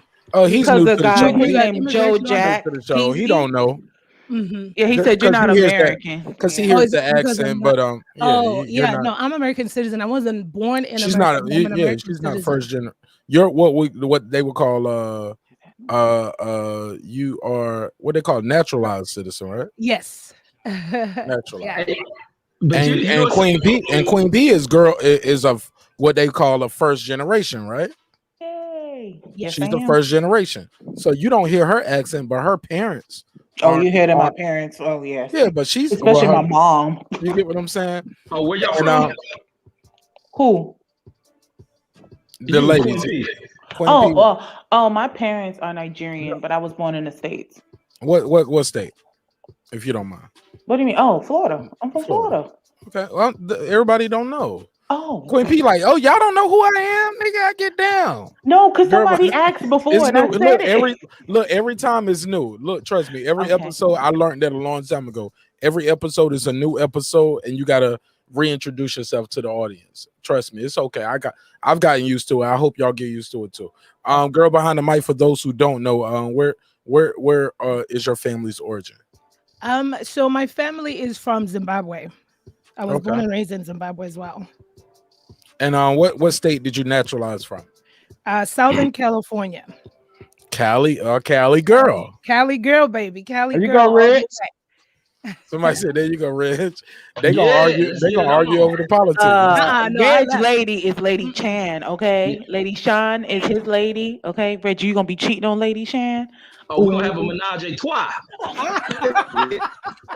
Yo, girl, yo, Queen P, you gotta stop with all, you gotta stop with all your slick snitching and hating.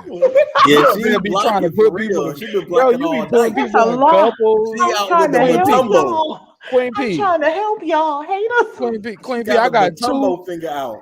Right, I got and look, and just like Matumbo, I got two lines I need you to hold, and they go in the form of an X.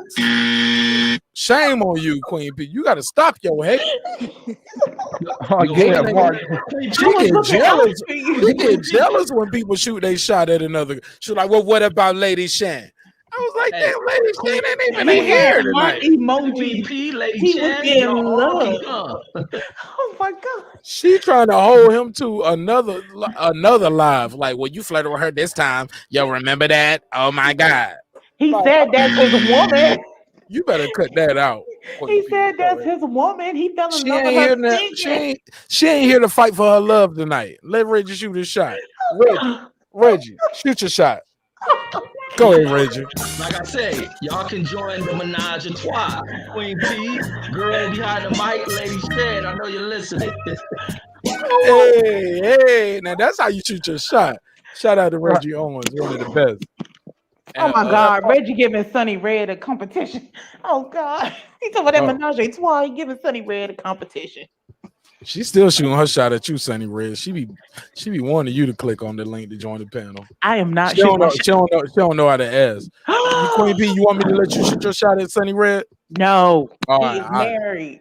Okay. I respect marriages. All right. It's a little internet fun, but she was like, okay. She want to take it serious. All right, boo. Hey, look, man. Yes, sir. Go ahead.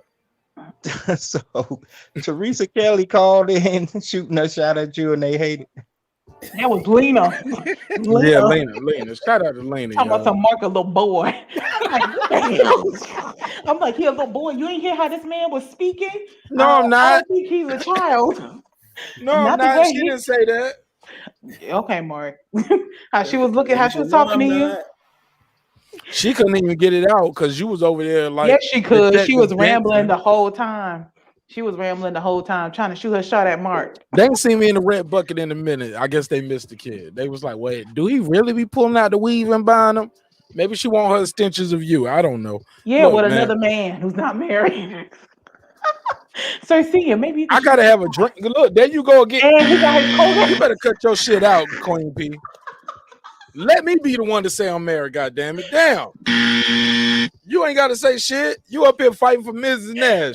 Ain't never met Mrs. Nash a day in your life. I would want someone to fight for me. I would want someone to fight for me if I'm married. They ain't gonna fight for you. They ain't gonna fight for you. They're gonna be like, oh shit. Hey, Mark. I'm wrong drop. They're gonna be like this. That's what they're gonna say. They're gonna say, let her shoot her shot. Oh, Queen P up here. I'm looking out for her. Hey, Mark, I got a question for girl behind the mic. Hey, you said just your family is originally from Zimbabwe. Mm-hmm. I got a few questions about black people run Zimbabwe now, right? I think it got its independence in 1965 or 1980. So, and it was called what, Rhodesia before that, right? Mm-hmm. Rhodesia. after a white man. Who- A What's the British. what's the Okay, question? yeah, What's that's the what I was question, about B? to ask. What's the question? The question is, who runs Zimbabwe now, and are white people still in charge of Zimbabwe? I want to know. Like, Colonial So rule? Are you talking about colonial rule? Like, be specific, real quick. yes, are they still tied into the banking system? Or do they wear the wigs for their parliament? Is it still the same system Are you in asking a place rhetorical that was? question, or you don't know? No, I'm Because asking her these questions. so I you don't don't know. know. You I'm don't. asking. Okay. I Okay, really so don't know. No, sir. No, sir. all right, so I get what he's saying. So here's the thing, right? It's especially when it comes to the makeup of Zimbabwe on its own, it's deep. So because I can't speak for all the other countries, as you know, majority countries in Africa have been colonized, but particularly for Zimbabwe, it was colonized by the British, and that's why I talk about melanated people globally. It was colonized by the British, even though we gained independence in 1980.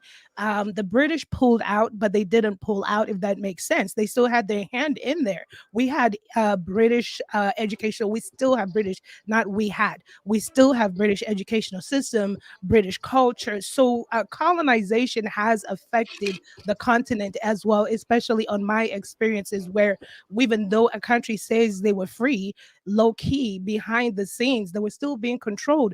Because if you know the history of Zimbabwe, the leader that had been in there for years tried to pull away. And you see the retaliation the Western powers did. They opposed sanctions. And the hand came down really big when he tried to kick the Europeans, the British people out of the country. And this is the ramifications that happens to Black leaders when they finally stand up and stop taking the money from Western countries. So now the system as a currency is not under British system. It's kind of frayed, and that's why the economy is really wavered, because the alliances are the big Western countries. So if somebody does something, like they did something to British citizens in Britain, so Britain, America, all the big giants, all the allies say pull out. You're not allowed to deal with that small country. So that country has to fend for itself.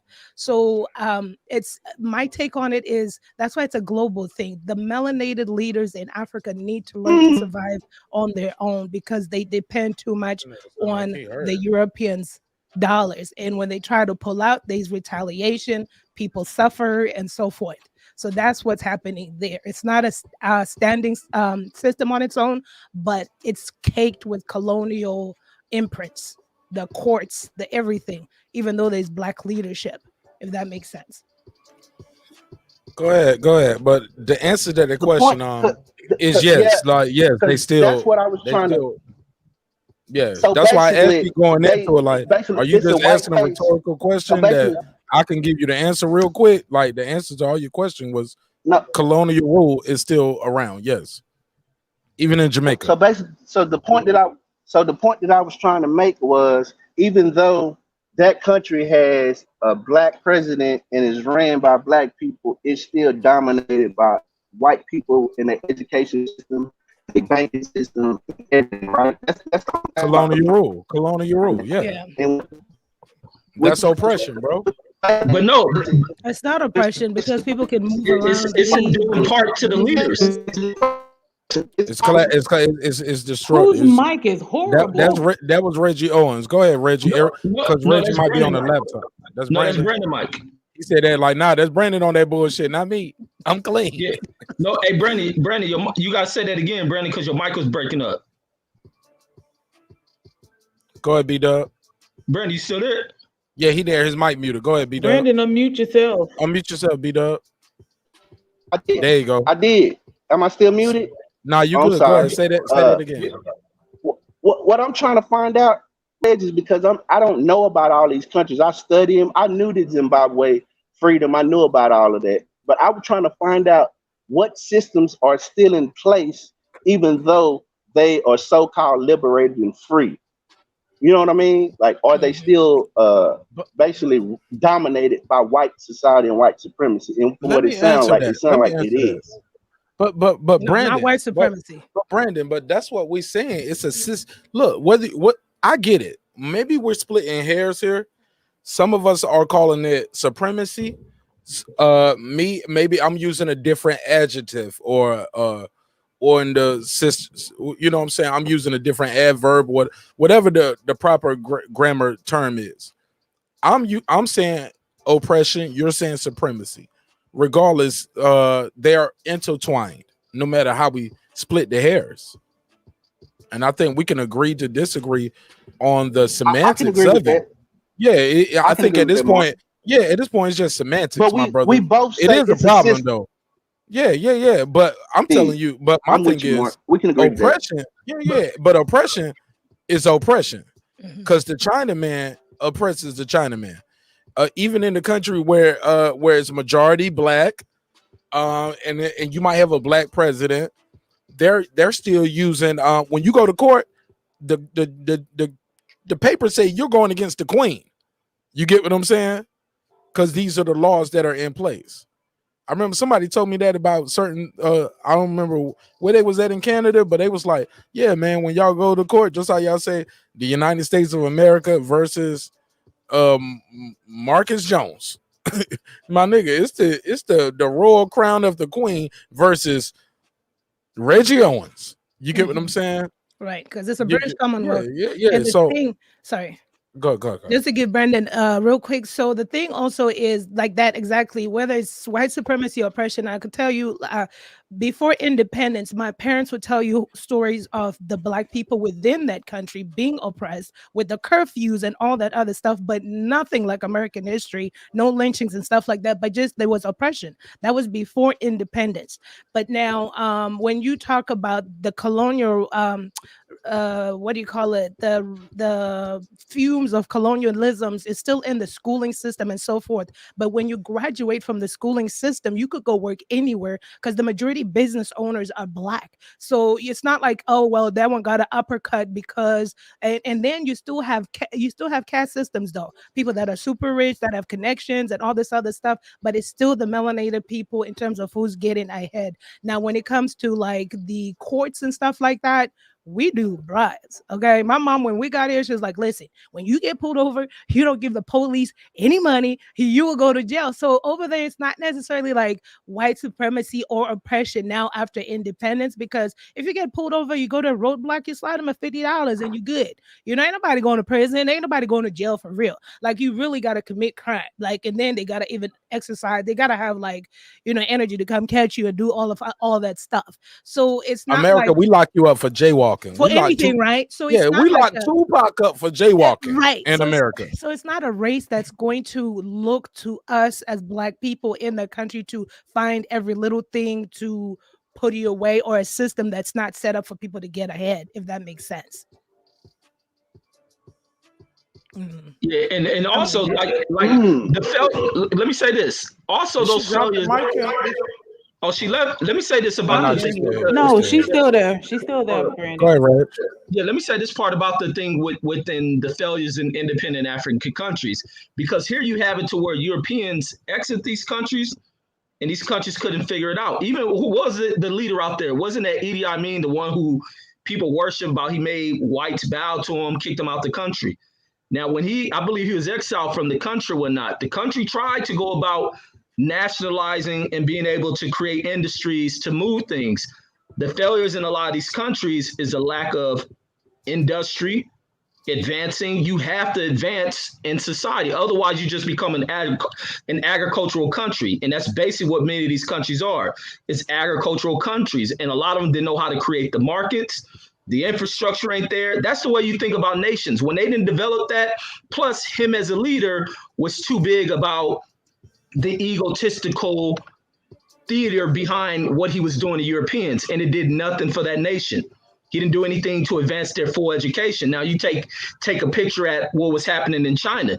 China was no different. China was a suppressed country. They had a leader who put in a plan, who worked that country hard. We have a vision. We must work hard. We'll come in here, do labor, blah, blah, blah. But and also why foreign dollars is coming in, just because Europeans in there don't mean that it's a bad thing. Europeans coming in there is a bad thing when they're running everything and they're controlling everything. And the people aren't getting a piece of that. If leaders are taking everything, you hold the country back.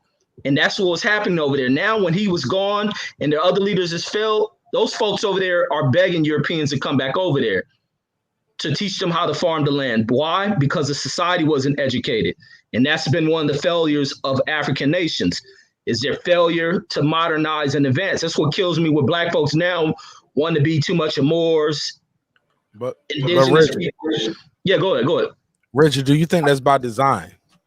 Like when you say can't modernize and advance, like trade embargoes, like Cuba is like when you go to Cuba and visit, you see all those old cars from the 60s that you would see in a gangster movie or something, like because at certain points they were left behind on purpose. It's by design that Haiti is connected on an island, and this side of the island looks this way, the other side looks that way. You don't think it's by design? No, Haiti can break out of it. Haiti's too caught up in staying in the period of sharing about what they've done to defeat the French. What do you know? They still have to pay money to the French. They've been paying them for years and years and years. They have to, but listen, because the way they won their freedom, how they won their freedom, but everybody else in the world has exiled them from trade and embargo. But there's countries they can partner from with trade and they've been embargo. I'm sorry. But listen. When you think of this, and this is the thing that gets me, like when Americans think, we don't think fully about the full dynamic of everything. Enlighten me, brother. Enlighten me. Well, not saying with you, but with our people who I see argue about the Europeans doing this and that. It's not always the case. What does Haiti bring to the picture? What do they bring to the picture? There's other countries that have created auto industries. Does Haiti have anything competitive with that? They don't have anything that you'll want from them. It's by design, though, Reggie. Because those countries aren't. Look. If you can develop this stuff, look at small ass countries like Greece and Italy and all that. Those Haitians, if they didn't have corrupt ass leaders, every leader you heard about with Haiti has stolen from that country. That's the problem. Where do we hear the news from? That's not true, Reg. That's not true, Reg. That's not true. In the United States, the United States propped up since 1913, put every president in Haiti. So what you're saying is not true, Reggie. And also, you said what does Haiti? You said what does Haiti bring? Haiti brings the same thing that Puerto Rico brings. They're on the same island. Why is Puerto Rico a Commonwealth of the United States and Haiti is left to be by itself? Only reason why Puerto Rico is because our military. We bomb that shit. That's which is by design. But Reggie, that's what I'm saying. They imagine California being or Hawaii being split into two pieces. One side of Hawaii got American support, the other side of Hawaii does not. Or even just to make it more local. California, what's halfway from the top of Cali down? Like, just pick a point, Reggie. You a native. Like, you talking about like Fresno or something? Fresno. Everything north of Fresno, y'all people can trade with you. People can tour with you. You guys are a commonwealth. Like, your people can come and go here freely. Like tourism is popping there. We're gonna make sure tourism is popping there because that's gonna be a spot. But also, we're gonna make sure when you go here, you know I'm gonna be safe when I come to Puerto Rico, to Fresno and above. And it's almost like that in reverse. Like Haiti is still paying reparations for a war they won for their freedom. They won their shit. It didn't take Abraham Lincoln or nobody to sign for their shit. They got their shit out the mud, out the blood of motherfuckers, and they was doing some wild, crazy shit when they was killing these motherfuckers too. But they scared the motherfuckers off. They still got the language a little bit, and they flipped it to their own way. But they paying reparations to France. There's a lot of countries out there still paying France money, even in Africa. And that's like even in Jamaica, like people. I was about to do this story the other day, but other news was moving so fast. Like I'm trying, bro. I wish I could move as fast as you do, Reggie, as far as dropping them videos. And that's why I fuck with you heavy, bro. I make sure I'm one of the first ones to comment on your videos because I love what you're doing. But my brother, like this shit right here, we ain't got enough time in one episode tonight to talk about it. This is a whole episode of its own. This should have been a whole episode of its own, my brother. I saved it for last on purpose, thinking like, All right, yeah, and I'll save an hour for this. Let me get through these 15, 30 minute, 40, 30. You know what I'm saying? I'm trying to rush through the topics, but sometimes this shit just grow into a conversation of its own. And you know, I respect you highly, but I gotta disagree with you on some of the fundamentals of what you're saying right here when it pertains to this. Respectfully, of course, Big Dog Willie just pulled up. I see him in uniform. I think Big Dog Willie don't even be at work sometimes. I think he put this on and walks in the bathroom or somewhere because he was like, if I got my uniform on, Marq Nash gonna give me primetime billing. He gonna make everybody shut up and let me talk. So he put the uniform on even when he off work, just so he can get his point off in peace. Go ahead, Big Dog Willie. You got the floor. Respectfully, my G. Thank you again for your time. Thank you for your service, and thank you for everything you're doing. Go ahead. He's our man on the ground, giving us our COVID updates. True or false? I've been saying that for months now. Yeah. But you're my local expert, right? You're the expert to the panel. I'm not an expert, but I can tell you. You got firsthand experience. How about that? Day to day, firsthand experience. Fair enough. Yes. Fair enough. All right. Okay. Big Dog Willie. Did you want to speak about anything dealing with the COVID-19 situation? Did you want to jump? No, where do you want to jump in that? I'm all for it. I was wondering because a lot of Africa. I've been there a couple of times, and they're basically a bunch of old school colonies that the country split up. However, the Europeans want to split up, bruh. I just gave you that warm introduction. You gonna disrespect the whole continent?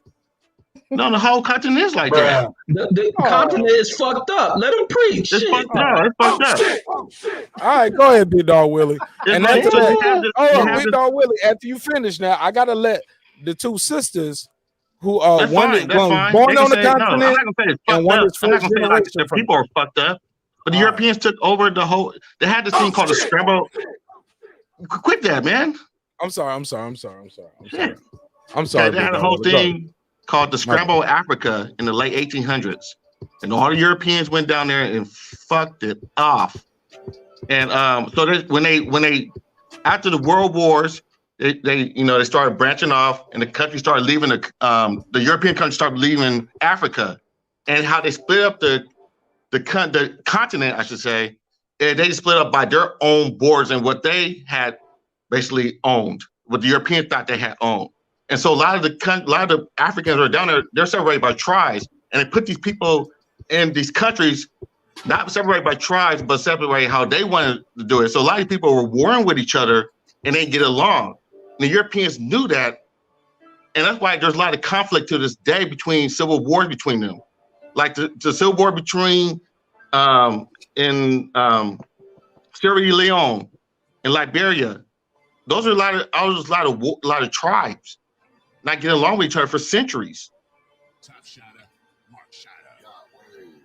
And that's why they can't. That's why it's hard for them to build a decent government half the time.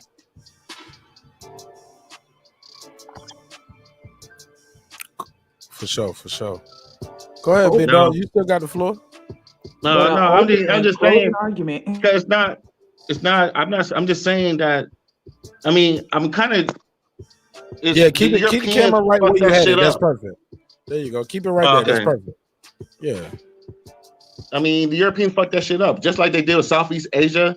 That's why there's still shit going on down there. That's why they fucked up in South America. They fucked a lot of shit up. And so, I mean, I can't really, I can blame a lot of it on the Europeans, but it takes strong government. It takes those people who are actually in those countries to stop fighting and allowing the Europeans to take advantage of them. Because they are stealing their resources. They are doing it. They've been doing that for years. That's how they roll. Well, look, I want to say this. For the person who asked me, Haiti exports. They export clothing, scrap metal, vegetable oils, dates, and cocoa. Yeah. And 80% of that goes to the United States of America. So at any point, you know what I'm saying, America can help them more than they are, or can help them less, because that 80%, what is the tax on that? You get what I'm saying? What is it? Like, it's a reason. it's a reason why that. With that said, let me give a big shout out to Ricky Williams. Thank you so much.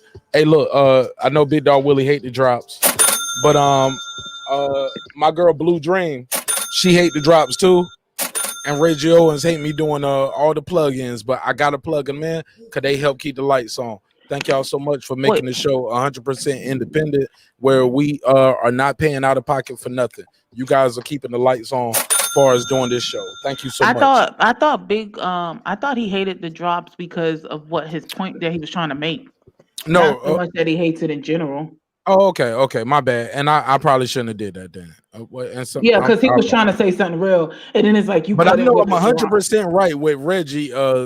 Hate me to plug his show, but I'm gonna keep plugging his show because he's super consistent. Y'all think I'm consistent, dropping Monday, Wednesday, and Friday. You never know when you're gonna get a video from Reggie Owens, and there's some hot topics out there, even with that Reggie that you spoke on. While I got you up here, I kind of want to play one of your videos. I got a little more time to get this off if I could. But you know I'll be tripping. Yeah, play whatever. Oh, Reggie got some Mark, shit, you man. might want to play the little love song. Look at girl behind the mic trying to get a shot at Big Dog Willie. I saw what you wrote there talking about something sexy. I was like, ooh. I'm gonna play the drop. Go ahead, girl behind the mic, get your shot. Are you married, Big Dog Willie? Ooh, if you're not, then you got a young lady here who's interested. You make me blush. Oh God. He was spitting that real fast and she was getting turned on the other side. I just appreciate my brothers. Yeah, she was like, he sounds like I'm turned on. All right. Oh, this ain't. Did I click the right one? I don't know. No, I'm talking about Reggie. Like, damn, like 1 hour. Oh, I just realized I've been live for how long I've been live, so I missed a couple of these. But Reggie, you got one joint that I want to talk about. Actually, got a couple of videos I want to talk about. It was the one about the 5 teens charged in that triple. But you have somebody who hates your music in the background. They say it's a distraction. All right, well, even though it's for copyright protection. Yeah. I play the beats in the background so people can't steal my shit. You know what I'm saying? Mm-hmm. But I'm sorry if you don't like the beat. I can switch the beat. But you just one person though, man. Like, no, it ain't me. Look, I don't give a damn. No. I'm just saying you just one person. Like, if that's the general consensus, I'll switch it up. But I'm focused on something right now. I'll switch the music later. I'm sorry about that. We'll work on it. We're gonna get better. I pick that beat naturally all the time because it's naturally mixed lower. I play the mixed version. It's not a master version, so got music in the background, but it's not too loud. You know what I'm saying? So I apologize, but I'd rather have some music in the background. I don't want it to be. I don't like dead airspace. So agreed. So get used to the show. It's different. It's a different show. It's a hip hop political sports show with a comedy twist. We like to let the jokes fly because life is serious enough. Reggie, you got the story you spoke on. It was 5. This ain't the one, man. Maybe I saw this story somewhere else, but I thought you would cover this. No, I got it. I got it up there. But this is a different one. But I definitely want to touch on this one. I'm gonna share your screen. It's 4 minutes and 48 seconds. But I'm gonna play the intro. I think this is one of the ones you play. What happened at the beginning, right? Let me see, man, because you had a different story. Where is the one? Oh man, this is the one, the Milwaukee kid. That shit was crazy, but that ain't the one. All right, I'm gonna find that other story. But while I'm doing that, the 14-year-old girl, right? The 5 teens and the 14-year-old girl for that triple murder. Yeah. Oh, that was a different. No, that ain't the one. But that's a good. That ain't the one that I was looking for. But is it on his page? Do you want me to look on his page? I got it. No, I got his page pulled up. Y'all just can't see it. I know it don't look like I know what I'm doing sometimes, but no, I know what I'm doing. Yeah, and I be on point. And I be right there on it. Like, but I just know I might have got that story from somewhere else, but I fuck with Reggie heavy. So I don't miss no Reggie Owens drops. Oh, a quick one, Mark. You talking about with the white guy that from the Marines that killed the family? I heard about that. Yeah, this is a newer story. I don't even know if I caught that one from you, but I definitely want to touch on this one. They said he was on meth and he had mental illness. Oh, sorry. Y'all want to skip this one? Y'all already know about this one? No, I don't know about that one. I knew about the other one. All right, Reggie was Reggie talking dropped about. this one today. Shout out to Reggie Owens. 5 teens charged in a triple murder, ruined their lives and many families' lives. They've ruined their lives, all their families, and they killed somebody for nothing. 14-year-old girl begs for her freedom. Curtis said Reggie Owens. Let me click that light. I'm tripping right here. Why I ain't got the light? I commented though, but the light ain't work. There we go. How things turn when people want to be gangster, go about taking the lives of people. And then you see what happens with this 14-year-old girl. She begs for her freedom as reality sets upon her being caught and charged in this triple murder, along with these 4 other boys who get her caught up in this homicidal shit. And she's playing as if she don't know what's going on. She's accessory to the murder. The one guy being charged as an adult in this situation in which 3 people lost. Goofy nigga. Senselessly. Who knows what it was for? But it was all a setup. And it's all first-degree charges for him. Absolutely, Reg. This Reg, is you what it still here, shows right? with these kids who go about, I'm here. fall into this kind of culture and behavior and conduct, peer pressuring acceptance of bullshit until you get caught up in the shit. And especially young kids, y'all don't think crime out. Y'all ain't fully functioning on an intellectual level to understand what's going on, where cameras are, how to whoop. And now you end up in these situations, crying for your life. But the hands of justice is going to go about teaching you these lessons and make you an example, and hopefully other kids learn from it.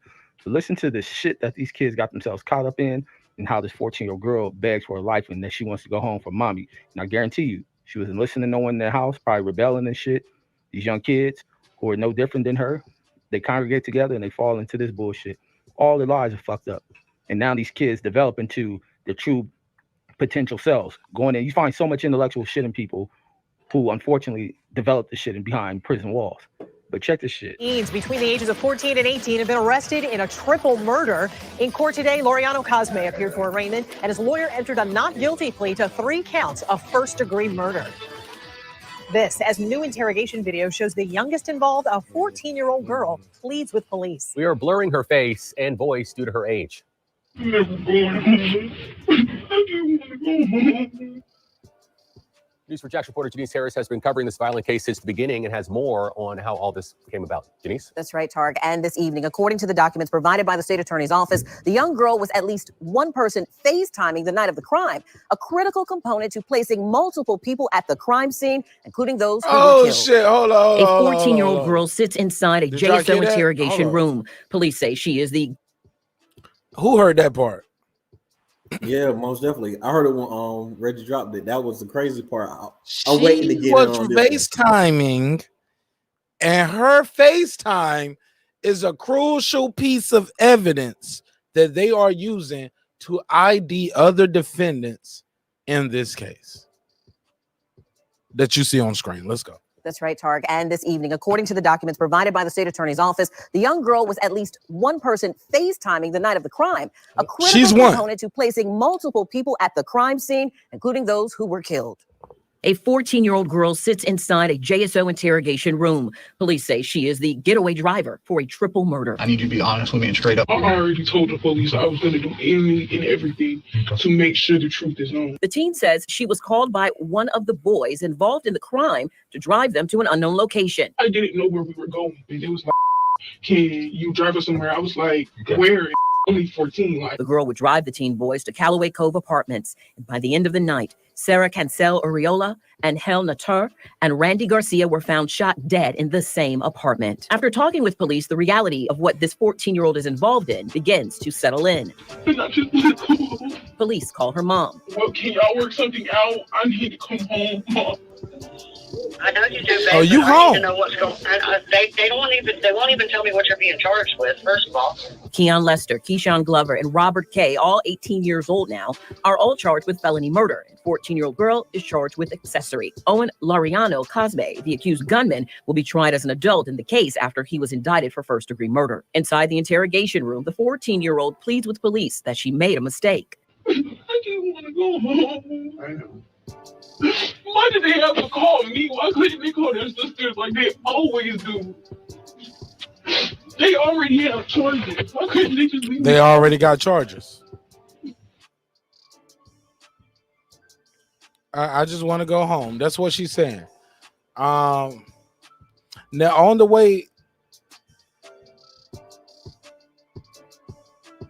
Now she said at the end of the interrogation video, she went along with what they told her to do because she was generally afraid of men. That was the last part of Reggie Owens' video. Reggie Owens, thank you for being part of the panel. Thank you for providing this reporting. And I would be remiss if I didn't give you opening statement on this. Does the young girl have a case at all? Because she is 14. It sounds like she didn't have a lawyer. Even if she signed away her rights, she's not at the age to sign away her rights. Her mom's like, I don't even know what you're being charged with. They ain't told me nothing. She ain't got no lawyer. Excuse me. She doesn't have a lawyer. Excuse me. Reggie, does she have a case? In your unprofessional opinion. You got the floor, Reggie Owens. Thank you for the reporting. And after that, we'll go to Big Dog Willie and Sir Scene.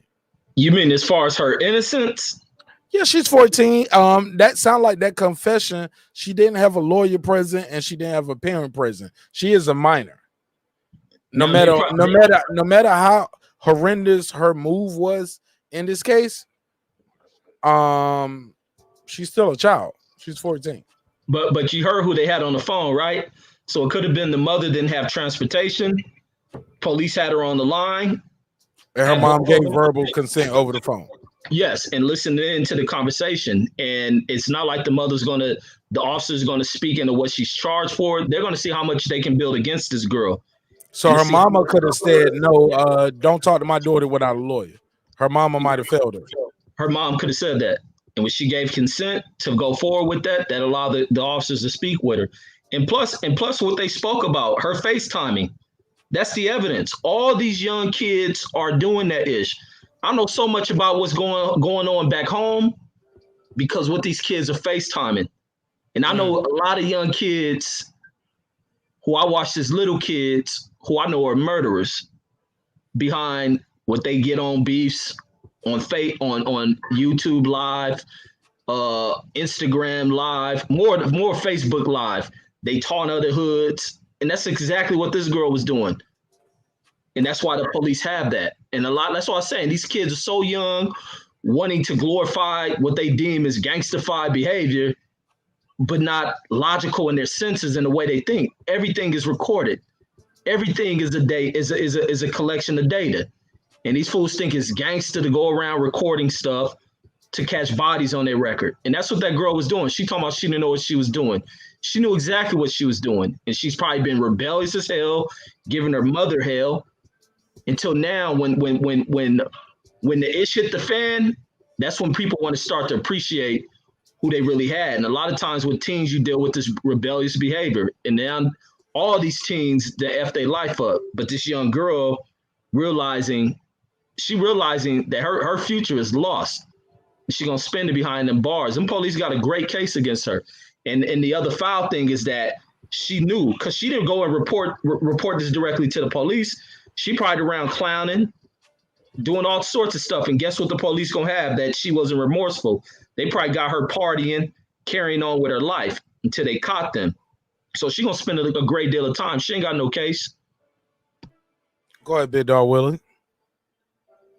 There's a lot of things wrong here. I can't agree with Reggie on it. She is 14, and to be honest with you, where was her mother at? And why is she driving a car? I mean, somebody's letting her do that, and her mom's not there. It's not an excuse, but it says a lot about what's going on in her life. How do we know she didn't sneak out the house? Maybe the mom was sleeping, because many times there's I mean, when you raise a child and your child is 14, I know with my mom and my mom, I grew up in a single mother. She knew when I was fucking up. She knew you had to keep your eyes open. Her mom wasn't really around like that. You don't let your kids. You don't. No. There's some problems wrong with that. I mean, she could be rebellious, but I mean, she's not. There's something that she's not doing right. Mom's not doing something right. So, I mean, and then you have young men. What she do hanging around all these young guys? I mean, and why is she out driving a car late at night? But many They There's a ain't lot young going guys. wrong They with were that. old guys for her. They weren't young guys. Yeah. I mean, they old guys. And I don't know. I can't see She it. won't hanging I out mean, with there Dan are some Savage badass and kids, Topanga. huh? Yeah. I said this There are one some badass Topanga. kids, but I can't see that just squarely knowing what she was doing. She just let's plan out together, and then I want to drive away, and I want to do a California turn right here. Nah, it's not. There's a lot of she was peer pressuring to that shit. And really? and huh? She was peer pressured into it. Yeah, I agree, big dog. I agree. I think peer pressure. I agree. The reason I would say that is because looking at the case, that's a 14-year-old girl. I give you a case in Texas. This guy, this young kid ran over a drunk driver, ran over people, and Was they it black said or because white he first? was Let's start wealthy, there. he was white. He was white, and they said because he was wealthy, he was a wealthy. They call it affluenza, and he got a chance to. That young 14-year-old girl shouldn't have her life taken away from her because she probably didn't understand the gravity of what she was doing and participating in because of peer pressure. If she didn't pull no triggers and she wasn't at no murder scene and she didn't do anything like that, She was she at a doesn't murder deserve to scene, have bro. her She was life. the getaway driver. Oh, that's bad. I'm at work, so I'm in and out. I'm at work. She I'm was in the and out. I'm getaway driver. sorry, She y'all. was the getaway driver. But she was like, why they What didn't I would call their sisters? Why they didn't call one of them? this, They already got and I think charges. And I think her mother. Brandon, they FaceTiming Go while ahead. they about to do this shit. They FaceTiming while That's they about to kill cold, these Reg. people. I didn't, Reggie. You know what I think, Reg? I think these children are ignorant and they don't know and they don't realize the gravity of what they getting involved in. No, they don't think they can't realize Respectfully, it's I a gotta put long some life. pushback to that. Nah. You A think lot that of these kids 14-year-old know what girl they knew what doing, she was getting and then involved in? all And of a she, sudden when they get in trouble, Look, no, it hit it. No, she didn't think she was gonna get caught till she got picked up and went to jail. Look, that exactly. first Then night in jail changed you, bro. And then all of a sudden, when you get caught, oh, I'm only 14. You was 14 when you was driving. You was 14 when you was out late. You was 14 when you was at a crime scene. You was 14 that whole time. So stop it. And you will have them 14 years in jail while everybody else get life. Because you a female. So they're going to let you go. They're not gonna let her go. I think she may Oh do no, some time for being accessory. Oh, she's definitely gonna do, but I get what he's She'll get saying. some Like time. she's gonna do about 14, and they're gonna do life. Yep. Yeah, he about start saying. Yeah, he about right on point with that. And I think the issue is that many of these teens feel like they're she Teflon Don and they're invincible. That's One what at the a time. issue One at is. a time. Oh, Say that again, Queen P.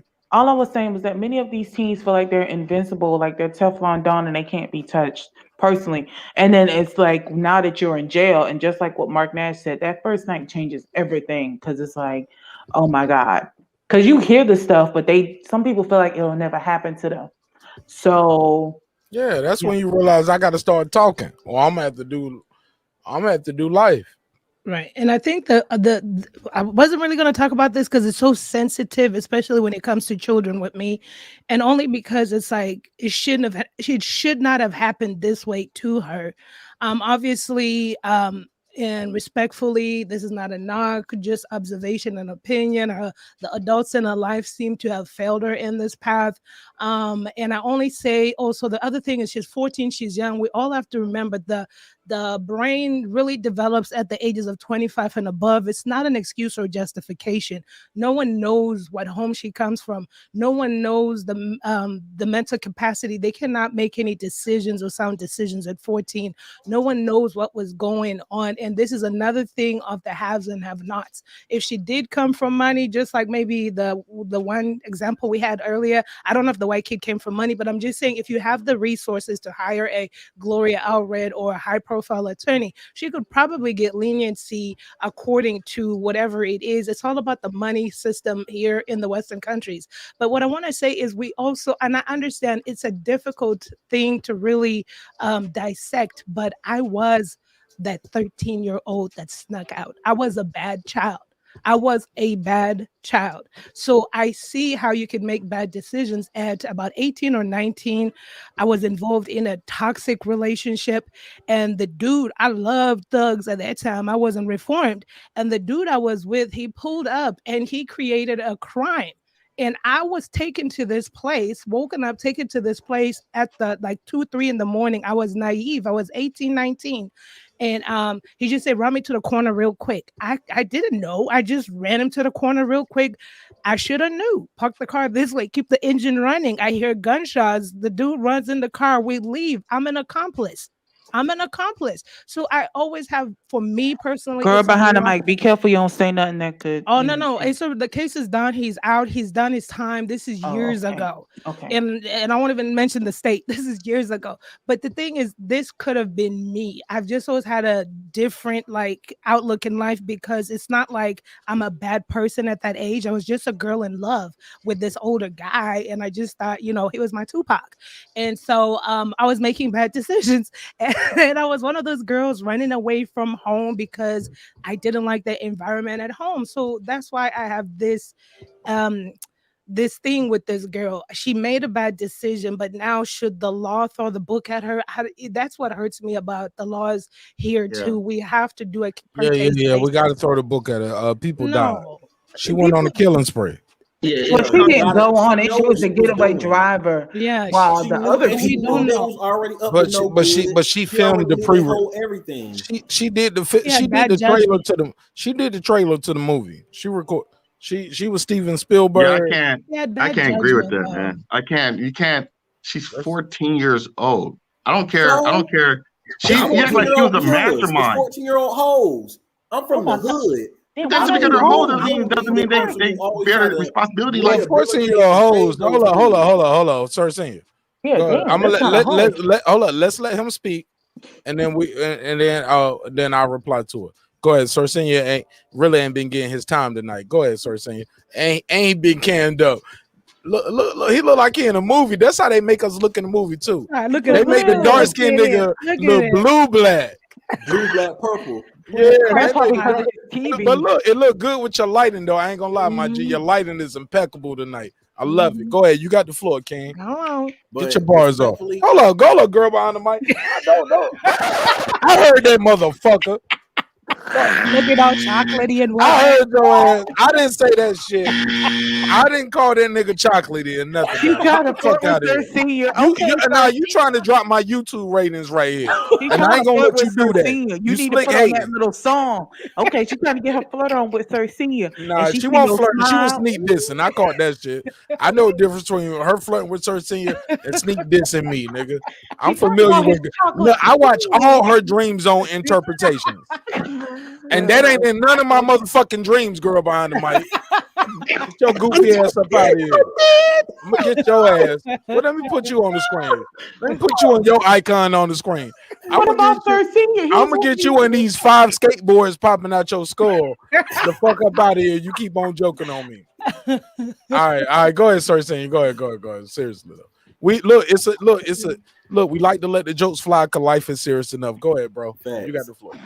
But respectfully though, that nigga lost his point. He's gonna try to find these kids is bad. Man, Marq Nash, you know these kids bad. One of them kids tried to run up on you in Vegas. Right there, that Reggie Owens sent the Golden Lords on me. But it's all good. And I want to say, I want to follow behind Sir's point, because being 14 don't mean shit. Those are some of the most violent people in our society.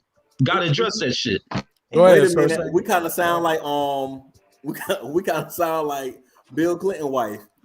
Oh, are we saying they super predators now? Oh shit! Go ahead, Reggie. Unmute. Like it's free smoke, I guess. He asked you an open direct question. Oh, the Sir's finished. But now he asked you an open direct question. I thought. Or was that a rhetorical, sir? Let me ask. No, that was a real question. Okay, it's open direct, sir. I mean, when she made that point, I mean, you looking at. I don't agree with. It hits when you hear a white woman say some shit, but you know how people cry about the crime bill and they targeted black folks? No, they didn't. But the 94 was a very violent ass time. and there was vicious shit going on. A lot of the crimes you see throughout these major cities ain't being committed by adults. They be being committed by young, unguided young kids who come from underserved backgrounds. Even what you were saying in Vegas, there's a lot of homeless kids who sit out there late night on the strip looking for marks. They looking for people to target. There have been so many shootings since this COVID thing on the strip, which has been crazy. There's been the police department had to reorganize its sources of how many cops to put out there. You got cameras, an increase in cameras because they've been shooting people out there. There's a lot of ill stuff that goes on in a lot of these cities, and it's being carried out by young folks because the opportunities are gone for them. The house, inside the house is held to them, and they got to find ways. These kids got to eat. And that's the one thing with an unguided society, a society that don't provide nothing for someone. These kids gonna begin to eat what's inside, and the people they target are people who live within the community. I know a lot of these young kids who got murders on their records, who got attempted murders on their records, and it barely even started high school if they even went to it. Facts. So her being 14 don't mean two bits of shit. Being her mind ain't developed yet. You know how they say about the mind ain't fully That's true developed. though, Reggie. That's facts though. You can make critical decisions, but you know what you're doing. These kids know what they're doing. And does prison rehabilitate them? We know that the prison system is failing at that. But what else do you do with them? Give them a slap on the wrist so they can go out and do it again? I know a lot of folks who commit these things, they go away and they return to doing it again. Some people just don't break their habits because of the environment. Reggie, I just don't feel like. Do you think canceling? Do you think canceling, Reggie? Reggie, do you think canceling? Everybody, I think. I know Brandon was saying something. I know Sir Senior was also saying something. Yeah. Reggie, were you speaking to somebody direct right there? Because I know Sir was speaking to you direct. Were you speaking to his point for anybody, or were you talking to Sir direct? Because I don't want everybody jumping right in. No, I was speaking to his point about the super predator thing. But somebody asked you a question. Then I was who was asking the question? Was that Brandon or Big Dog? I was Brandon. Go ahead. Ask your question, please. What's your question? What? Because you was Reggie saying like what do we do with them? If we know that children's minds are undeveloped and they commit violent grown-up crimes, then that's a societal thing, and we need to give them counseling. You just said the prison don't work. So if we just throw away the key, like you said, they gonna get out and repeat the same things. That's a young black girl. I'm pretty sure that if they give her 10 years, by the time she's 24 years old, that she's gonna have a whole different outlook on life, and not the same person. Maybe. You broke up a little. Brandon, you're breaking up, Brandon. Brandon, you breaking up. But go ahead, Big Dog Willie. But Brandon, you breaking up. It's just contradictory that Reggie's saying this because it's either they grew up in this bad society, but just like Brandon was saying, but you throw away the key. And they know what they're doing, but it's not their fault. Oh, Winners brought up a point that I wanted to talk about. I didn't contradict like that. Y'all making that up. Just because. No, you did say that. You did say that. Let him clarify. Let him clarify. Just because she's 14, I'll speak about the mind, how they state the mind isn't fully developed. Just because you're 14 don't stop you from not knowing that it's wrong or right. Now, she may not make logical functions, but murdering somebody, participating in murder, the mind is developed to know that you're doing that and to know that it's wrong.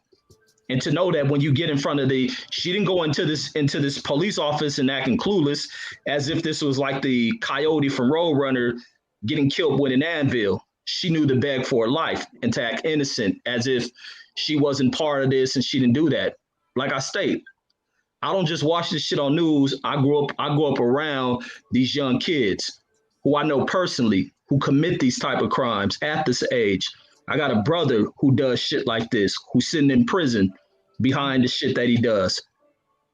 Do I make excuses for his conduct? But I wish the system did something to rehabilitate these kids. And it's also one of the things I always talk about. You get a lot of these kids who go unguided because a lot of this shit stems from the household. You get parents who don't push education. You get parents who don't sit their kids down. They quick to make these kids go outside and play unsupervised. And that's where a lot of this mischief and shit begins, from unsupervised children with no adults around.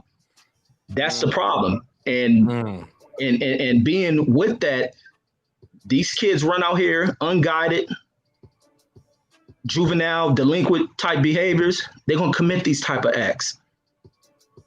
So my question is, Reggie. My question is, reason why I was saying that, this is the thing. Then what should they do? It's a societal thing, right? You got to catch it. A lot of times this shit is communal. A lot of communities don't push that type of shit, but you go into other communities, they pushing. Like we talk enemy talk.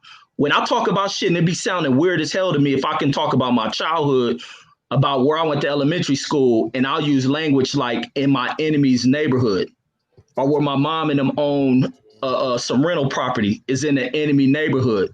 That's the type of environment that we raised with, and I'm sure it ain't just an LA thing. I know it's a Chicago thing, and it's I know, but but thing about it, a lot of people, a lot of other neighborhoods you talking about, they have resources to get people out of this situation, or they're already out of the situation. If you go to a middle class white neighborhood, the resources are there.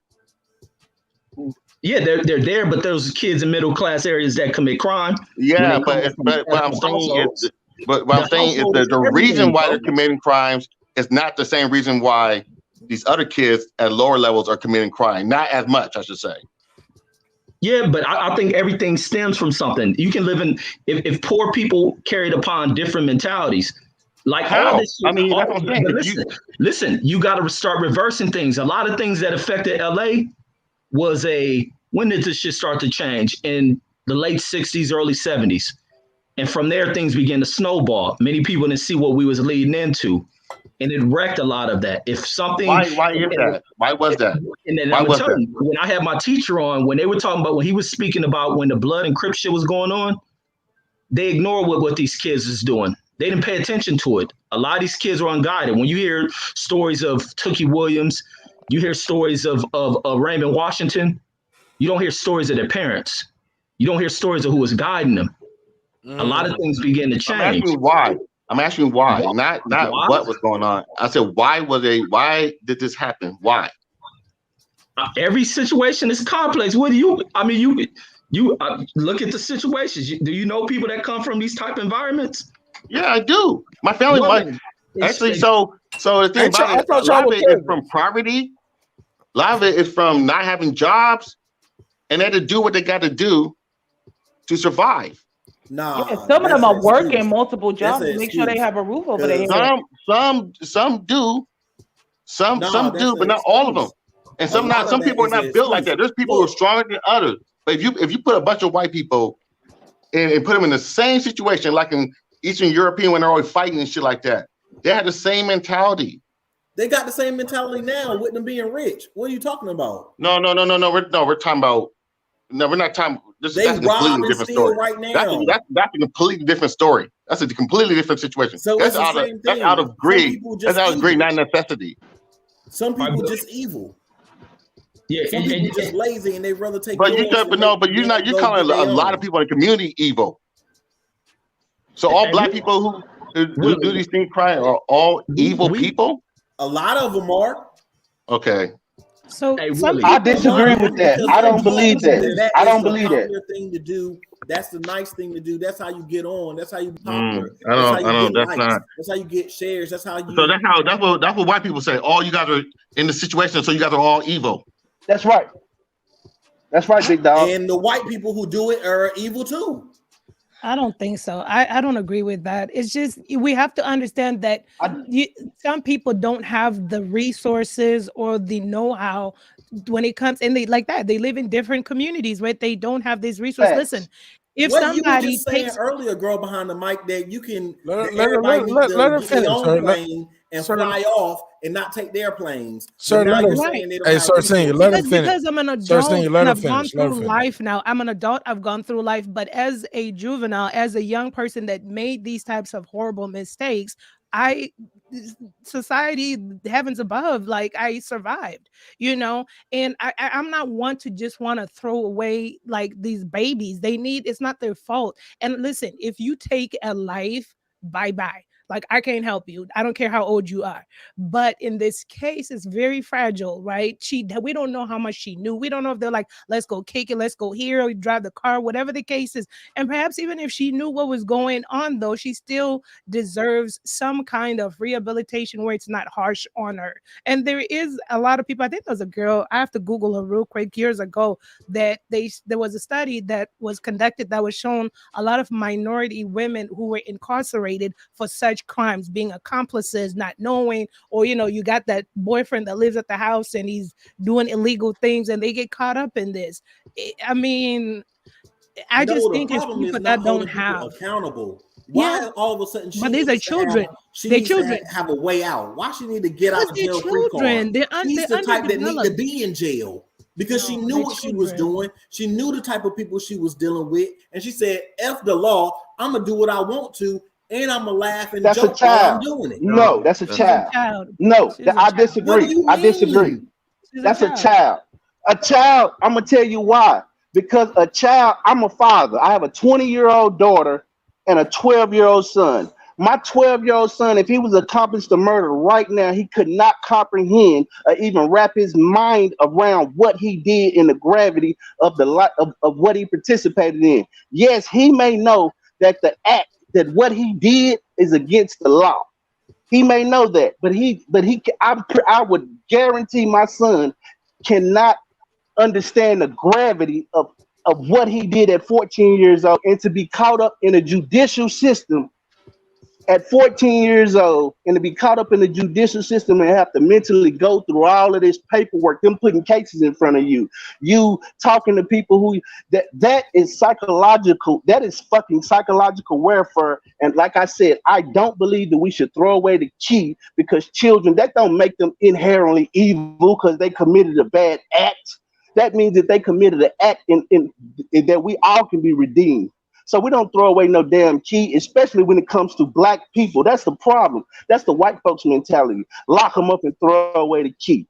And the crime bill did target black people because it did what it was intended to do, which Joe Biden apologized for. And the people who wrote the crime bill said that we unfairly targeted people. We gave people, minorities, black people, longer sentences based on this crime bill. So it did but target I wonder, us. what is he gonna do? That drug sentence was done before the crime bill, Brandon. That shit was done during the Reagan administration. But going to this shit, just because you jail people ain't got shit to do with it being with white folks.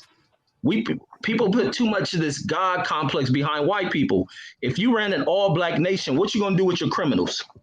Are you going to give them? There's no such thing, Reggie. There's no such thing as an all-black nation. We don't even know what that is. If you can give me an example, give me an example. The hypothetical. If you had a black nation, yeah. I don't even, Reg, I'm gonna be honest. I ain't even never thought that far, because it's so far removed from my thought that I don't even know, man. But I bet you we wouldn't be throwing away the keys. And from what I understand, there was no prisons in Africa before the European arrived. From what I understand. So what did they do? No, what they did, what I believe they did, everybody knew society and everybody lived. That's like Sharia law. What you talking about is Sharia law, Reg, and people are against that. So which one is it? You know what I mean? That's a slippery slope. That's all I'm saying. So do we cut people's hands off when they steal? Do we, like, what do we do as a society? But I can tell you that this United States penal system does not work, and that it disproportionately locks us up, melanated people. I know that. I know that like right now, we want to throw the book away at our own children. That's a 14-year-old girl. She's probably just got a menstrual cycle a few years ago. So she probably don't even know how to clean her body. But she participated in a grown person act. I understand that. But that was what it is. Let me ask you this. Very simply, you know that 9 times out of 10, since you want to bring, oh, well, black people are done wrong by the law. We are. That's blatant. We are. But does that stop you from speeding? Do you speed? Yeah, I might speed, but I don't commit quadruple murder or triple murder. You get what I'm saying? Exactly. So I you don't broke the plant laws that you bombs. felt was good enough to get by. But you're And not that was 14-year-old also the girl brand of either. Washington too. No, but I was a 14-year-old boy and I chose not to do those crimes. And who You don't told you think, not to? hold on. Let me be clear here. You don't think it was other guys that was my age committing crimes that put them in jail for years? That's not. Yo, That's not hold what on. it is. Let me be clear. Yo, I remember when I was a kid. I ain't gonna say these guys' names because they are out of jail now, and this is a real story. I'll paraphrase and change the story to protect the people. Yeah, I'm saying. But let's just call BB. And yeah, I'll just say BB. You know what I'm saying? Like, nah, I'm serious with these. I'm serious about this. But basically, these guys played a game of I don't even know what the game was, so I don't want to speak too much on it because I never talked to him about it. I just saw him years later online on MySpace, clicking to be my friend. I'm like, nigga, you out of jail? I didn't know you was out of jail. Okay. You know what I'm saying? My mama's still living in that town, nigga. I got to be respectful at all costs. And I'm going to ask y'all to do the same. But more or less, what happened was it was a game of, I'll paraphrase it, I bet you won't, or do a, or what y'all call it, truth or dare, or do or die, whatever y'all want to call it. That Russian roulette shit. Whatever you want to call it, some kind of initiation. The next person to come around this corner, you got to go up and punch him in the face. Oh. You know what I'm saying? And it was a adult man, a grown man just carrying groceries home for the day. And he didn't take lightly to this 14-year-old kid punching him in his face, and he started whooping his ass. Everybody jumped on him, and more or less, they beat this grown man to death. They was like 6th and 7th graders. So what age are you in 6th and 7th grade? Because that's how I remember the story. 12, 13. Okay, so you like 12 or 13. So a group of 12 and 13-year-olds beat a grown man to death in the middle of the street, broad daylight, 4 or 5 o'clock in the afternoon, some shit. Don't quote me on it. Like I said, I'm changing the names, changing the story because I don't know all the details, but that's how it was given to me. My G, they was wrong for that. They knew right for wrong. They knew they didn't supposed to go beat up that man. Now, should they spend the rest of their life in prison forever? Maybe not. But do they deserve to sit down? Yeah, you got to sit them down a little bit, my G. Yeah, but this man is dead though. Yeah, he can't come back alive. He can't come back. And the only reason you don't sit them down forever is because they so young and they can't get a chance to tell people and other kids how they can ruin their life. Mark, I can give you a rebuttal. Have you heard of Lionel Tate? And look, and soon I'm gonna say this, and I'll pass the mic right to you, and we can pass it back around after the sister speak. We always gotta get the ladies' primetime billing because a lot of times we don't get to hear that point. You're good. But sis, the problem is some of those brothers, they don't come out trying to give OG knowledge neither. They come out thinking, yeah, I'm a super OG, and they give kids prison logic. They don't come out. You get what I'm saying? Sometimes when you put somebody in jail too early for too long, you truly institutionalize them. They don't know how to function. After, okay, yeah, you was 14, I put you in jail for 20 years. At 34, he don't know shit now about the streets or how to function on the street, to do things a certain way and handle things a certain way. Unless he got guidance. But with that, I digress. Go ahead, sis. You got Well, what I was gonna say is, in regards to the last point she said, you're right. If you're in prison too early, it can affect you. Look at Khalif Browder, the situation with him. I don't know if many people know about him, but you know, they put him got in a fucked up case too. He didn't beat a man to death. He was no, he accused of didn't. He stealing was the accused backpack. of, which he didn't steal, and then he was put in like isolation, and that affected him. And then unfortunately, he ended up taking his life. He had schizophrenia. So that I get you're saying. I know I get what you're saying with that. Another thing I was going to bring up was Lionel Tate. with that kid. He was 12 at the time, and he did a wrestling move. I don't know if many of you remember this kid. This was a long Oh time my God, ago. he power drived his cousin or his nephew or something. What happened? It was a little girl named Tiffany. Okay, so basically, it was a little girl named Tiffany. He did like a wrestling move on her, and she ended up dying from that. And people are like, oh, he's a kid. Woo, woo, woo. His mom is a police officer as well. And people felt bad for him, this, that, and the third. Okay, cool. But then there was another incident that happened when he was accused, when he was 18, he was accused of armed robbery and armed burglary with battery after he allegedly attempted to rob a Domino's pizza delivery man at gunpoint. Well, he got to go because he wasn't rehabilitated after 18 and above. And my thing with Marq, just respectfully, not getting too much into your background, would you say growing up, you grew up in a pretty rounded family, or you had supporters, mentors, or people that inspired you in your home or around your home? Oh, wait, and let me correct. Tiffany wasn't his cousin. It was just a 6-year-old girl that his mom was babysitting, that he did the wrestling moves that he's seen on TV on. And when he did that, he jumped on her from the staircase. He weighed 160. She weighed about 50 pounds. She was 6 years old at the time. That's how she ended up dying. She died of a fractured skull and a lacerated liver that suffered during that beating. Yeah. I remember Yeah, that. and that was wrong to charge that young boy right there as an adult, and that's a failure in that system, and that's really dealing with a racist prosecutor and a racist judge during that kid's case. But it was overturned on appeal, though, so he ended up serving 3 years. Yeah, but look what he had to go through if he didn't even have an attorney to represent him, because if that case didn't pick up, if it didn't pick up nationally, and it was a lot of where public opinion fell into that case. If that case would have been ignored and fell to the wayside, that kid would have been screwed over by the system. Probably. That's also a good thing, that when people stand up and fight against the system, you get the right things done in it. But you have to fight. And you have to have the resources too. So, Marq, would you answer that question? Are you able to answer that question? Would you say you grew up in a pretty inspirational environment, or you had supporters, your childhood and so forth, in a positive environment as an individual in your family? Marq? Went to the bathroom? I think he might have muted. Marq, are you muted? Unmute yourself, sir. Okay. No, he's not muted. Okay, then I don't know. I don't know. Yeah. Well, the only reason why I wanted to ask that was just to really determine the differences of decision-making processes, because, like I said, it just for me personally. When you say that, girl behind the mic, what do you mean when you ask me that question? I'm only asking it respectfully, so I don't get into your business. But like when you grew up as a child, like some people will be like, "Well, yeah, my dad was my hero, my inspiration. He kept a strict line." Or my mom was the hero, or my big brother, looked after me. So did you grow up in like an inspirational home where there was support, or somebody that taught you to think differently?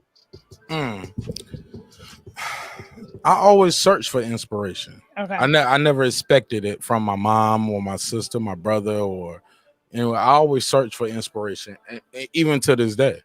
Okay.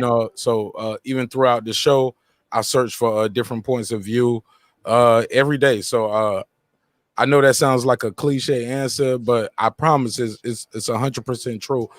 Because if I just depended on what I got from in my household or the people around me, you guys wouldn't even know me right now. You get what I'm saying? So I never just said put myself in that box. At a very early age, I understood my circumstances, and I was able to observe the circumstances that was around me. And I could have made better decisions. And you guys still want to know me though.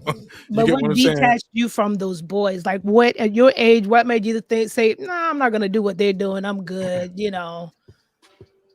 Oh, I fear God and I fear my mama more than anything. There we go. I just had a fear of my mama. Exactly. So your mom was ever present. But you know what I'm saying? But I still will fuck up in school sometimes. Oh, yeah, that's cool. But I taught back in school. I just spent in school, but I didn't go rob the bank. Right. But it was like Sean Whitfield. Shout out to Big Sean. Like them niggas robbed the bank in my town. But what I'm You know saying what I'm is saying? you had a system in place. So my point going to like where some kids don't have that. They don't, and I'm not knocking and then respectfully, I don't know everybody's home, but you're talking about kids who maybe parents are on drugs or maybe they're not in the home. So they don't have anybody to fear. So they don't have that yes or no, or this is wrong, or I'm going to break the law. And I'm not making excuses. I'm just my thing. And I'm not saying that children shouldn't pay the consequences for their actions when they're under 18. Hopefully should be under 25. But I'm just saying that this, which goes back to the court systems, have to find leniency per case basis on how to help rehabilitate the children. That's all I'm saying. I'm not saying they shouldn't do the time, but they shouldn't, it's per case basis. Like the little white kid that killed the one little high school girl, I forgot his name, Fucci, whatever his last name was. Yeah, he should go do the time. He slashed her like 100. He stabbed her a whole bunch of times. So look, if he goes to trial for murder, that's a little bit ruthless. But what I'm saying is, talking about?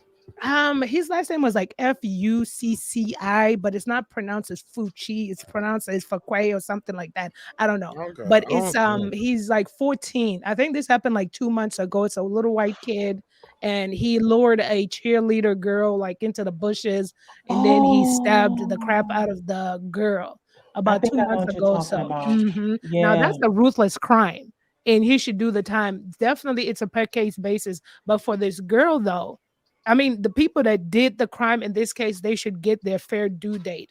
But let's have leniency. And even with the little white kid, I'm not saying throw the keys away. Just have leniency on these children. Let's find out what's going on. I don't know. I don't know what's going on in their homes. But I'm just saying, wait, girl behind the mic, is the girl's name Tristan Bailey? Yes, Tristan Bailey. I found it. Cheerleader. Yeah. Okay. I'm gonna put in a private chat. Yeah, put in private chat so I can do my research on that. Here's the thing too, though, girl behind the mic. Some of these are violent crimes. Once life is taken versus money, or even if you're when it's premeditated, like Reggie was talking about with these this kid right here, they was FaceTiming this crime. They did a trailer to the movie of the murder. Like that we have to hold those people accountable for their actions. Like, so we mean FaceTiming. We mean FaceTiming. So as they're killing people, they had a FaceTime going on. Reggie, you got the floor. Elaborate. Yeah. Big Dog Willie, these kids are doing this shit. They're doing it. I'm talking about this specific case. What happened? Did you hear they said that they even in her video got the victims on her recording? They knew what they was over there doing. Let's play this one more time, and then after this, we got it. You get to where these people disrespect the dead. They kick over dead people's candles. It's no different than people showing up to funerals to shoot it up. It's a lack of respect for life. Go ahead, Big Dog Willie. But yeah, basically that's how they got her and got most of the people. I thought it was like they were chatting about it and they were chatting about it on FaceTime. But you may seem like did they go into the place and start shooting like a film or something like that? They are FaceTiming the crimes, Big Dog Willie. That's part of it. Oh, she was FaceTiming the crime. Oh well, I don't want to misquote it. Big Dog Willie. Let me just play the news clip one more time so we can be. I didn't hear it. Let's hear it then. In charge in this triple murder. Let's hear it. Where is it? This is what it shows with these on an intellectual level. I think he started with. Yo. Look how. Listen to the shit that these kids who are no different. But check this shit. Teens between the ages of 14 and 18 have been arrested in a triple murder. In court today, Laureano Cosme appeared for arraignment, and his lawyer entered a not guilty plea to 3 counts of first-degree murder. This, 3 people dead. Interrogation video shows the youngest involved, a 14-year-old girl, pleads with police. We are blurring her face and voice due to her age.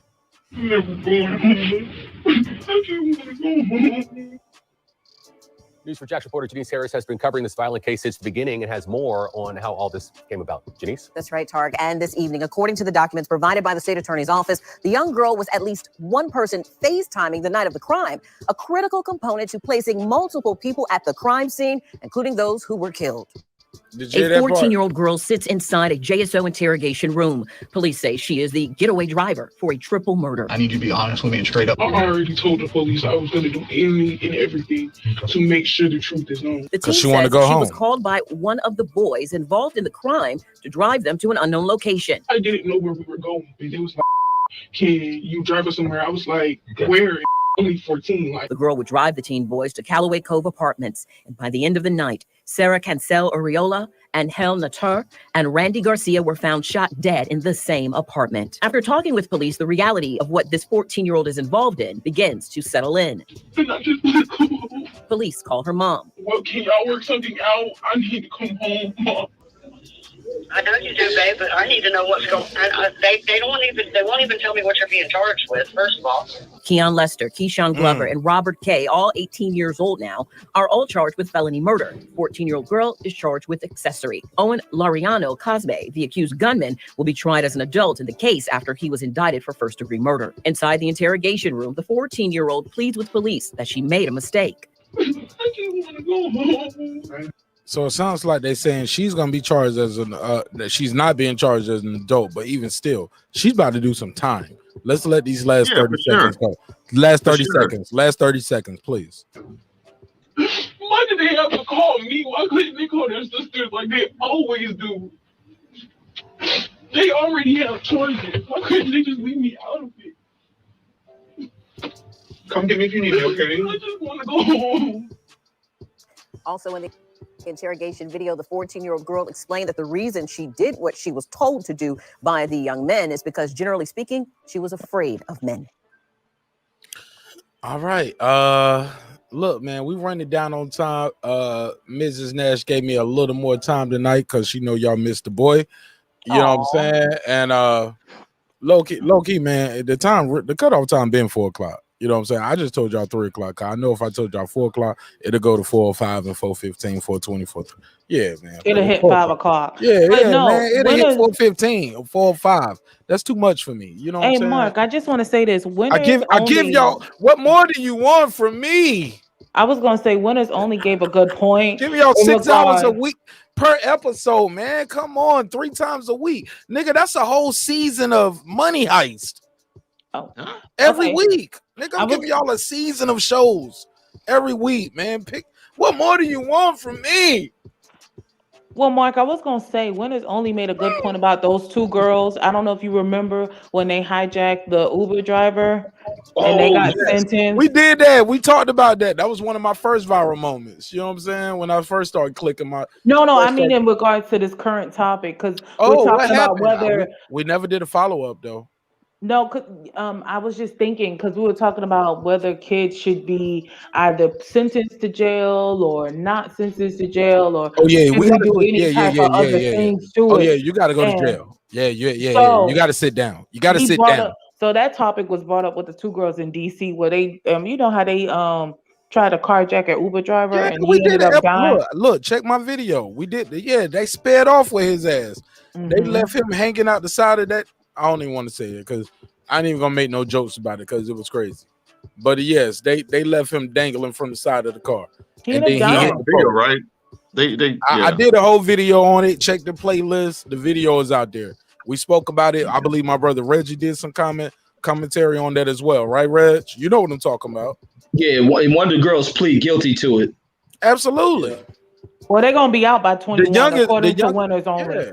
Yeah. But them girls was totally wrong for that shit, man. And they got to get, you got to get set down in the corner. You got to go do your time. Now, should your life be over forever? No. But should it be a significant enough where you can Brandon after the Queen P, take that down. Let me take that down. Yeah, nobody else beaming in, nobody else calling in. That's it. Oh, Brandon was trying to get back. Yeah, he here, but other than him though, it's over though. It's over. I'm gonna get out of here. Yeah. Final thoughts, man. Everybody, please. But that's all I want to say. Yeah, you gotta, man, you gotta do some time to make it to respect the family, the children, the kids. They left the legacy. It's a good movie. I didn't finish it yet, so I can't say it's a good movie, but it started off good. It's on Netflix. It's called Worth, and it's talking about the guy who was responsible for basically giving out the settlements after 9/11 and telling people basically the dishwasher ain't worth the CEO or the cab driver isn't worth the elevator man. You get what I'm saying? Or the nurse isn't worth more than this person. So it's hard. It's a hard watch, especially if you know anybody personally impacted by 9/11. It's a hard watch. But everybody, please give me your final thoughts because we already in overtime, and I got to end the show right now. So go ahead. Let's start with Brandon Washington. Because he just beamed back in. Brandon, 2 minutes or less. 2 minutes or less. It ain't gonna even be that. Thank you Yeah, for but I letting gotta put the me clock up, be a part of. Go ahead. Your mic is trash though. Your mic is trash. All right, well, I'm done. Thank y'all. There you go. Peace. Now Have it's a great clear. night. Shout out to the Now it's panel. clear. I love all Now it's clear. I No, learned it's something. clear. Go, Brandon. That was clear. Okay. I can't make this shit up. Make this shit up. Go ahead. I just want to say thank y'all, man. I learned something every night. Thank you for this space, Mark. Hey, Reg, you know I'm always learning and growing. Keep the videos coming, Reg. Queen P, girl behind the mic. I enjoy y'all views, and we need a woman's view a lot of times. So thank y'all, man. I just be at work learning, so I appreciate it. And I'm gonna be honest, man. I live for this kind of stuff. So thank y'all. Man, we're gonna be back Wednesday. We live again. Bro, we live again on Wednesday. Indeed. Thank you so much. Yes, sir, my brother B. Go ahead, Reggie. Go ahead, Reggie. Cook it up. Yeah, man. Another good show, man. Good conversation, good dialogue, topics, and a sharing of ideals. And I like that, man. I like conversations where it's just not led with just your opinion being the opinion of ours. And it's just like we share ideals, we move dialogue around, and sometimes we change our minds, and sometimes we come with a certain set of beliefs.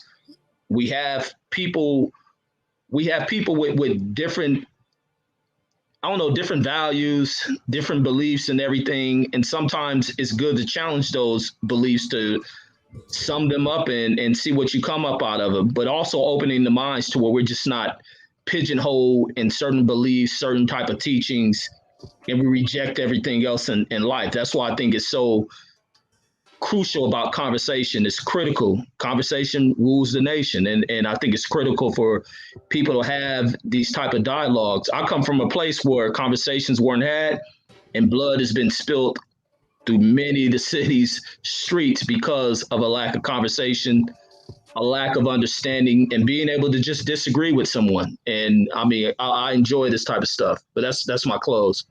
Hey, for sure. Girl behind the mic, you next. Look, you and Reggie started off a little rough. Reggie started off rough. Look, Reggie started off rough with Ricky Williams as well, but they got on a clear page. You guys kind of disagreed at certain points as well. Give me your final thoughts on everything we talked about, or anything you want to plug. If you don't plug that Dream Zone, I'm gonna be mad at you though, because I love that shit. I'm gonna be mad at you. Oh, thank you. Shout out to everybody on the panel. It was lovely. I enjoyed learning as usual. And shout out to everybody in the chat. And I am Girl Behind the Mic. I do have a podcast, Dream Zone Interpretation, where you could listen to the episodes at Girl Behind the Mic on YouTube. And shout out to Mark. Thank you so much for this opportunity on the platform. Shout out to Queen P. Thank you all. All right, Queen P, you got the floor. Give me your final thoughts, everything, sister. How you feel? I want to give you an apology earlier too, because it was a time earlier in the show where you was like, so I was like, I know what I'm doing. I apologize if I seem a little snarky at that moment. No disrespect to you. I was just trying to move the conversation forward because I knew this last topic was going to garner so much attention. So I do apologize if I seem a little abrasive with my tone and pitch earlier. I said it publicly, so I want to apologize publicly, right? Well, thank you. Yes, ma'am. Yes, ma'am. I want to have it no other way. In regards to the whole thing with young children and them being committed to crimes, I mean, I hear everybody's point, but sometimes you have some kids who they can't be rehabilitated. Like, let's say they commit a first crime, you share empathy, you feel sorry, you give them a light sentence, and then they get out and then they commit another crime. Or you have some kids who may learn from that experience and they're able to go and share their experience to other people as a cautionary tale. And I was just thinking of an example with a client I had, and I think she was 17. And basically what happened with her was that she was with a woman who goes in stores and she goes and steals stuff. She's a booster. And I was telling her, you could get caught up with that as an accomplice. Even if you didn't steal anything, the fact that y'all came in together, they have it's a called aiding camera. and abetting. Pretty Aiding and much. And abetting. that's what I was trying to tell her, because I'm like, they have a camera. That was when my you first come. charge in 6th grade. I'll never forget it. I never knew what it meant, but aiding and abetting was my first case. And I was telling her that because she was like, but I didn't steal anything. And I was like, granted, you're with her and she stole, and they got that lady on camera. And at some point in time in that store, y'all linked back up together. So they have that evidence. They have the evidence of when you first walked in the store and they see you together. And then I was also trying to tell her, I'm like, look, you saying you want to be a police officer, you can't have no record if you're trying to be a cop. Like they can work around. Depends on it. I mean, it depends. Okay, agreed. Depends. And she was like, oh, but this is going to get cleared up. I'm like, okay, even if this does, know that you're about to turn 18. And if you get in trouble, they could charge you as an adult. So you may not get this little opportunity where if you do this whole little probation thing, it's off your record. All right. Final thoughts, though. What you got for me, Queen P? I mean, you're trying to start another conversation. That was a good one, though. We need to do that on another day. Damn, man. We need to do a whole episode about this white supremacy versus white oppression, and far as like kids being charged as adults, and the way the judicial system is often slanted against minorities. Let's just be clear. do you think that maybe like when it comes to kids, should they be tried by their own peers versus adults? Because there are some states who are considering doing that, and they do it. Jury of your peers. Look, I'll save that for another conversation. Let's table it. Because there's some states that do it. It's not many, but there are some. And I remember when I was in college, there was a professor talking about that. She even talked about recidivism too, because you have people that commit a hard crime. Okay, they serve their time. Now they want to, now that they're out, they want to just do right, get a job, make sure they're able to provide for their loved ones. Like, let's say you miss so much time with your kids because you were away, but then you're giving them a job where they're making barely anything. Like even our regular people who have served time are struggling to make ends meet, which is why Obama came up with that term, the working poor. Like it's not that people don't want to work or they're not trying to work. It's the fact that you have 2-3 jobs trying to make ends meet and you're still struggling. You don't even have money for an emergency funding. So if something happens, it's like, what? It's fucked. Pretty much. So I remember hearing that, and it's like give people a pay where they can actually be able to have a place to stay, take care of their family, take care of themselves. You know what the rich person sitting around thinking right now, right? I want to hear that. Of course not. Why would they? Hey, look, we'll talk about this more on our next episode. We got to end it now, but I would be remiss if I didn't give final words, final thoughts to Sir Senior. Go ahead, Sir Senior. You got the floor. Yeah, my final thoughts is, come on, man. Speak with some conviction, though. There we go. Can't hear you. Respect to everybody who came in, everybody who was in the chat, came on the panel. Everybody who watches on the playback, make sure you like. If you haven't subscribed, you can't get that laptop if you ain't subscribed. And please read. Because reading is fundamental. Because some of y'all is failing, and I will gladly take that laptop off your hands. Appreciate it. But yeah, man, that laptop thing is a real thing. We giving away that laptop on the first. I'm telling you, I already got my mind made up. It's a real thing.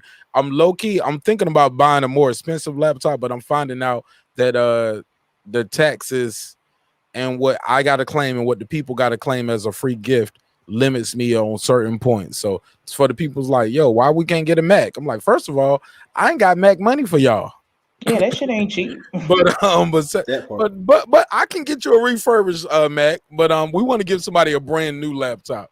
You know what I'm saying? I had shout out to comedian Miss Lip. She was like, "What kind of laptop you giving away?" I was like, "A free one." Free one. She want to know the brand. Yeah, I was like, "Look, man, look, it's gonna be free." But we're gonna look. Everybody's location is different, And also, I think it's dope to be able to talk to the person who I'm gifting the laptop to, because these aren't gonna be this ain't no fake person. This is gonna be a real person. If they can't, I don't know if I can do this, if it's too late, if I'm changing this, but I want part of the shit, Reggie. Motherfucker, you got to take a picture with the laptop or something. You got to come on the show like that night. Like, I think like you gotta let people know you really won. And when we seen you this shit, you gotta take a picture with the shit. Like, I almost wanted to shoot a video of me going to buy it, like make more content. You know how the YouTubers do in the YouTube land. Shoot a video of you going to buy it from Walmart. Then shoot a video of you mailing and announcing it. Then shoot a video of you mailing out to the person. I was gonna milk the content game, but I was like, nigga, I ain't paying for the shipping twice, bro. Nah, nigga, I'm gonna mail that shit straight to you from Walmart or Best Buy. Who delivers in your area? That's why we haven't bought the laptop up front. One, paying for shipping twice, but also we open it up internationally. You know what I'm saying? Because we have international viewers. I didn't even know motherfuckers in Russia and Germany was watching this shit, but they love hip hop and they watch the show. Only thing is that shipping though, that might be a no, I'm not paying for international shipping. Oh. That's clearly laid out. If you win internationally, you got to pay for your own shipping. That's clear. It's written. I say it vocally and it's written. Oh, and YouTube has nothing to do with it. Yeah, YouTube has nothing to do with this neither. I gotta say that every time. But yeah, man, y'all got anything else before I run this outro? I love y'all and I appreciate y'all. Yeah, see everybody. We had a great live. All right, with that said, let me run the outro. Sir, send your hangout real quick. I'm gonna holler at you one time. And hit the like if you didn't hit it before. Man, fuck them, man. We good. We're gonna be all right regardless. We already winning. You know what I'm saying? They sharing it on Facebook. I can see all the Facebook hearts. I can see them liking it on Instagram. So that's cool, man. We gonna be all right regardless. We ain't got to beg for no likes. God like us. Amen. And that's all that matters. Look, man. Remember, drinks require sleep, goals require effort. It's been another great episode of Breaking the Beats, where we break down business, entertainment, art, technology, sports, and anything else. Me, the panel, the callers, definitely the callers tonight. He heard that part. He was like, I can call in. I can say what the fuck I want to do. What about Oscar Valdez? And he brought that shit up, and we gave it its time. The only reason I ain't talk about this because I was out the loop, and I felt like it was so many people doing so great commentary on it. I felt like it was no need for me to just flood the airways with it, just to give y'all my take. If you've been following the show, you already know how I feel about it. Fuck them. You know what I'm saying? It is what it is. You cheating, you exile, baby. We don't rock with you. Drinks require sleep, goals require effort. I see y'all on Wednesday. No, it's Thursday, Friday, dude. I'm like, why you keep? Oh, it's Friday already. So I see y'all tomorrow. Damn, we don't went over to the next day. I forgot. So I see y'all tomorrow. Peace.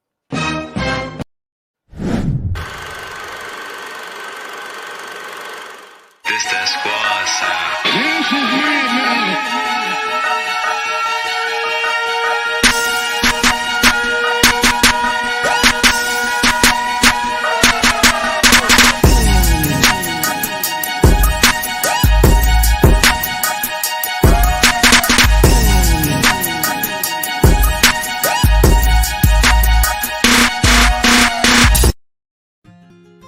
Since our first day in business, Essentials of You has been offering our customers the best selection of products at unbeatable prices. Our online store has been synonymous with quality, and we ensure our continuous variety of fantastic merchandise along with unique limited edition and seasonal items that fit any budget. Check it out and start shopping today.